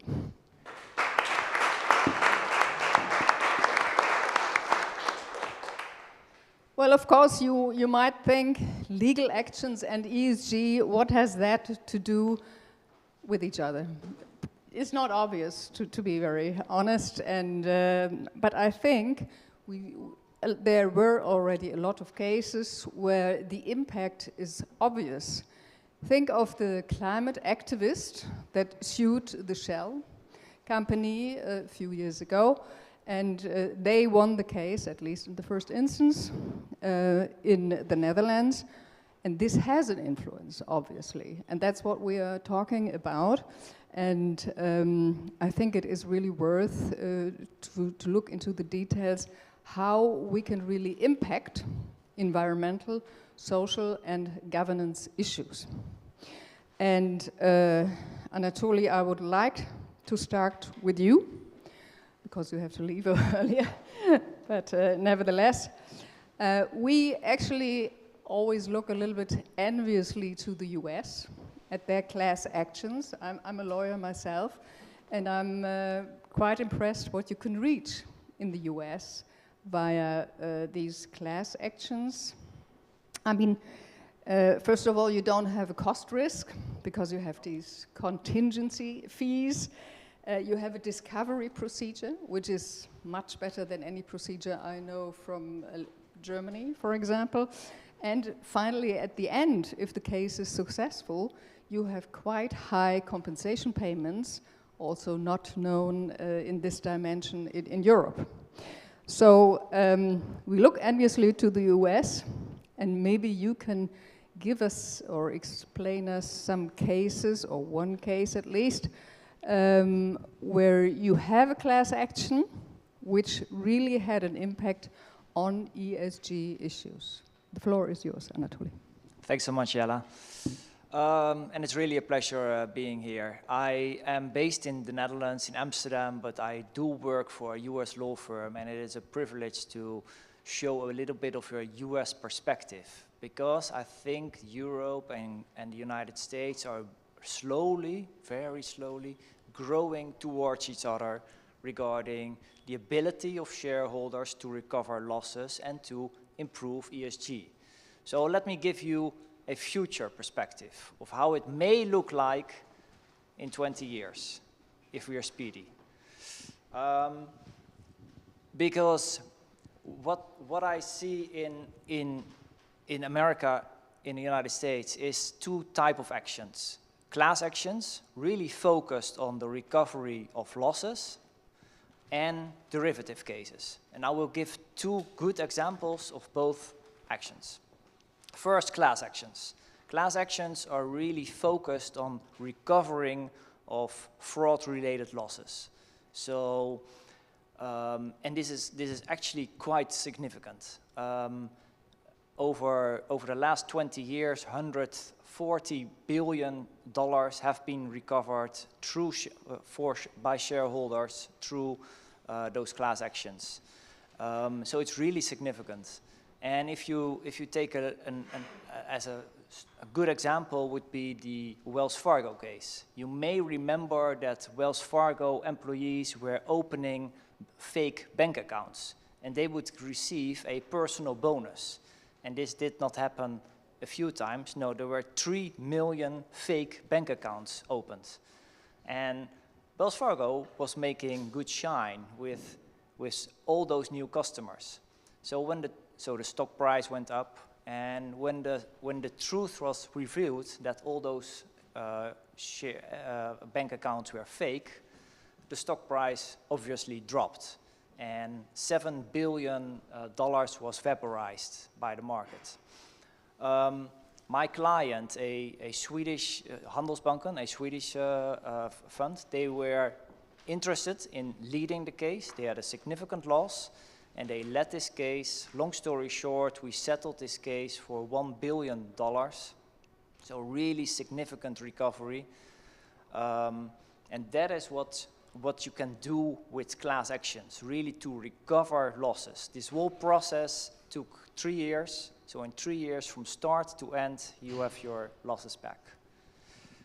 So that is a real good example of monetary compensation. Not ESG, but monetary compensation. If we now look at the other type of action, which is fiduciary duty actions, that's where you actually step in the shoes of a company and you say, hey, board of directors, you have an obligation to be a fiduciary towards me, towards the shareholder. And if you don't do that rightful, then you can sue the same board. A good example here is the 21st Century Fox case. You all know this company from all the movies, but 5 years ago, with the start of #MeToo, there was a case of Gertrude who was sexually harassed by Roger Ailes, and we investigated this case, and it turned out that this was not just a single matter of sexual harassment, but we could show a pattern of at least a decade of sexual harassment and also racial discrimination. People with a color were just not promoted.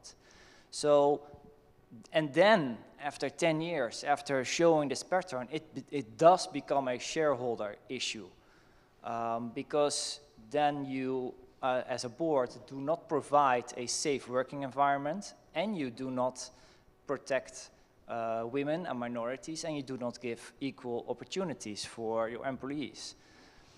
So we brought this case, which actually was a very small shareholder having some shares, and just having some shares would be enough to bring such a lawsuit.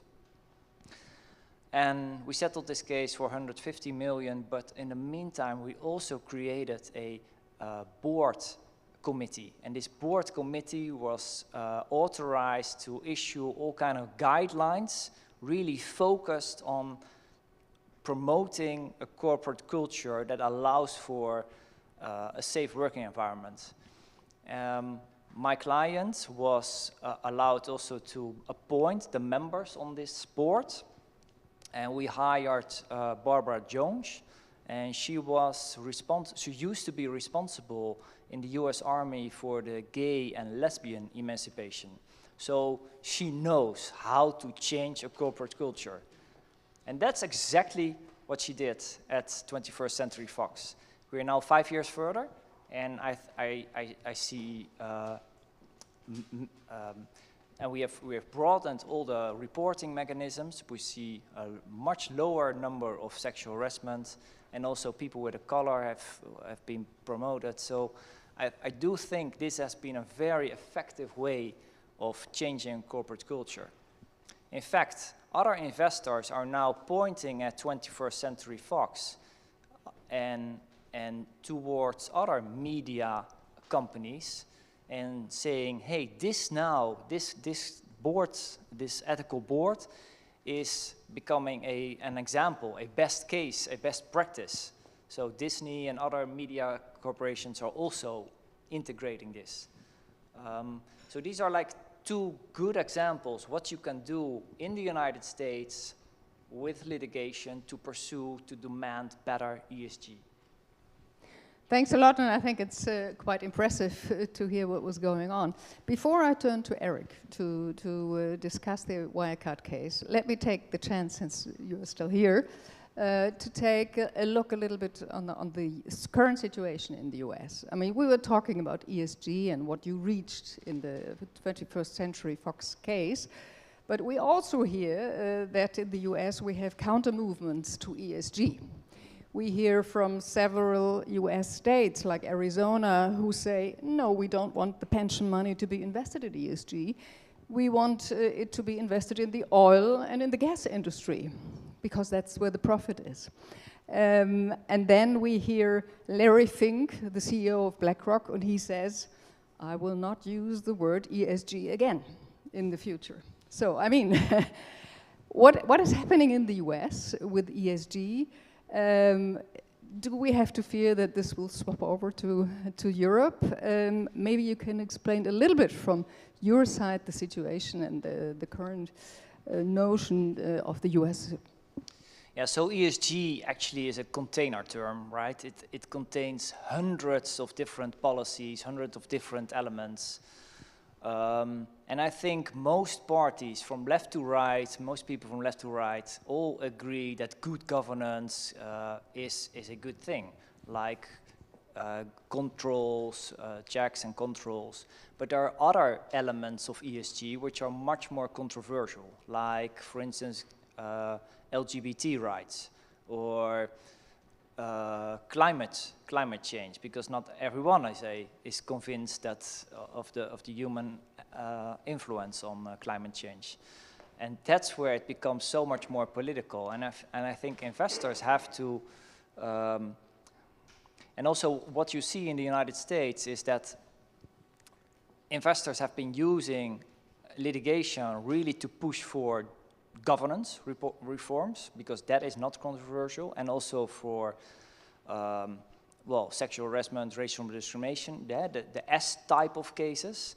But the E, the environmental type of cases, are very hard to bring, because it's more of a business decision, whether or not to externalize negative externalities. So it really varies. I do think it's becoming more political also in Europe, because the United States is in many aspects a few years ahead. So this is not a very positive outreach. Yeah. Thanks a lot for your estimation. Thank you. If you have any questions, by the way, from the audience, please go ahead and just raise your hand. And yeah, we have one question. Do we have a microphone, by the way? No?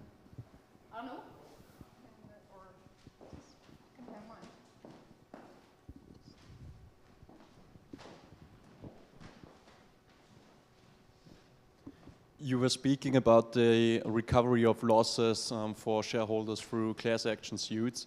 Another instrument that is coming over from the US more and more to Europe, the implementation of clawback provisions as an instrument to recover amounts paid to executives.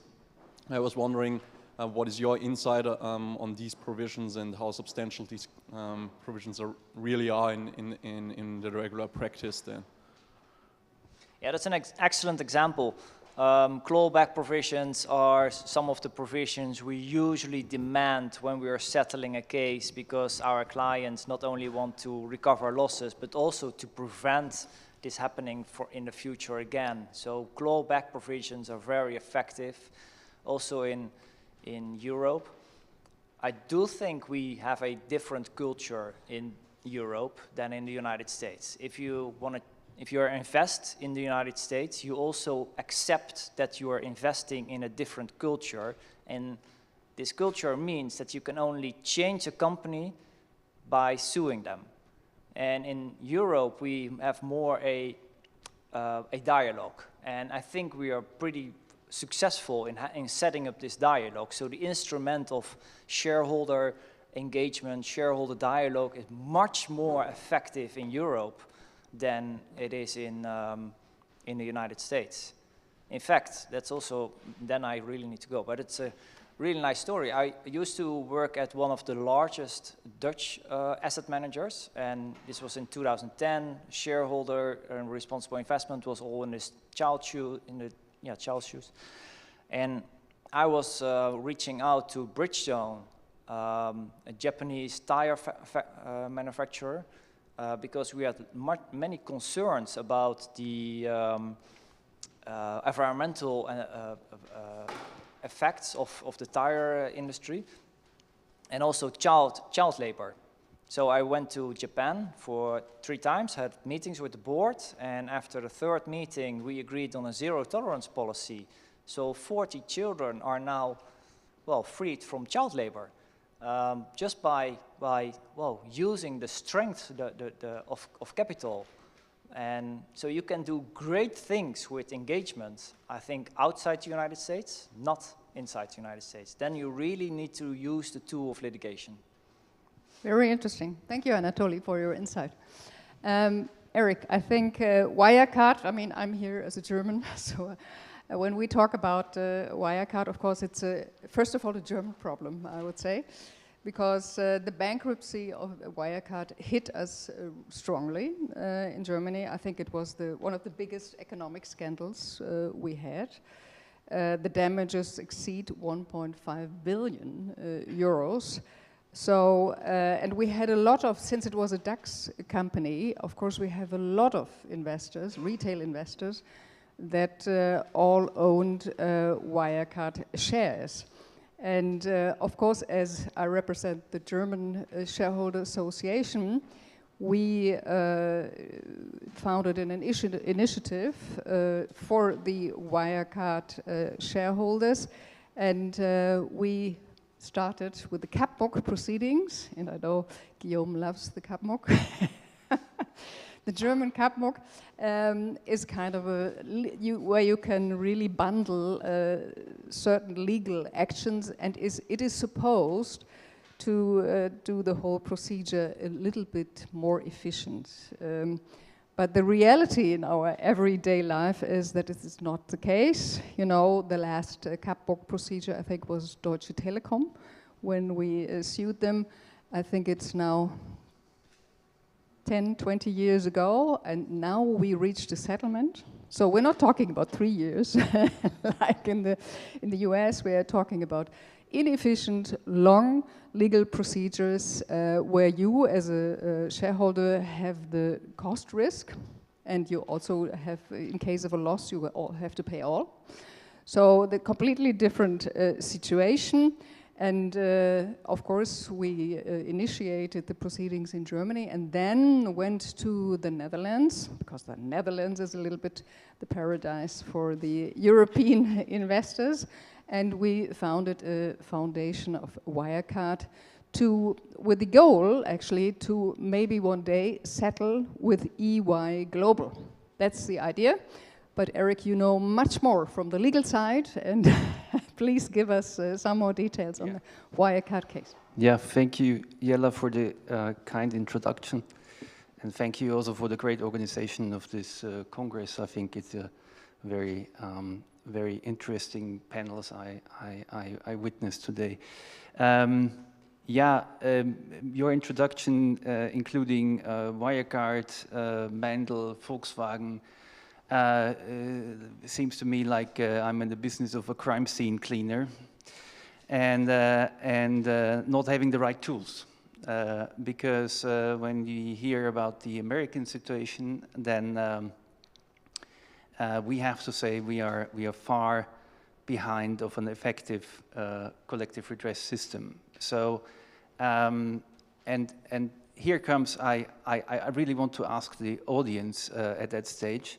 Don't worry, it's nothing that you can say right or wrong, but I'm always doing this in these situations when I'm talking about collective redress to show the differences between America and Europe.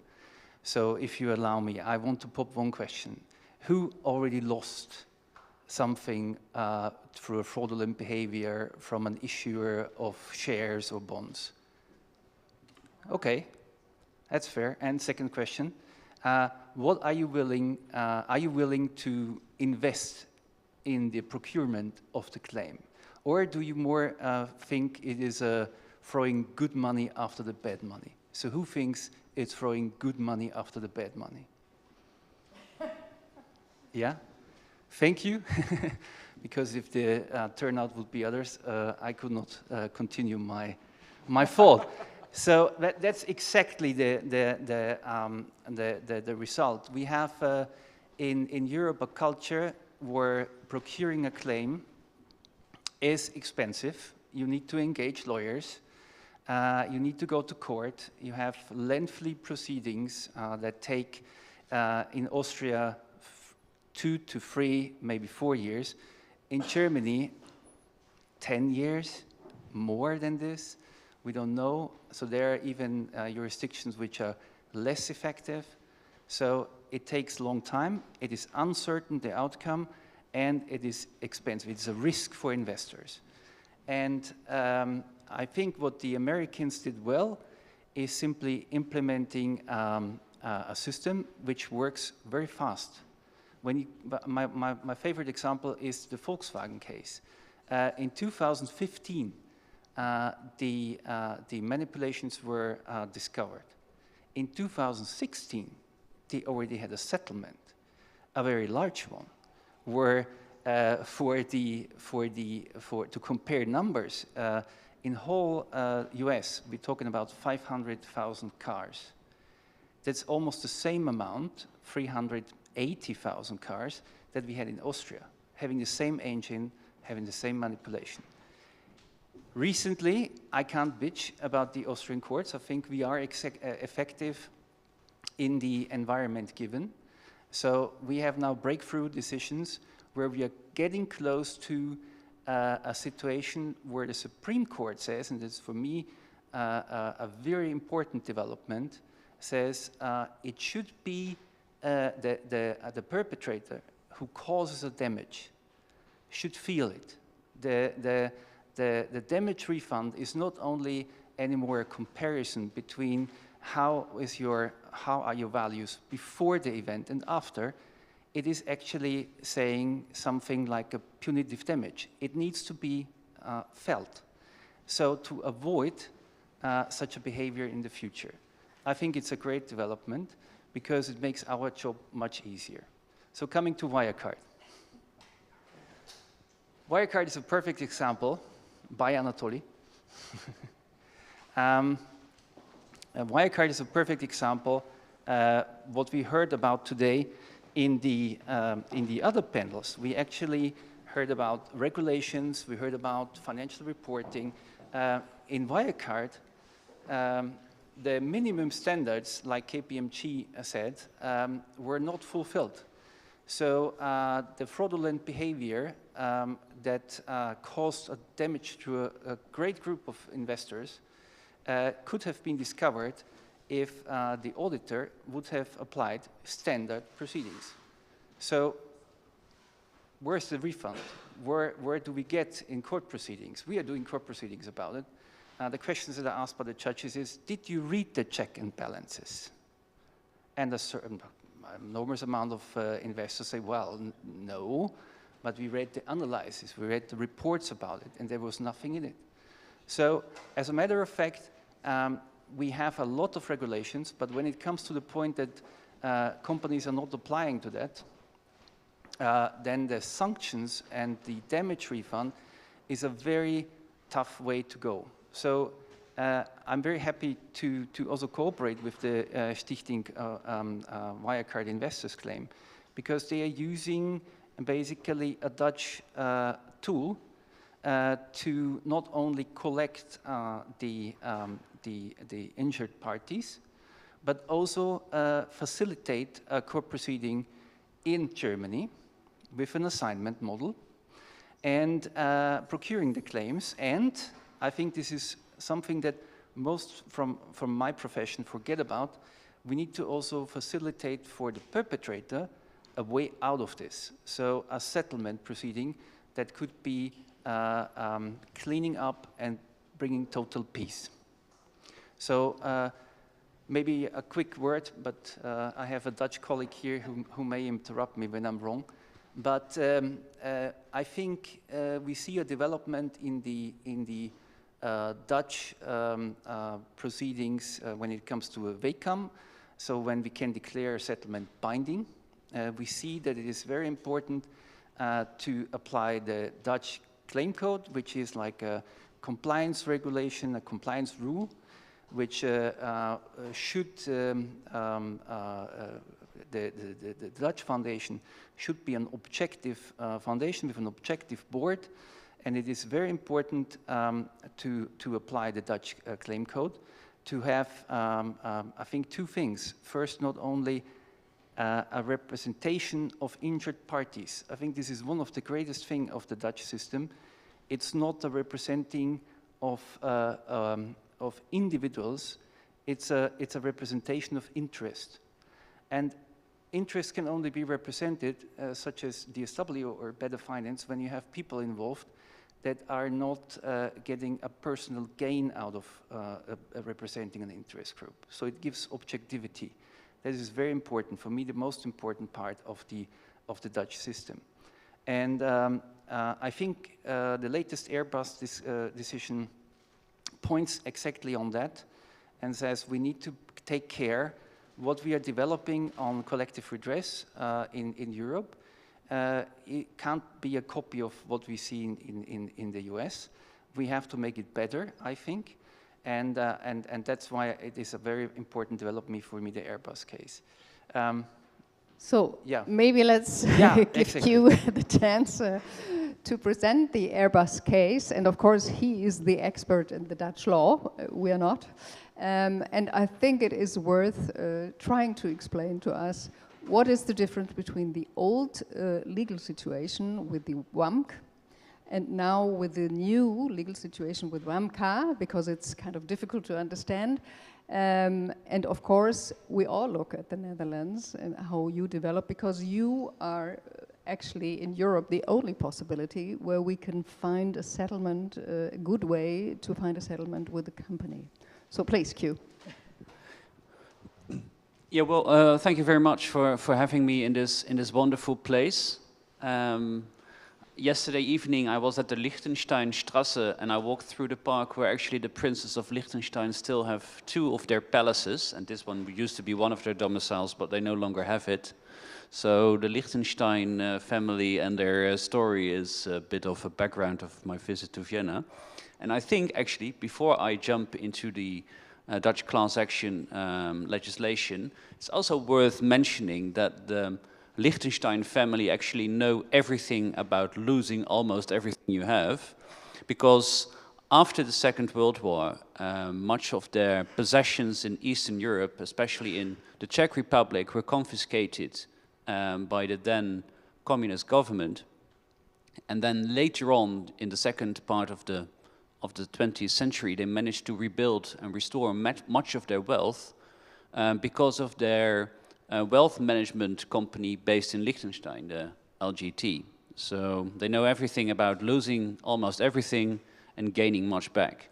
So that is another reason why this is a very appropriate accommodation. But now let's jump into the Netherlands. We used to have a system which was used for decades and which is entirely based on a representative organization, which can be a foundation or an association, which then claims for declaratory relief. It couldn't claim for damages. It was only a declaratory relief, and in practice, once there was a declaratory judgment, defendants often settled with the claimants. However, that was always uncertain, and as we used to say, that particular claimant organization didn't really have the powers to really bring the defendant to the negotiation table. And then in 2005, there was the introduction of this WCAM, which is essentially a collective settlement act. And it's a very funny type of procedures. The claimants and the defendants first come to a settlement, and then they submit the settlement to the Amsterdam Court of Appeal for approval. And following that approval, it's a judgment. And therefore, by virtue of the Brussels 1 bis regulation, it can be recognized and enforced in the entire European Union, except for a few exceptions. I'll not get into that. So that is what we got then. And then actually that type of proceedings was used a couple of times to settle securities cases. And most notably the Shell oil reserves case, the Converium case, and quite recently the Fortis case, which is until now the biggest security settlement in European history. And then there was the third And then the new legislation, which was effected on the 1st of January 2020, which is often referred to as WAMKA, which is essentially just a Dutch abbreviation of the name of the law, but that is actually the introduction of the first true class action legislation in the Netherlands. And now claimant organizations can actually sue for damages. So they cannot just get a declaratory relief, they can actually really get a judgment on damages which can be enforced in the interest of the victims. So that makes the whole system whole. But what we now see is that this new legislation is being used by claimant organizations, and the courts sort of need to reinvent everything that they have done.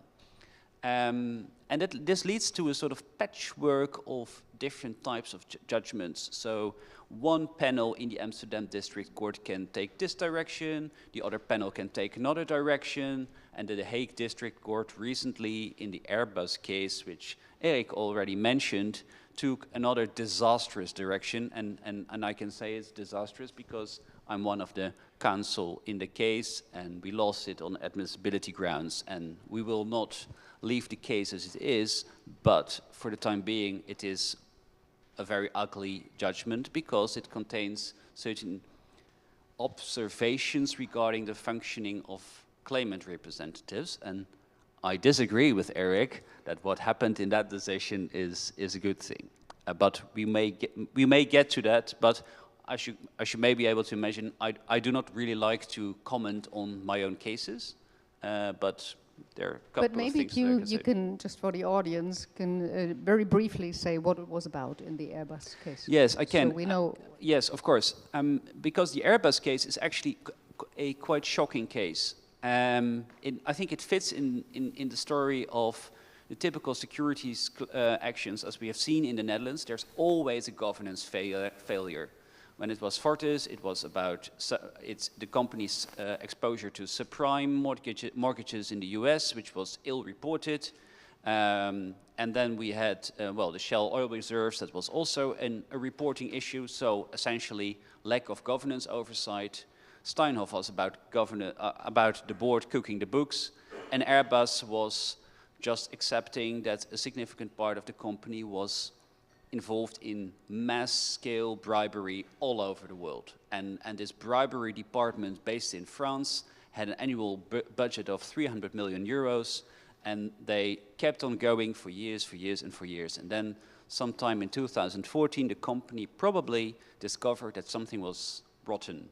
And then they started taking actions, and then ultimately first the British, then the French, and then the US authorities started prosecution, and then after a couple of years of prosecution and obviously negotiations between the prosecuting agencies and the company, it settled for a staggering 3.4 billion euros, which is one of the biggest settlements of its kind. But now shareholders have lost, the company is profitable, but each time there were announcements about the corrupt behavior of the company, there were visible stock drops, and we took action in that regard, and so did some other groups. There has been a very small settlement in the US, but that was only for US ADRs, which formed only a single-digit percentage of securities traded.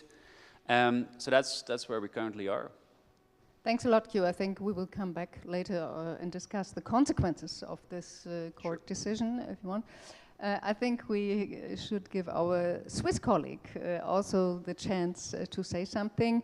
And you all remember spring of this year when everybody discussed in the news the takeover of Credit Suisse by UBS. That was not a small thing. It was quite a threat to the European banking system altogether. So everybody was looking at Switzerland.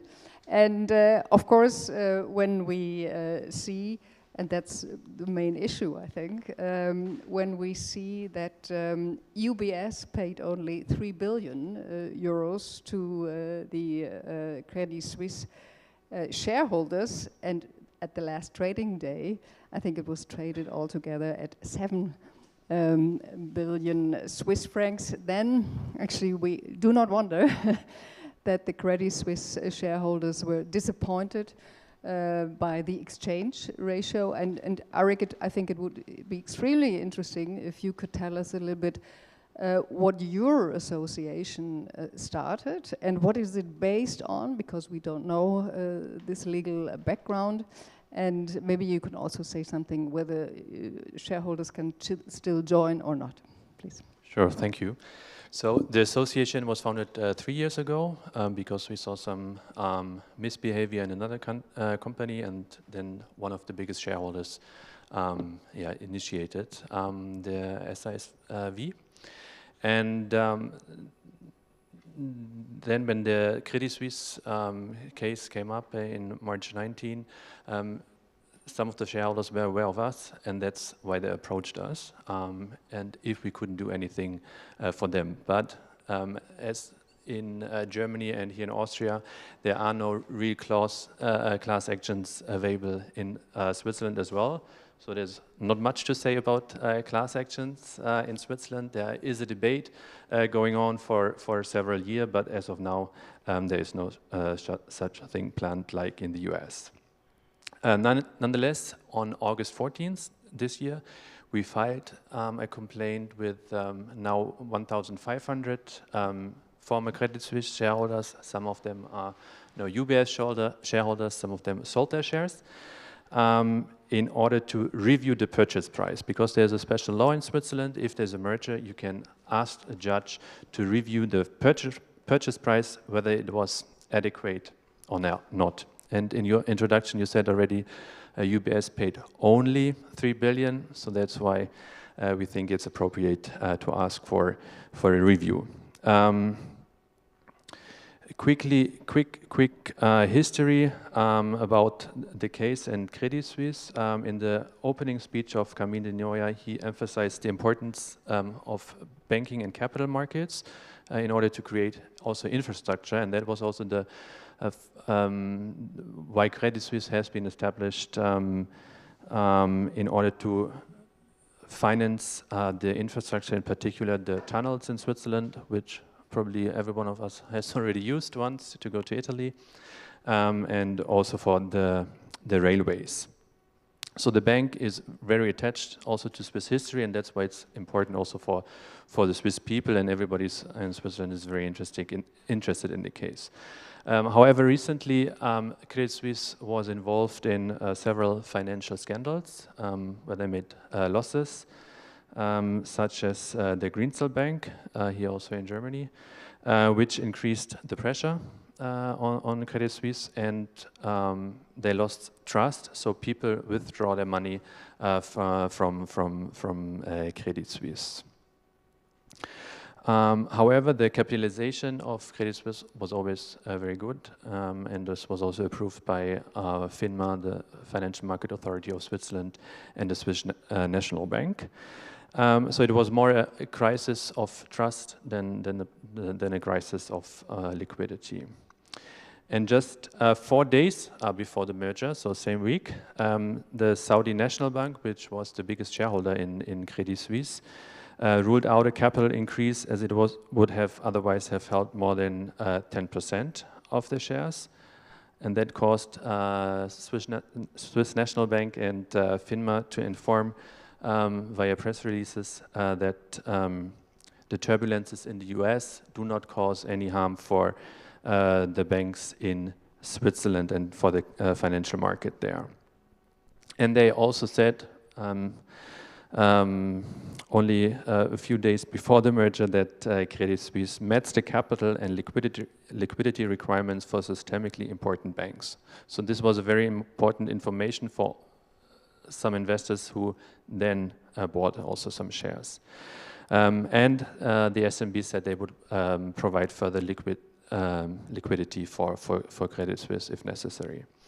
However, last trading day, 17th of March, there were already rumors in the market that there might be a bank run and there might be a forced merger between Credit Suisse and UBS. And then only 2 days later, on the Sunday, there was a takeover of Credit Suisse by UBS for these mentioned 3 billion. However, the process wasn't transparent, so we got like all of us, we got the news from I think it was Financial Times and others who spread some information, but it was not a transparent process how they came up with the price. So that's why various shareholders approached us, and we filed, as I said, this lawsuit under Article 105 of the Swiss Merger Act to ask for this appropriate compensation. And I quickly want to talk about the arguments in the complaint, because what was important that almost all control mechanisms in the Merger Act were repealed by an emergency ordinance from the Swiss government. And the price was not reviewed in advance, neither by UBS or Credit Suisse shareholders. And they were also not asked to vote if they accept the merger or not. And we also couldn't find any expert opinion about the price.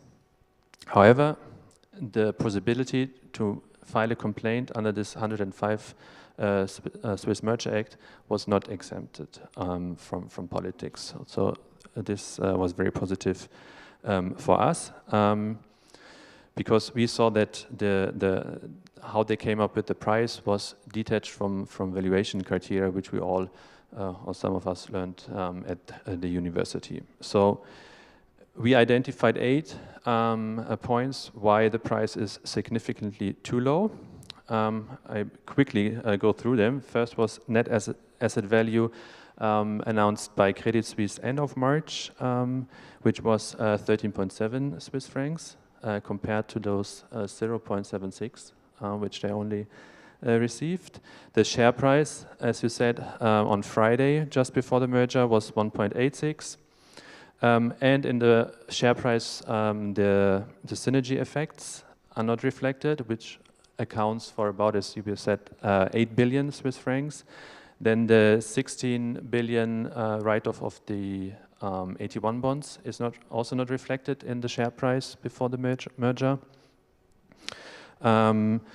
Then, according to press releases that we saw, Saudi National Bank on the same day as the merger took place wanted to invest 5 billion in new share capital for 30% of Credit Suisse.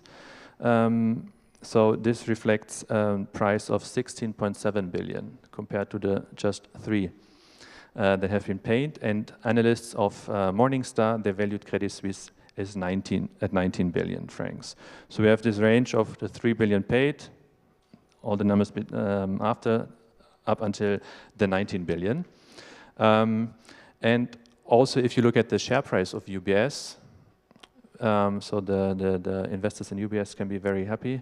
Share price rose significantly after the merger, which for us, of course, is another indicator that the price was way too low. Shortly after, also UBS reported a record-breaking 29 billion profit in its second quarter, which is the biggest quarterly profit in banking history. So this has never happened before. So billion, not million. And lastly, UBS announced that provisions for legal disputes in the amount of 4 billion have been made. And now it's up to the court to decide whether the price was appropriate or not. And UBS was given until December 15 in order to respond to our claim. And as you in your introduction, you asked whether it's still possible to join. Yes, as of now, it's still possible to join. We say until there are no talks with UBS or until we don't have any answer, it's still possible to join our class action. Okay, well, that's the good news. Thank you, Arik. Guillaume, 14 years of managing director of Better Finance. You experienced all these US class actions, but also the Dutch foundations, with Shell, Fortis, and so on. We were also involved. What is happening in the EU? Why isn't it possible to have a European class action to give the same protection to the European shareholders as we see it in the US? And ladies and gentlemen, when we go to Brussels, we don't even dare to use the word class action. We only talk about collective redress. so that they are not deterred already. So Guillaume, what is happening in Europe and why is it so difficult to get these claims into collective redress mechanism? Yes, thank you, Yela. It's very difficult because you mentioned the US cases, the Dutch cases, and yes, I scratch my head, but I cannot think of any EU non-Dutch cases where we got relief, not talking even about damages, but relief as abused individual investors. I would like first to make a disclaimer because I am very honored to be in a panel with many lawyers, but I'm not a lawyer. I am just, yeah, so that's good. And he is also running an association of individual investors, so I feel better. By the way, I wish you good luck because it seems to me you have very good arguments, the ones you listed at the end. But that is Switzerland. That would be something that's not yet the EU, but it's an associate member, so it's a good sign. So why? I didn't know. I don't know if the exact legal term is associate member, but at least they have legal, I mean, formal, yeah, formal relationships. So why, in fact, it's, the Americans would say is sometimes you don't walk the talk, or you could say it's schizophrenia of public policy makers in Europe, because on the one side you have, at least since 2015, what is presented as a major priority of the European Union, which is the Capital Markets Union. This morning we talked extensively about it and about its, to be nice, quite slow evolution. But at the same time, they recognize publicly that to have a Capital Market Union, you have to have the participation of citizens as individual investors, because yeah, they provide by far the majority of funding to the economy. And they also agree that to get more participation, you need trust of these people. And to need trust of these people, you need, I think, at the very least, as a prerequisite, to enforce the law and to enforce the conduct of business laws, including the ones which protect individual investors and their assets. And this is done quite poorly in Europe. If I start with public enforcement, because to go to court is private enforcement, public enforcement is extremely rare in the EU, but I'm sure the lawyers may have counterexamples, hopefully, that the supervisors, the public national supervisors, really sanction the people or the parties or the companies responsible for abusing individual investors. If I take the case of Wirecard, I'm still waiting because, Yela, you talked about auditors, but there were also two supervisors involved, not one, but two in Germany, and I don't know, I haven't seen any sanction. I've seen the chair of one quitting, or leaving, or being politely asked to leave, but apart from that, I didn't see. And it's even more striking when you look now at the ESG issues. For example, the major German fund manager has just been fined $19 million for misreporting the amount of green money it was managing, green funds. Misstating by a very small amount, it had to reduce it by 75%. Tiny correction. But as usual, like in the past, it was not ESG cases, but for Madoff, for example, or I remember the pension fund of Enron, they were fined and they went to jail. If I look at this major fund management in Europe, I'm still waiting for any sanction from the EU authorities. So that's public enforcement. And for private enforcement, yes, we have the Netherlands, but that's not your question. That's not a pan-European framework. and Netherlands was quite effective, Shell, Fortis, etc.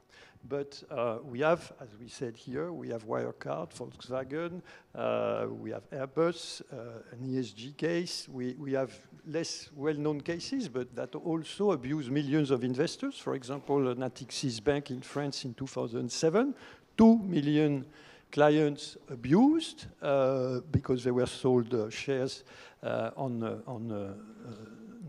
incorrect information reported, and it's not settled. It's been 15 years. So 2020, we get finally a directive on representative actions for collective interests of consumers. It took me time to remember this title. We call it the Collective Redress Directive.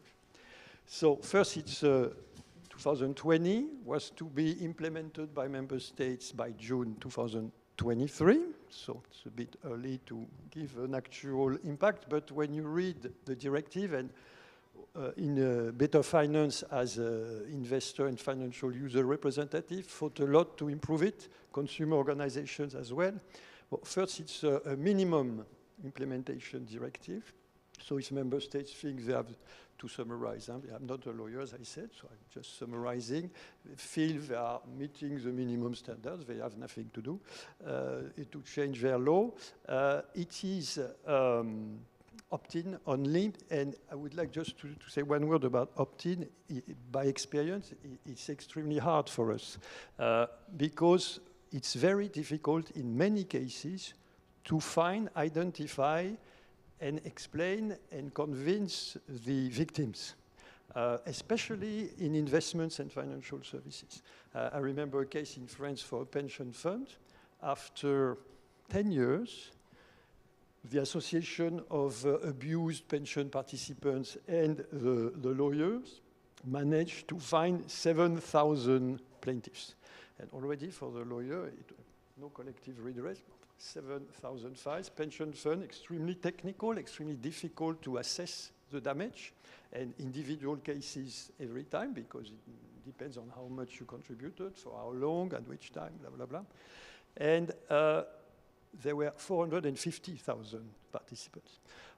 We may talk again about, and I hope, about Airbus. It's extremely difficult, even for associations of investors, to track, find the investors in the Airbus shares, especially in some countries where there was, let's say, to be polite again, minimum publicity by the media on the, although it's a 3.4 billion penalty that they got for bribery.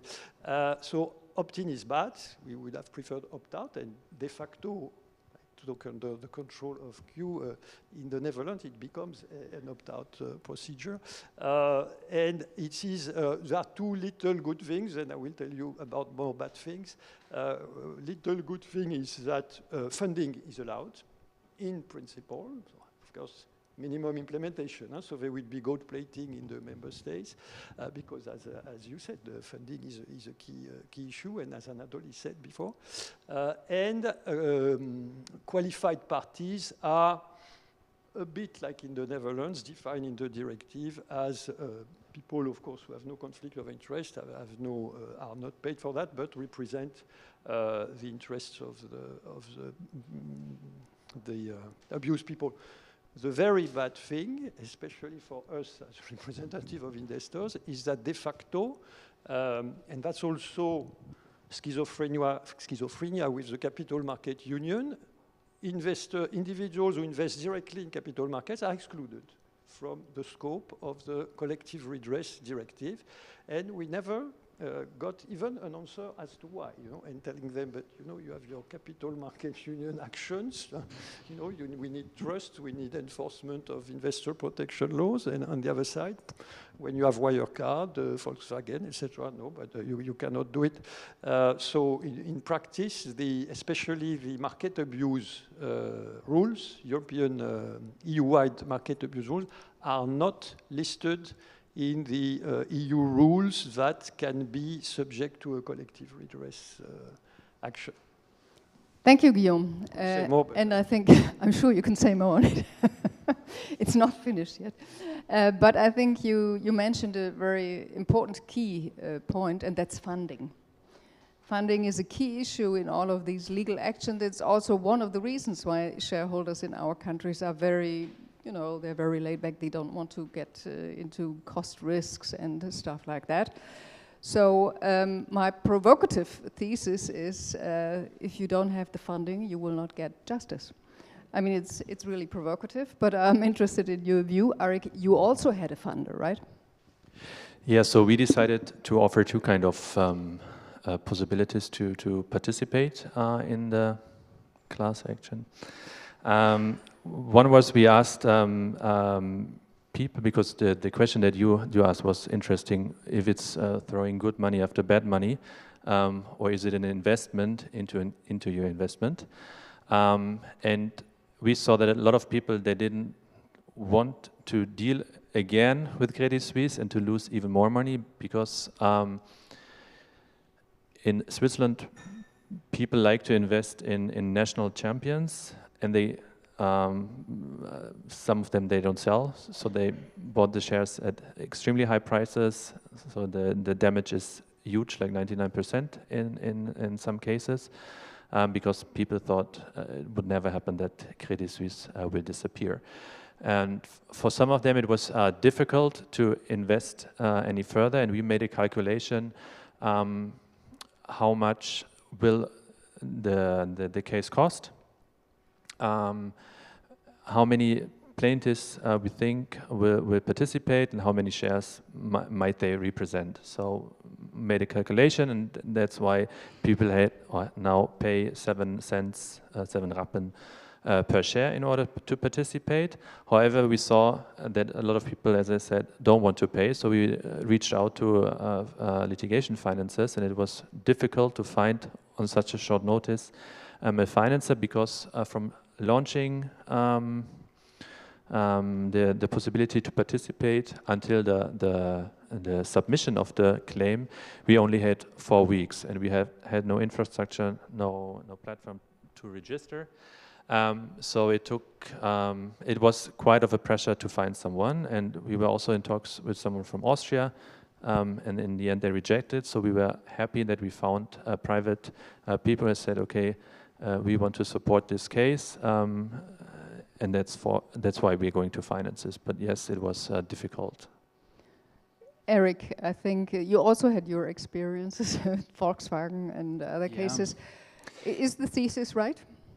I think funders are no charity organizations. So they are looking at financial markets and of the possibility if you can procure a claim within a certain time frame, within a certain success rate, and look at the outcome and the length of the proceeding. So basically, funders, we are talking here about, most of the time they are people out of the financial industry who are willing to invest most of the time a couple of million euros over a period of time, 10 to maybe even longer years, and hope that in the end of all days they are receiving more out of it than they invested.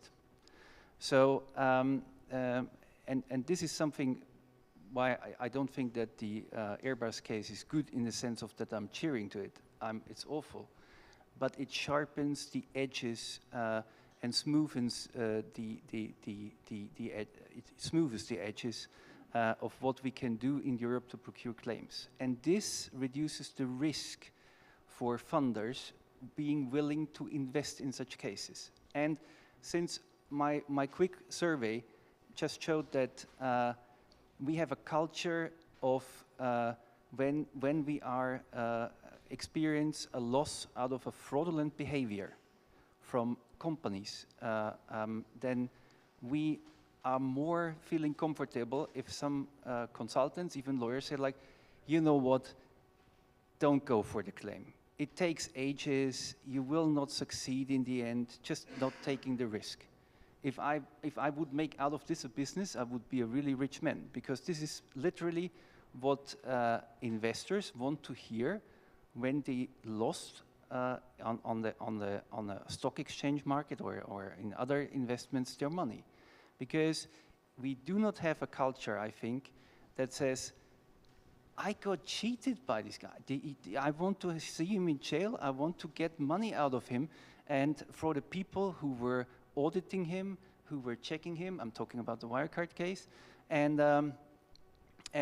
we do not see this justice. So while we have the culture of not being willing to invest in the procurement of a claim, third-party funder is, in my opinion, the only way how you can get access to justice, because they are willing, but not for every price. So, and we are in a situation in Europe where this all is just developing, and that's why we have to be cautious. But on the other hand, we also should, and this is my last point, referring to what Guillaume said, the procurement of a claim is an asset of a capital market. I think capital markets, which offer investors in the situation when you lose your money, a reasonable and also from the timely perspective, a reasonable way how to go after those who were causing the damage is definitely an asset of a market. I would be only willing to invest in such a market and not where I have, when something happens, only the depressed possibility to say, well, it happened, so I'm not throwing good money after the bad money. So that's why I think the US is much more effective and successful also as a financial market. Absolutely, I agree on that. Hugh, before I come to you, I share your view on the funder. I'm not as sure about the investors, because look at Germany, we have 30,000 investors that were all invested in Wirecard, and they all joined the action. So it's not that they don't want to do anything, they just don't have the possibility and the limited, we have limited possibilities in Germany legally. Sure, but the 30,000 don't want to pay. Well, because they don't want to have a cost risk, and that's where we talk about the funding again. So Q, funding is a big issue also for the Airbus case, right? Yes, it is. But I wanted actually also to link the funding issue to something that that actually came up earlier during this panel discussion, and it's unfortunate that Anatoly already had to catch his plane, because he referred to actually two types of cases in the US, which I think are interesting. One is going after damages, which is essentially what we are all trying to achieve in Europe, and which require litigation funding. I think we all agree on that point. But I think the other interesting thing is he gave that very inspiring example of the 21st Century Fox case, and there actually the claimant, which was an American pension fund, actually sued with the aim to repair governance shortcomings and certain social issues within the company.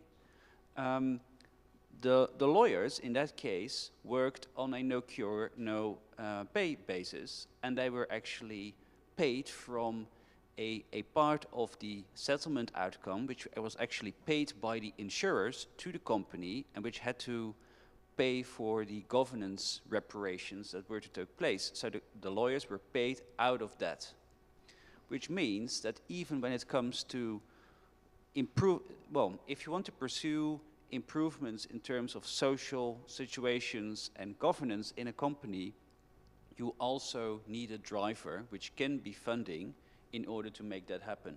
We have nothing of that sort in the European Union at the moment. In the Netherlands, you can pursue inquiry proceedings with the Amsterdam Court of Appeal, and then the Amsterdam Court of Appeal can order an investigation into the company, and it can take certain measures, but there's no way in which you can make money out of that as a claimant representative organization. So I think that is something, if the European legislator would put something on the agenda, it would be actually not only reparational, always getting after the money when you have already lost, but it is also about trying to change something which does not necessarily result in the payment of money to those who lost it. So yes, litigation funding, but there should actually be more opportunities for litigation funding, one could say. Yeah, and we would also need the legal remedies to have more impact on the ESG issues. But in Switzerland, do you have any possibilities to have influence on ESG? I mean, we just started, but in the first case that we had, for example, there was only after the General Assembly, you had to communicate or to publish the minutes, and there was also only a recommendation when to publish it. So there was no law when you have to publish them. However, there was a limit until when you could go against decisions that have been voted for. So it could be that this deadline has passed, but the minutes haven't been published yet. So that has been changed recently. I don't know how big our contribution was, but we campaigned for this. So I think if you're allowed, you can have an influence, for sure. Okay, thank you. Before I come to the end of this panel, maybe I look towards you again. I know you're already tired and you're looking forward to the dinner tonight. Any questions from your side? Yes, Gertrude.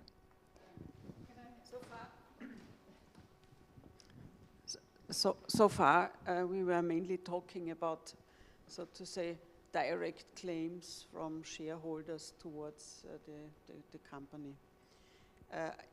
Are there any cases in evidence where, for example, holders of bonds or funds or pension rights have claims against, let's say, a fund management company about not pursuing claims against a company for misconduct? Good question. Who wants to who wants to answer?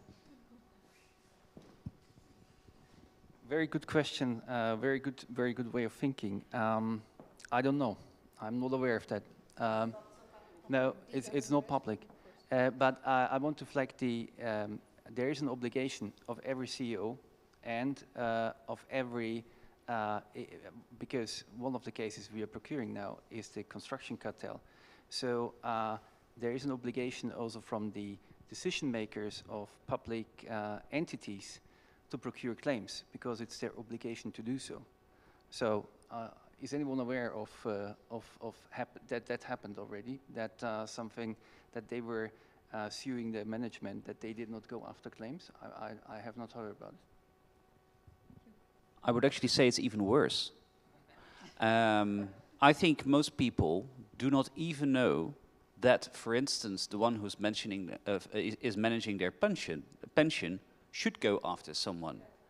And even if people are directly invested in situations where, for instance, there has been reached a settlement in the US, because that, of course, is settlement Valhalla, even then people are often not informed by their European banks or wealth managers or whatsoever that they can actually pick up money in another jurisdiction.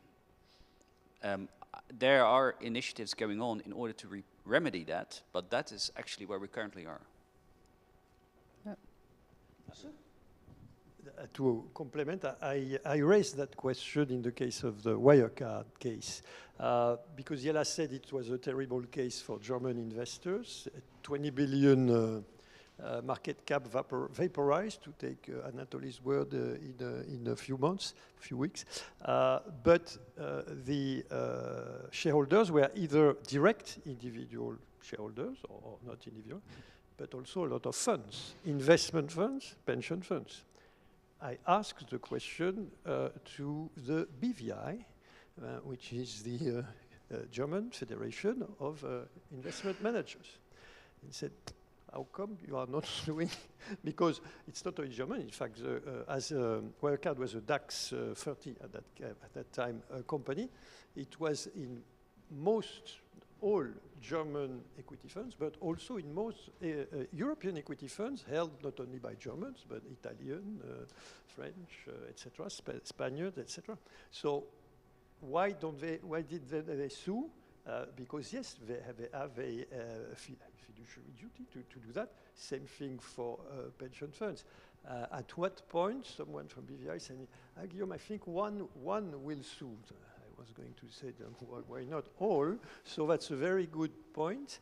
In fact, yeah, I think we should look further into that, especially as we've always been quite, what I say, sensitive to these people, the pension funds, investment funds, because they are called institutional investors, but they are more rightly called, like Professor John Kay says, other people's money.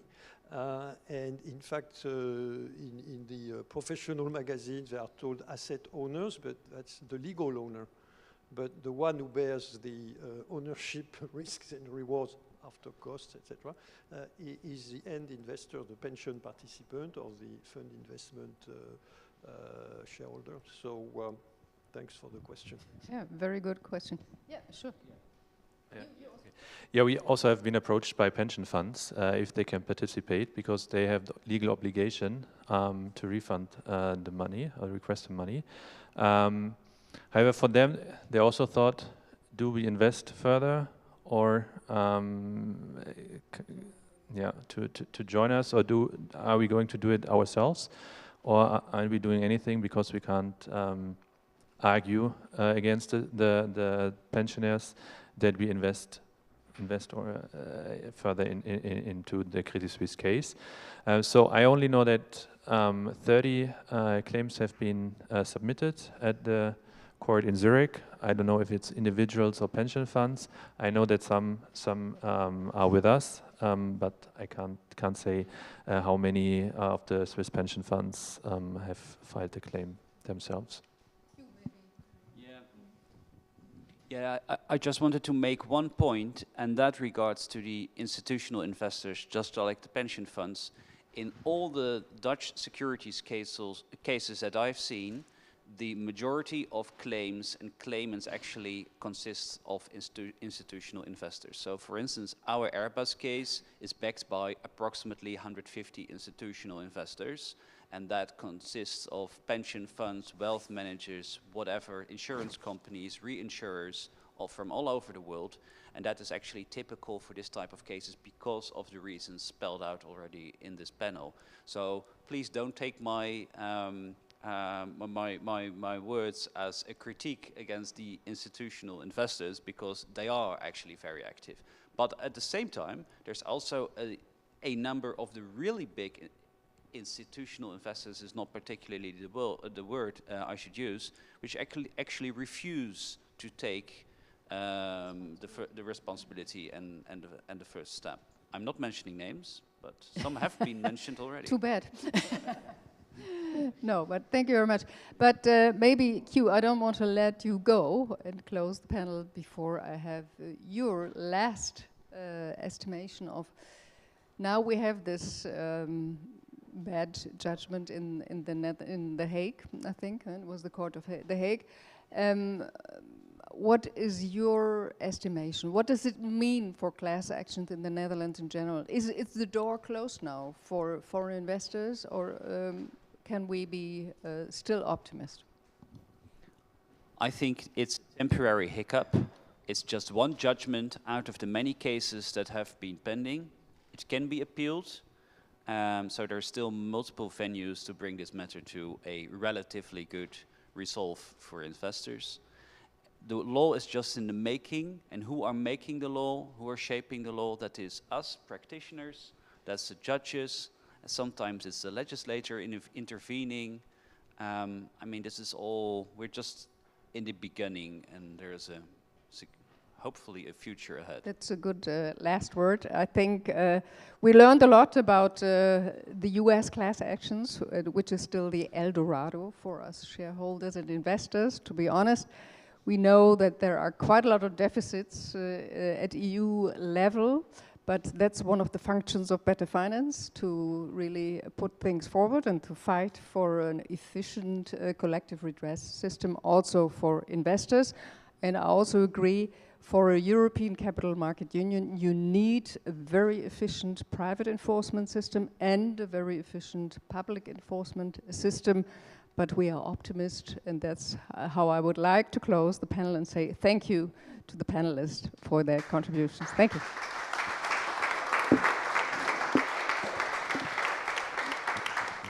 Just in time.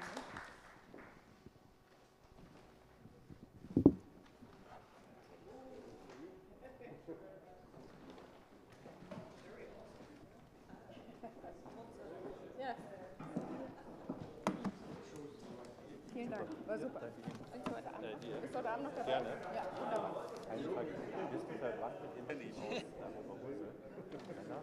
Ja, ich glaube, meine Großeltern kommen da mal groß. Okay. Ja? Witzig, oder? Weil, So, we are in the last instances of our meeting. We just have one reception left. It's presented. The title is "Can You Afford to Retire?" And it's an honor to have Sebastien here on the panel. He is a Better Finance Research and Policy Officer, and Gertrude Pilz. She's Vice President of Deputy Chairwoman of PEKABE. PEKABE is an Austrian association for pensionists, and an associated member since this year of Better Finance. And the floor is yours. Thanks a lot, Florian. So yeah, it's very late, and big compliments to those who have the patience still to join the last part of this conference. Will you afford to retire? I think is a topic which is interesting to each and all of us, because earlier or later it arrives in our life cycle.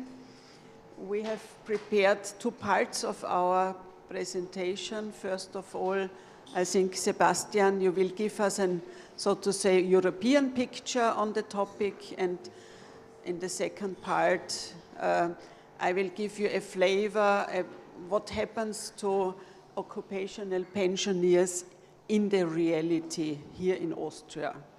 So the floor is yours. Thank you, Gertrude.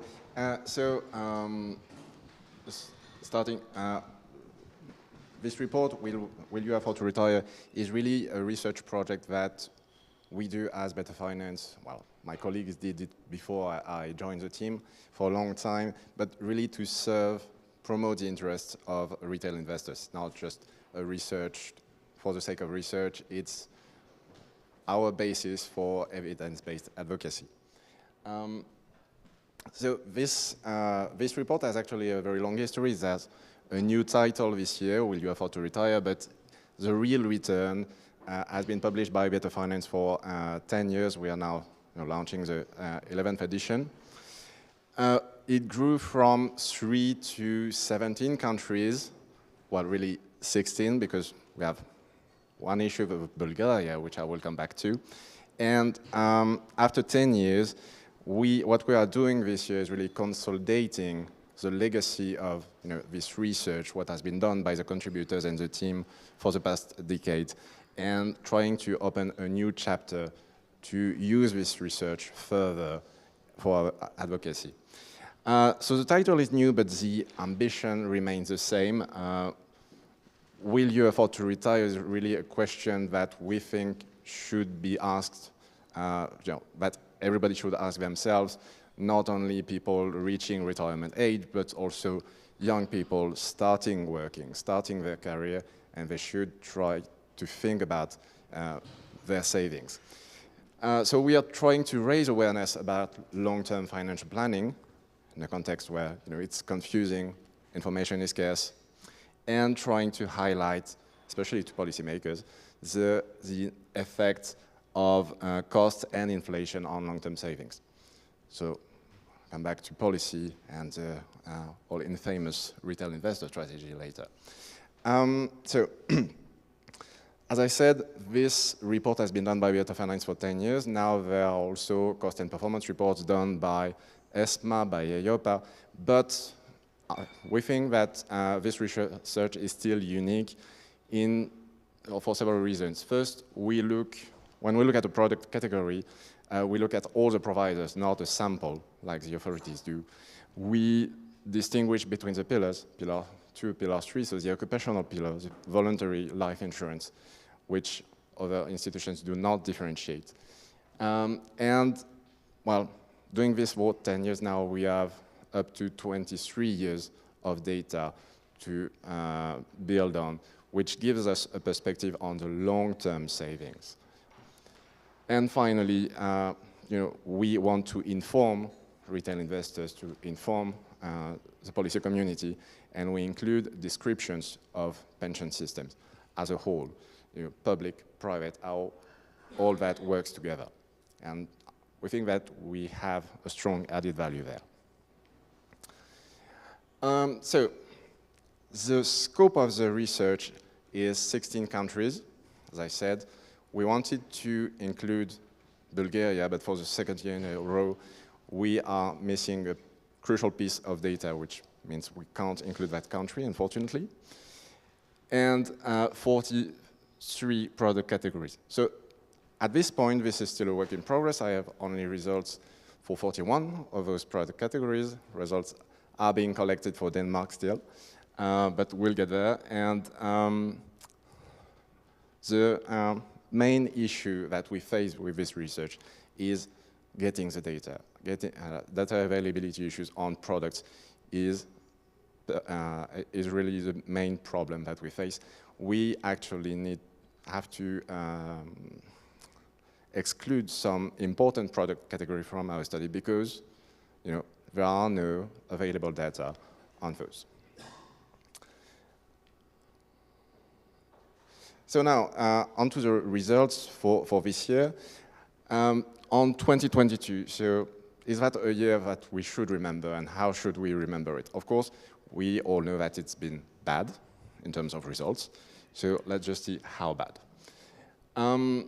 So I here show you the results, the average annual results for all the product categories for 2018 to 2022. Just how to read this. In the box, you have 50% of our sample. So half of the product categories we look at are in this area. Here you have 99% of the sample and a couple of outliers as points. So what we immediately see is that 2022, only a couple of outliers have positive nominal net results before inflation. And we also know that inflation has been very high. So in comparison with the previous 4 years, we see a situation that is worse than the last of negative years, which was 2018, and definitely much worse than last year when we had a very positive market.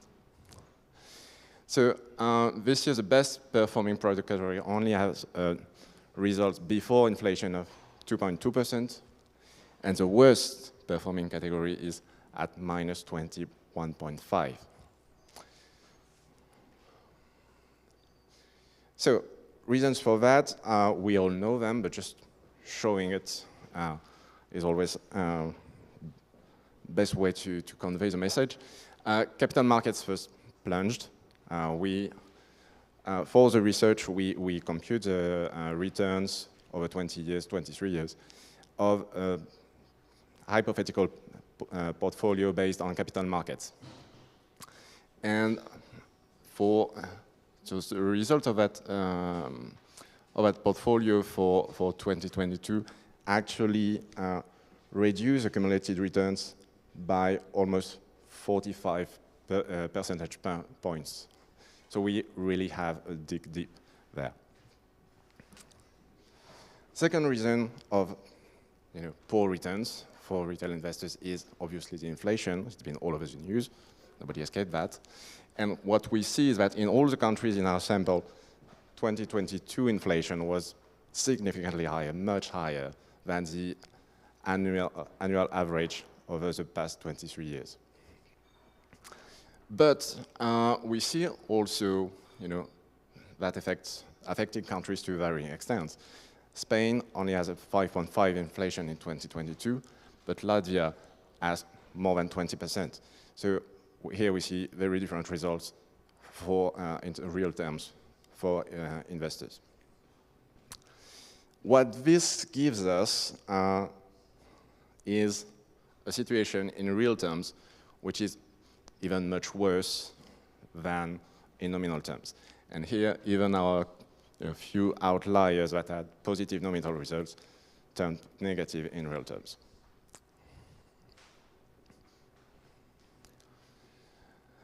Now, I've talked about inflation, capital markets, but where's the question of costs? As I mentioned in the introduction, data on costs is really scarce. And we're trying to get as much as possible in terms of the cost, but our methodology defines 9 cost items. In most cases, we actually can't get any of those cost items. We rely on disclosed nominal net results, and we can't calculate ourselves those net results as those gross results. And then for 11 of the 43 product categories, we only have 1 of the cost items. What does this mean is that our calculated returns actually are most likely overestimates of the actual returns that investors get. The situation is likely to be worse than what we print. But okay, so that was 2022, a bad year, but a bad year in a very long series. So now let's turn to a long-term perspective, since those are contracts that we enter into for a long term, for several decades. So let's look at that. So here I show you the average annual returns over varying holding periods, 1 year to up to 23 years. I'll just comment on the 10 years average returns. And here we see, of course, the situation is much better than for 2022, but still, we only have returns that are barely positive. And for 11 out of 35 product categories for which we have data over 10 years, those results are positive, negative. So we still have a lot of products that in the long term yield negative real net returns for investors. And comparing to our capital market benchmark, we see that it's actually 30 out of those 35 products that are not able to beat the simple 50-50 capital market benchmark. So in terms of value for money, an expression that is really used a lot in Brussels these days, we are not there, definitely. Just a quick illustrative analysis of who performs the best in our sample. Well, the best performing over 10 years is Sweden's APS7 scheme, which incidentally is classified as a public pension system in the Pillar 1. And the second best performing is also Sweden, AP7, not AP7, the other prime pensions. And then we see that occupational pensions tend to perform better than the voluntary ones.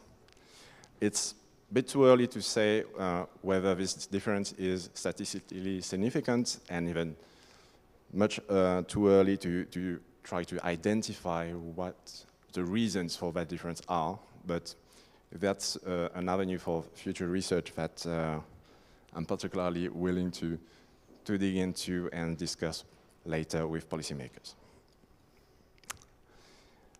And now I give the floor to Gertrude on Austria. So click on the big button.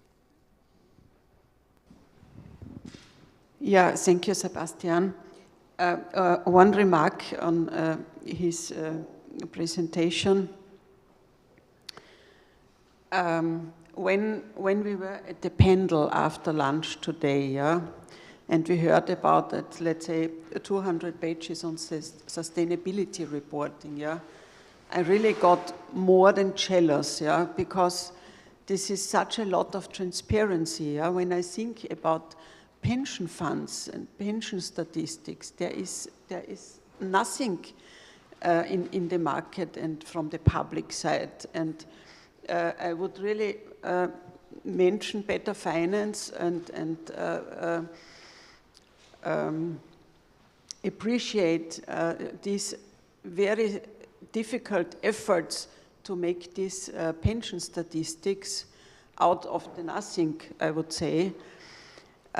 This is a really great job, and it's a very unique statistical product in Europe. And I would really like to thank you so much for this work. And I'm also live in the past couple of years on the IOPA things when Alexandra is presenting the statistics of what kind of shitstorm comes out of the industry. Yeah, they are so they hate this little piece of transparency. Yeah, so we are talking in terms of pensions, especially occupational pensions, about an extremely intransparent industry, and we really have a long way to go to bring real transparency into this topic. Thank you, so Gertrude. Thanks a lot. This is an ingenious product. Thank you, Gertrude, and I take this opportunity to thank all our contributors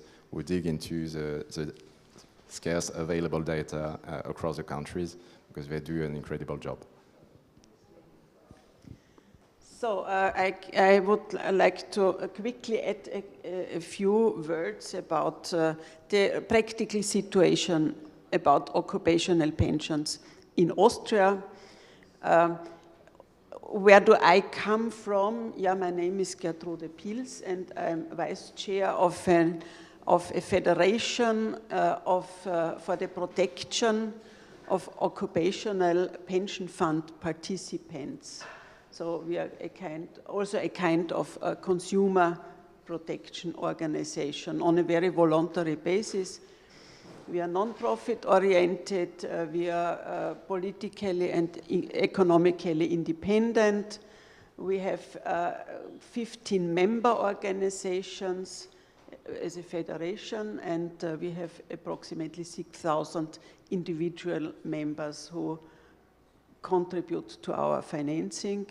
We are associated to Better Finance since May of this year, and we are represented in the stakeholder group of the European Occupational Pensions Insurance and Occupational Pensions Authority. Yeah.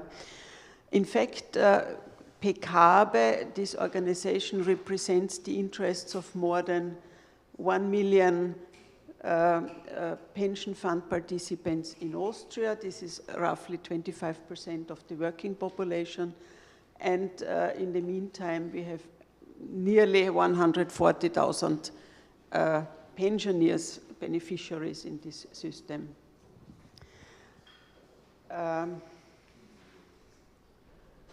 The Austrian pension system consists of 3 pillars, I think, as in the most countries. 90% of the retirement income is provided by the first pillar, the public pension. Luckily, yeah, it's a very reliant and more or less inflation-protected public system. The second pillar are the occupational pensions. And in Austria, I think we are one of the rare countries which has 30 years of experience with defined contribution plans. A defined contribution system means all the risks are borne by the individuals, by the participants, and especially here in Austria, all the rights are with the pension funds. So we have a very disproportionate system and distributions of risks and rights.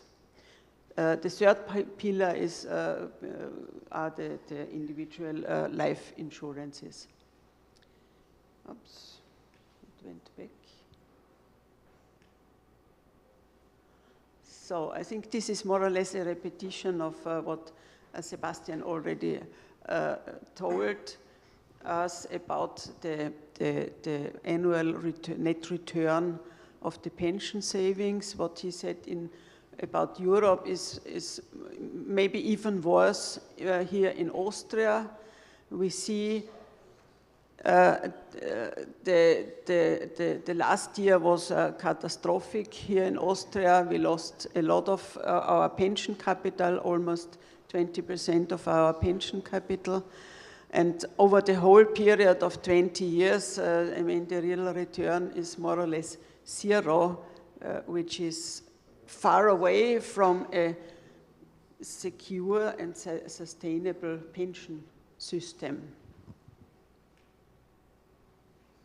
Here, a really practical example of a pensioner of an occupation who receives an occupational pension, and this is a very typical. Yeah, we have numerous of the same cases, countless of the same cases.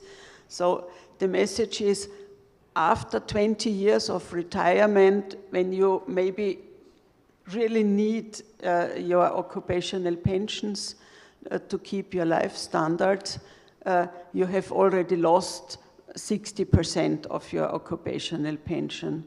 Yeah, and if we see here the annual development, yeah, there was not a single valorization, irrespective of the returns of the pension fund. There were 12 pension reductions in 20 years. Yeah, and as said, after 20 years, 60% of your pension are gone. Here also a very practical example. Here is the letter that was received by the pensioners this year. Yeah. In a nutshell, it says we have the Occupational Pension Fund wrote, we have to inform you that your occupational pension is to be cut by 16.09% this year. So in average, the occupational pension funds lost 10% of our pension capital, and on the other hand, here in Austria, we have a 10% inflation, so you can add up how much occupational pension fund participants lost in terms of purchase power only in 1 year. The situation is really dramatic. So when you ask me, can you afford to retire, as the title, I may say, yeah, we are lucky, insofar lucky in Austria that we have a so far really reliable and sustainable basis by public pensions, which are also more or less linked to inflation. This is the good message. On the other hand, the occupational pension funds proved not being able to provide inflation-protected pensions, and by far not even stable pensions. Yeah, we saw the losses in last years went up to 17%, plus 10% inflation, so we lost approximately 1/4 of our occupational pension in terms of purchase power. This outcome is not really surprising because of the defined contribution system. All risks are with the participants, All rights are with the pension funds. We do not even know, we do not have information where the pension funds invest. Yeah, they hide everything under anonymous umbrella funds, so we don't know what is there inside. Yeah, we as PEKABE, as a consumer protection organization, we pursue, we make the public, of course, aware of the situation. We try to be the advocate of all these damaged people, and we work for a change of the legal framework in order to improve the situation and the rights of the pension fund participants. So that's the reality, and now I give back to you, Sebastien, to finalize. Thank you.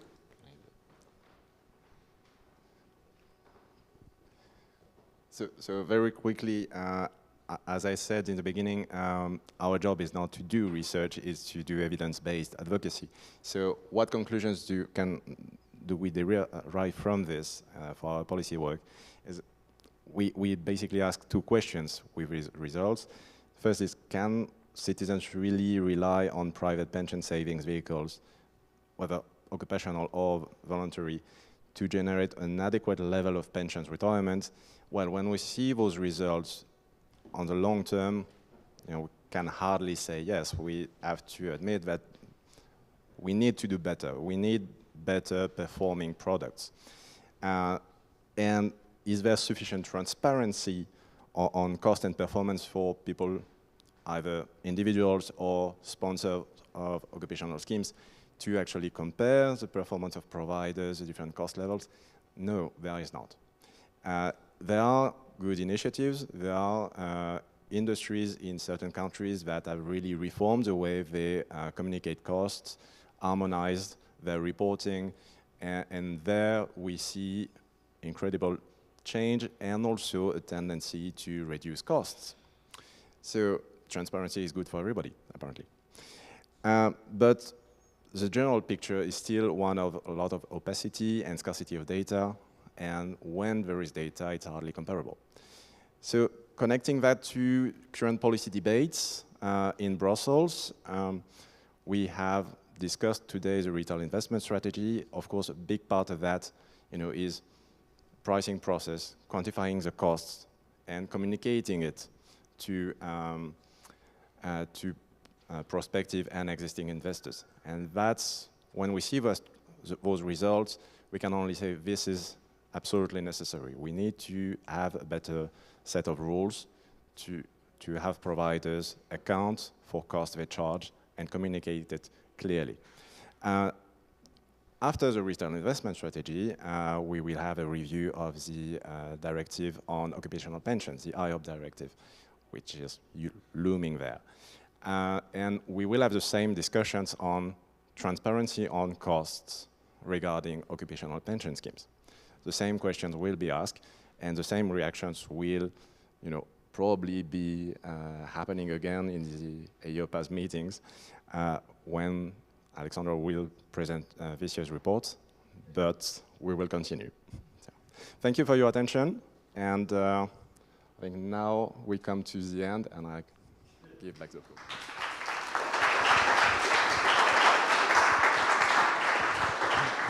Thank you, Gertrude, for this warning. And thank you, Sebastien, for the details. So we are coming to an end of this conference for today, for the official program. And this is the time now to close this conference. I think it was a very interesting and flavoring day. We covered a lot of topics. And you can see, if you want to repeat it, maybe on live stream on the Better Finance webpage. So you have seen all the camera guys running around the entire day. They made the social media and all this modern digitalization content, which we use for the next weeks and days. and in order to archive what we have done here. So this team, I would like to thank you.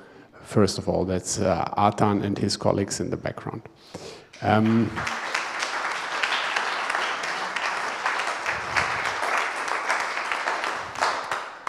Second, I would like to thank the Better Finance team, which is Arnaud and Mathis, for your great support. Without them, it's really not possible. You are really in training when it comes to organizing conferences. We are not, you know, our last conference was 12 years ago. So we are definitely not in shape to organize this. And last but not least, I would like to thank you for being here, being part of this. And I'm not alone. We are more than one person in IVA, and especially in this conference, there's one person who has done so much effort to do everything here, and that's my colleague Anna.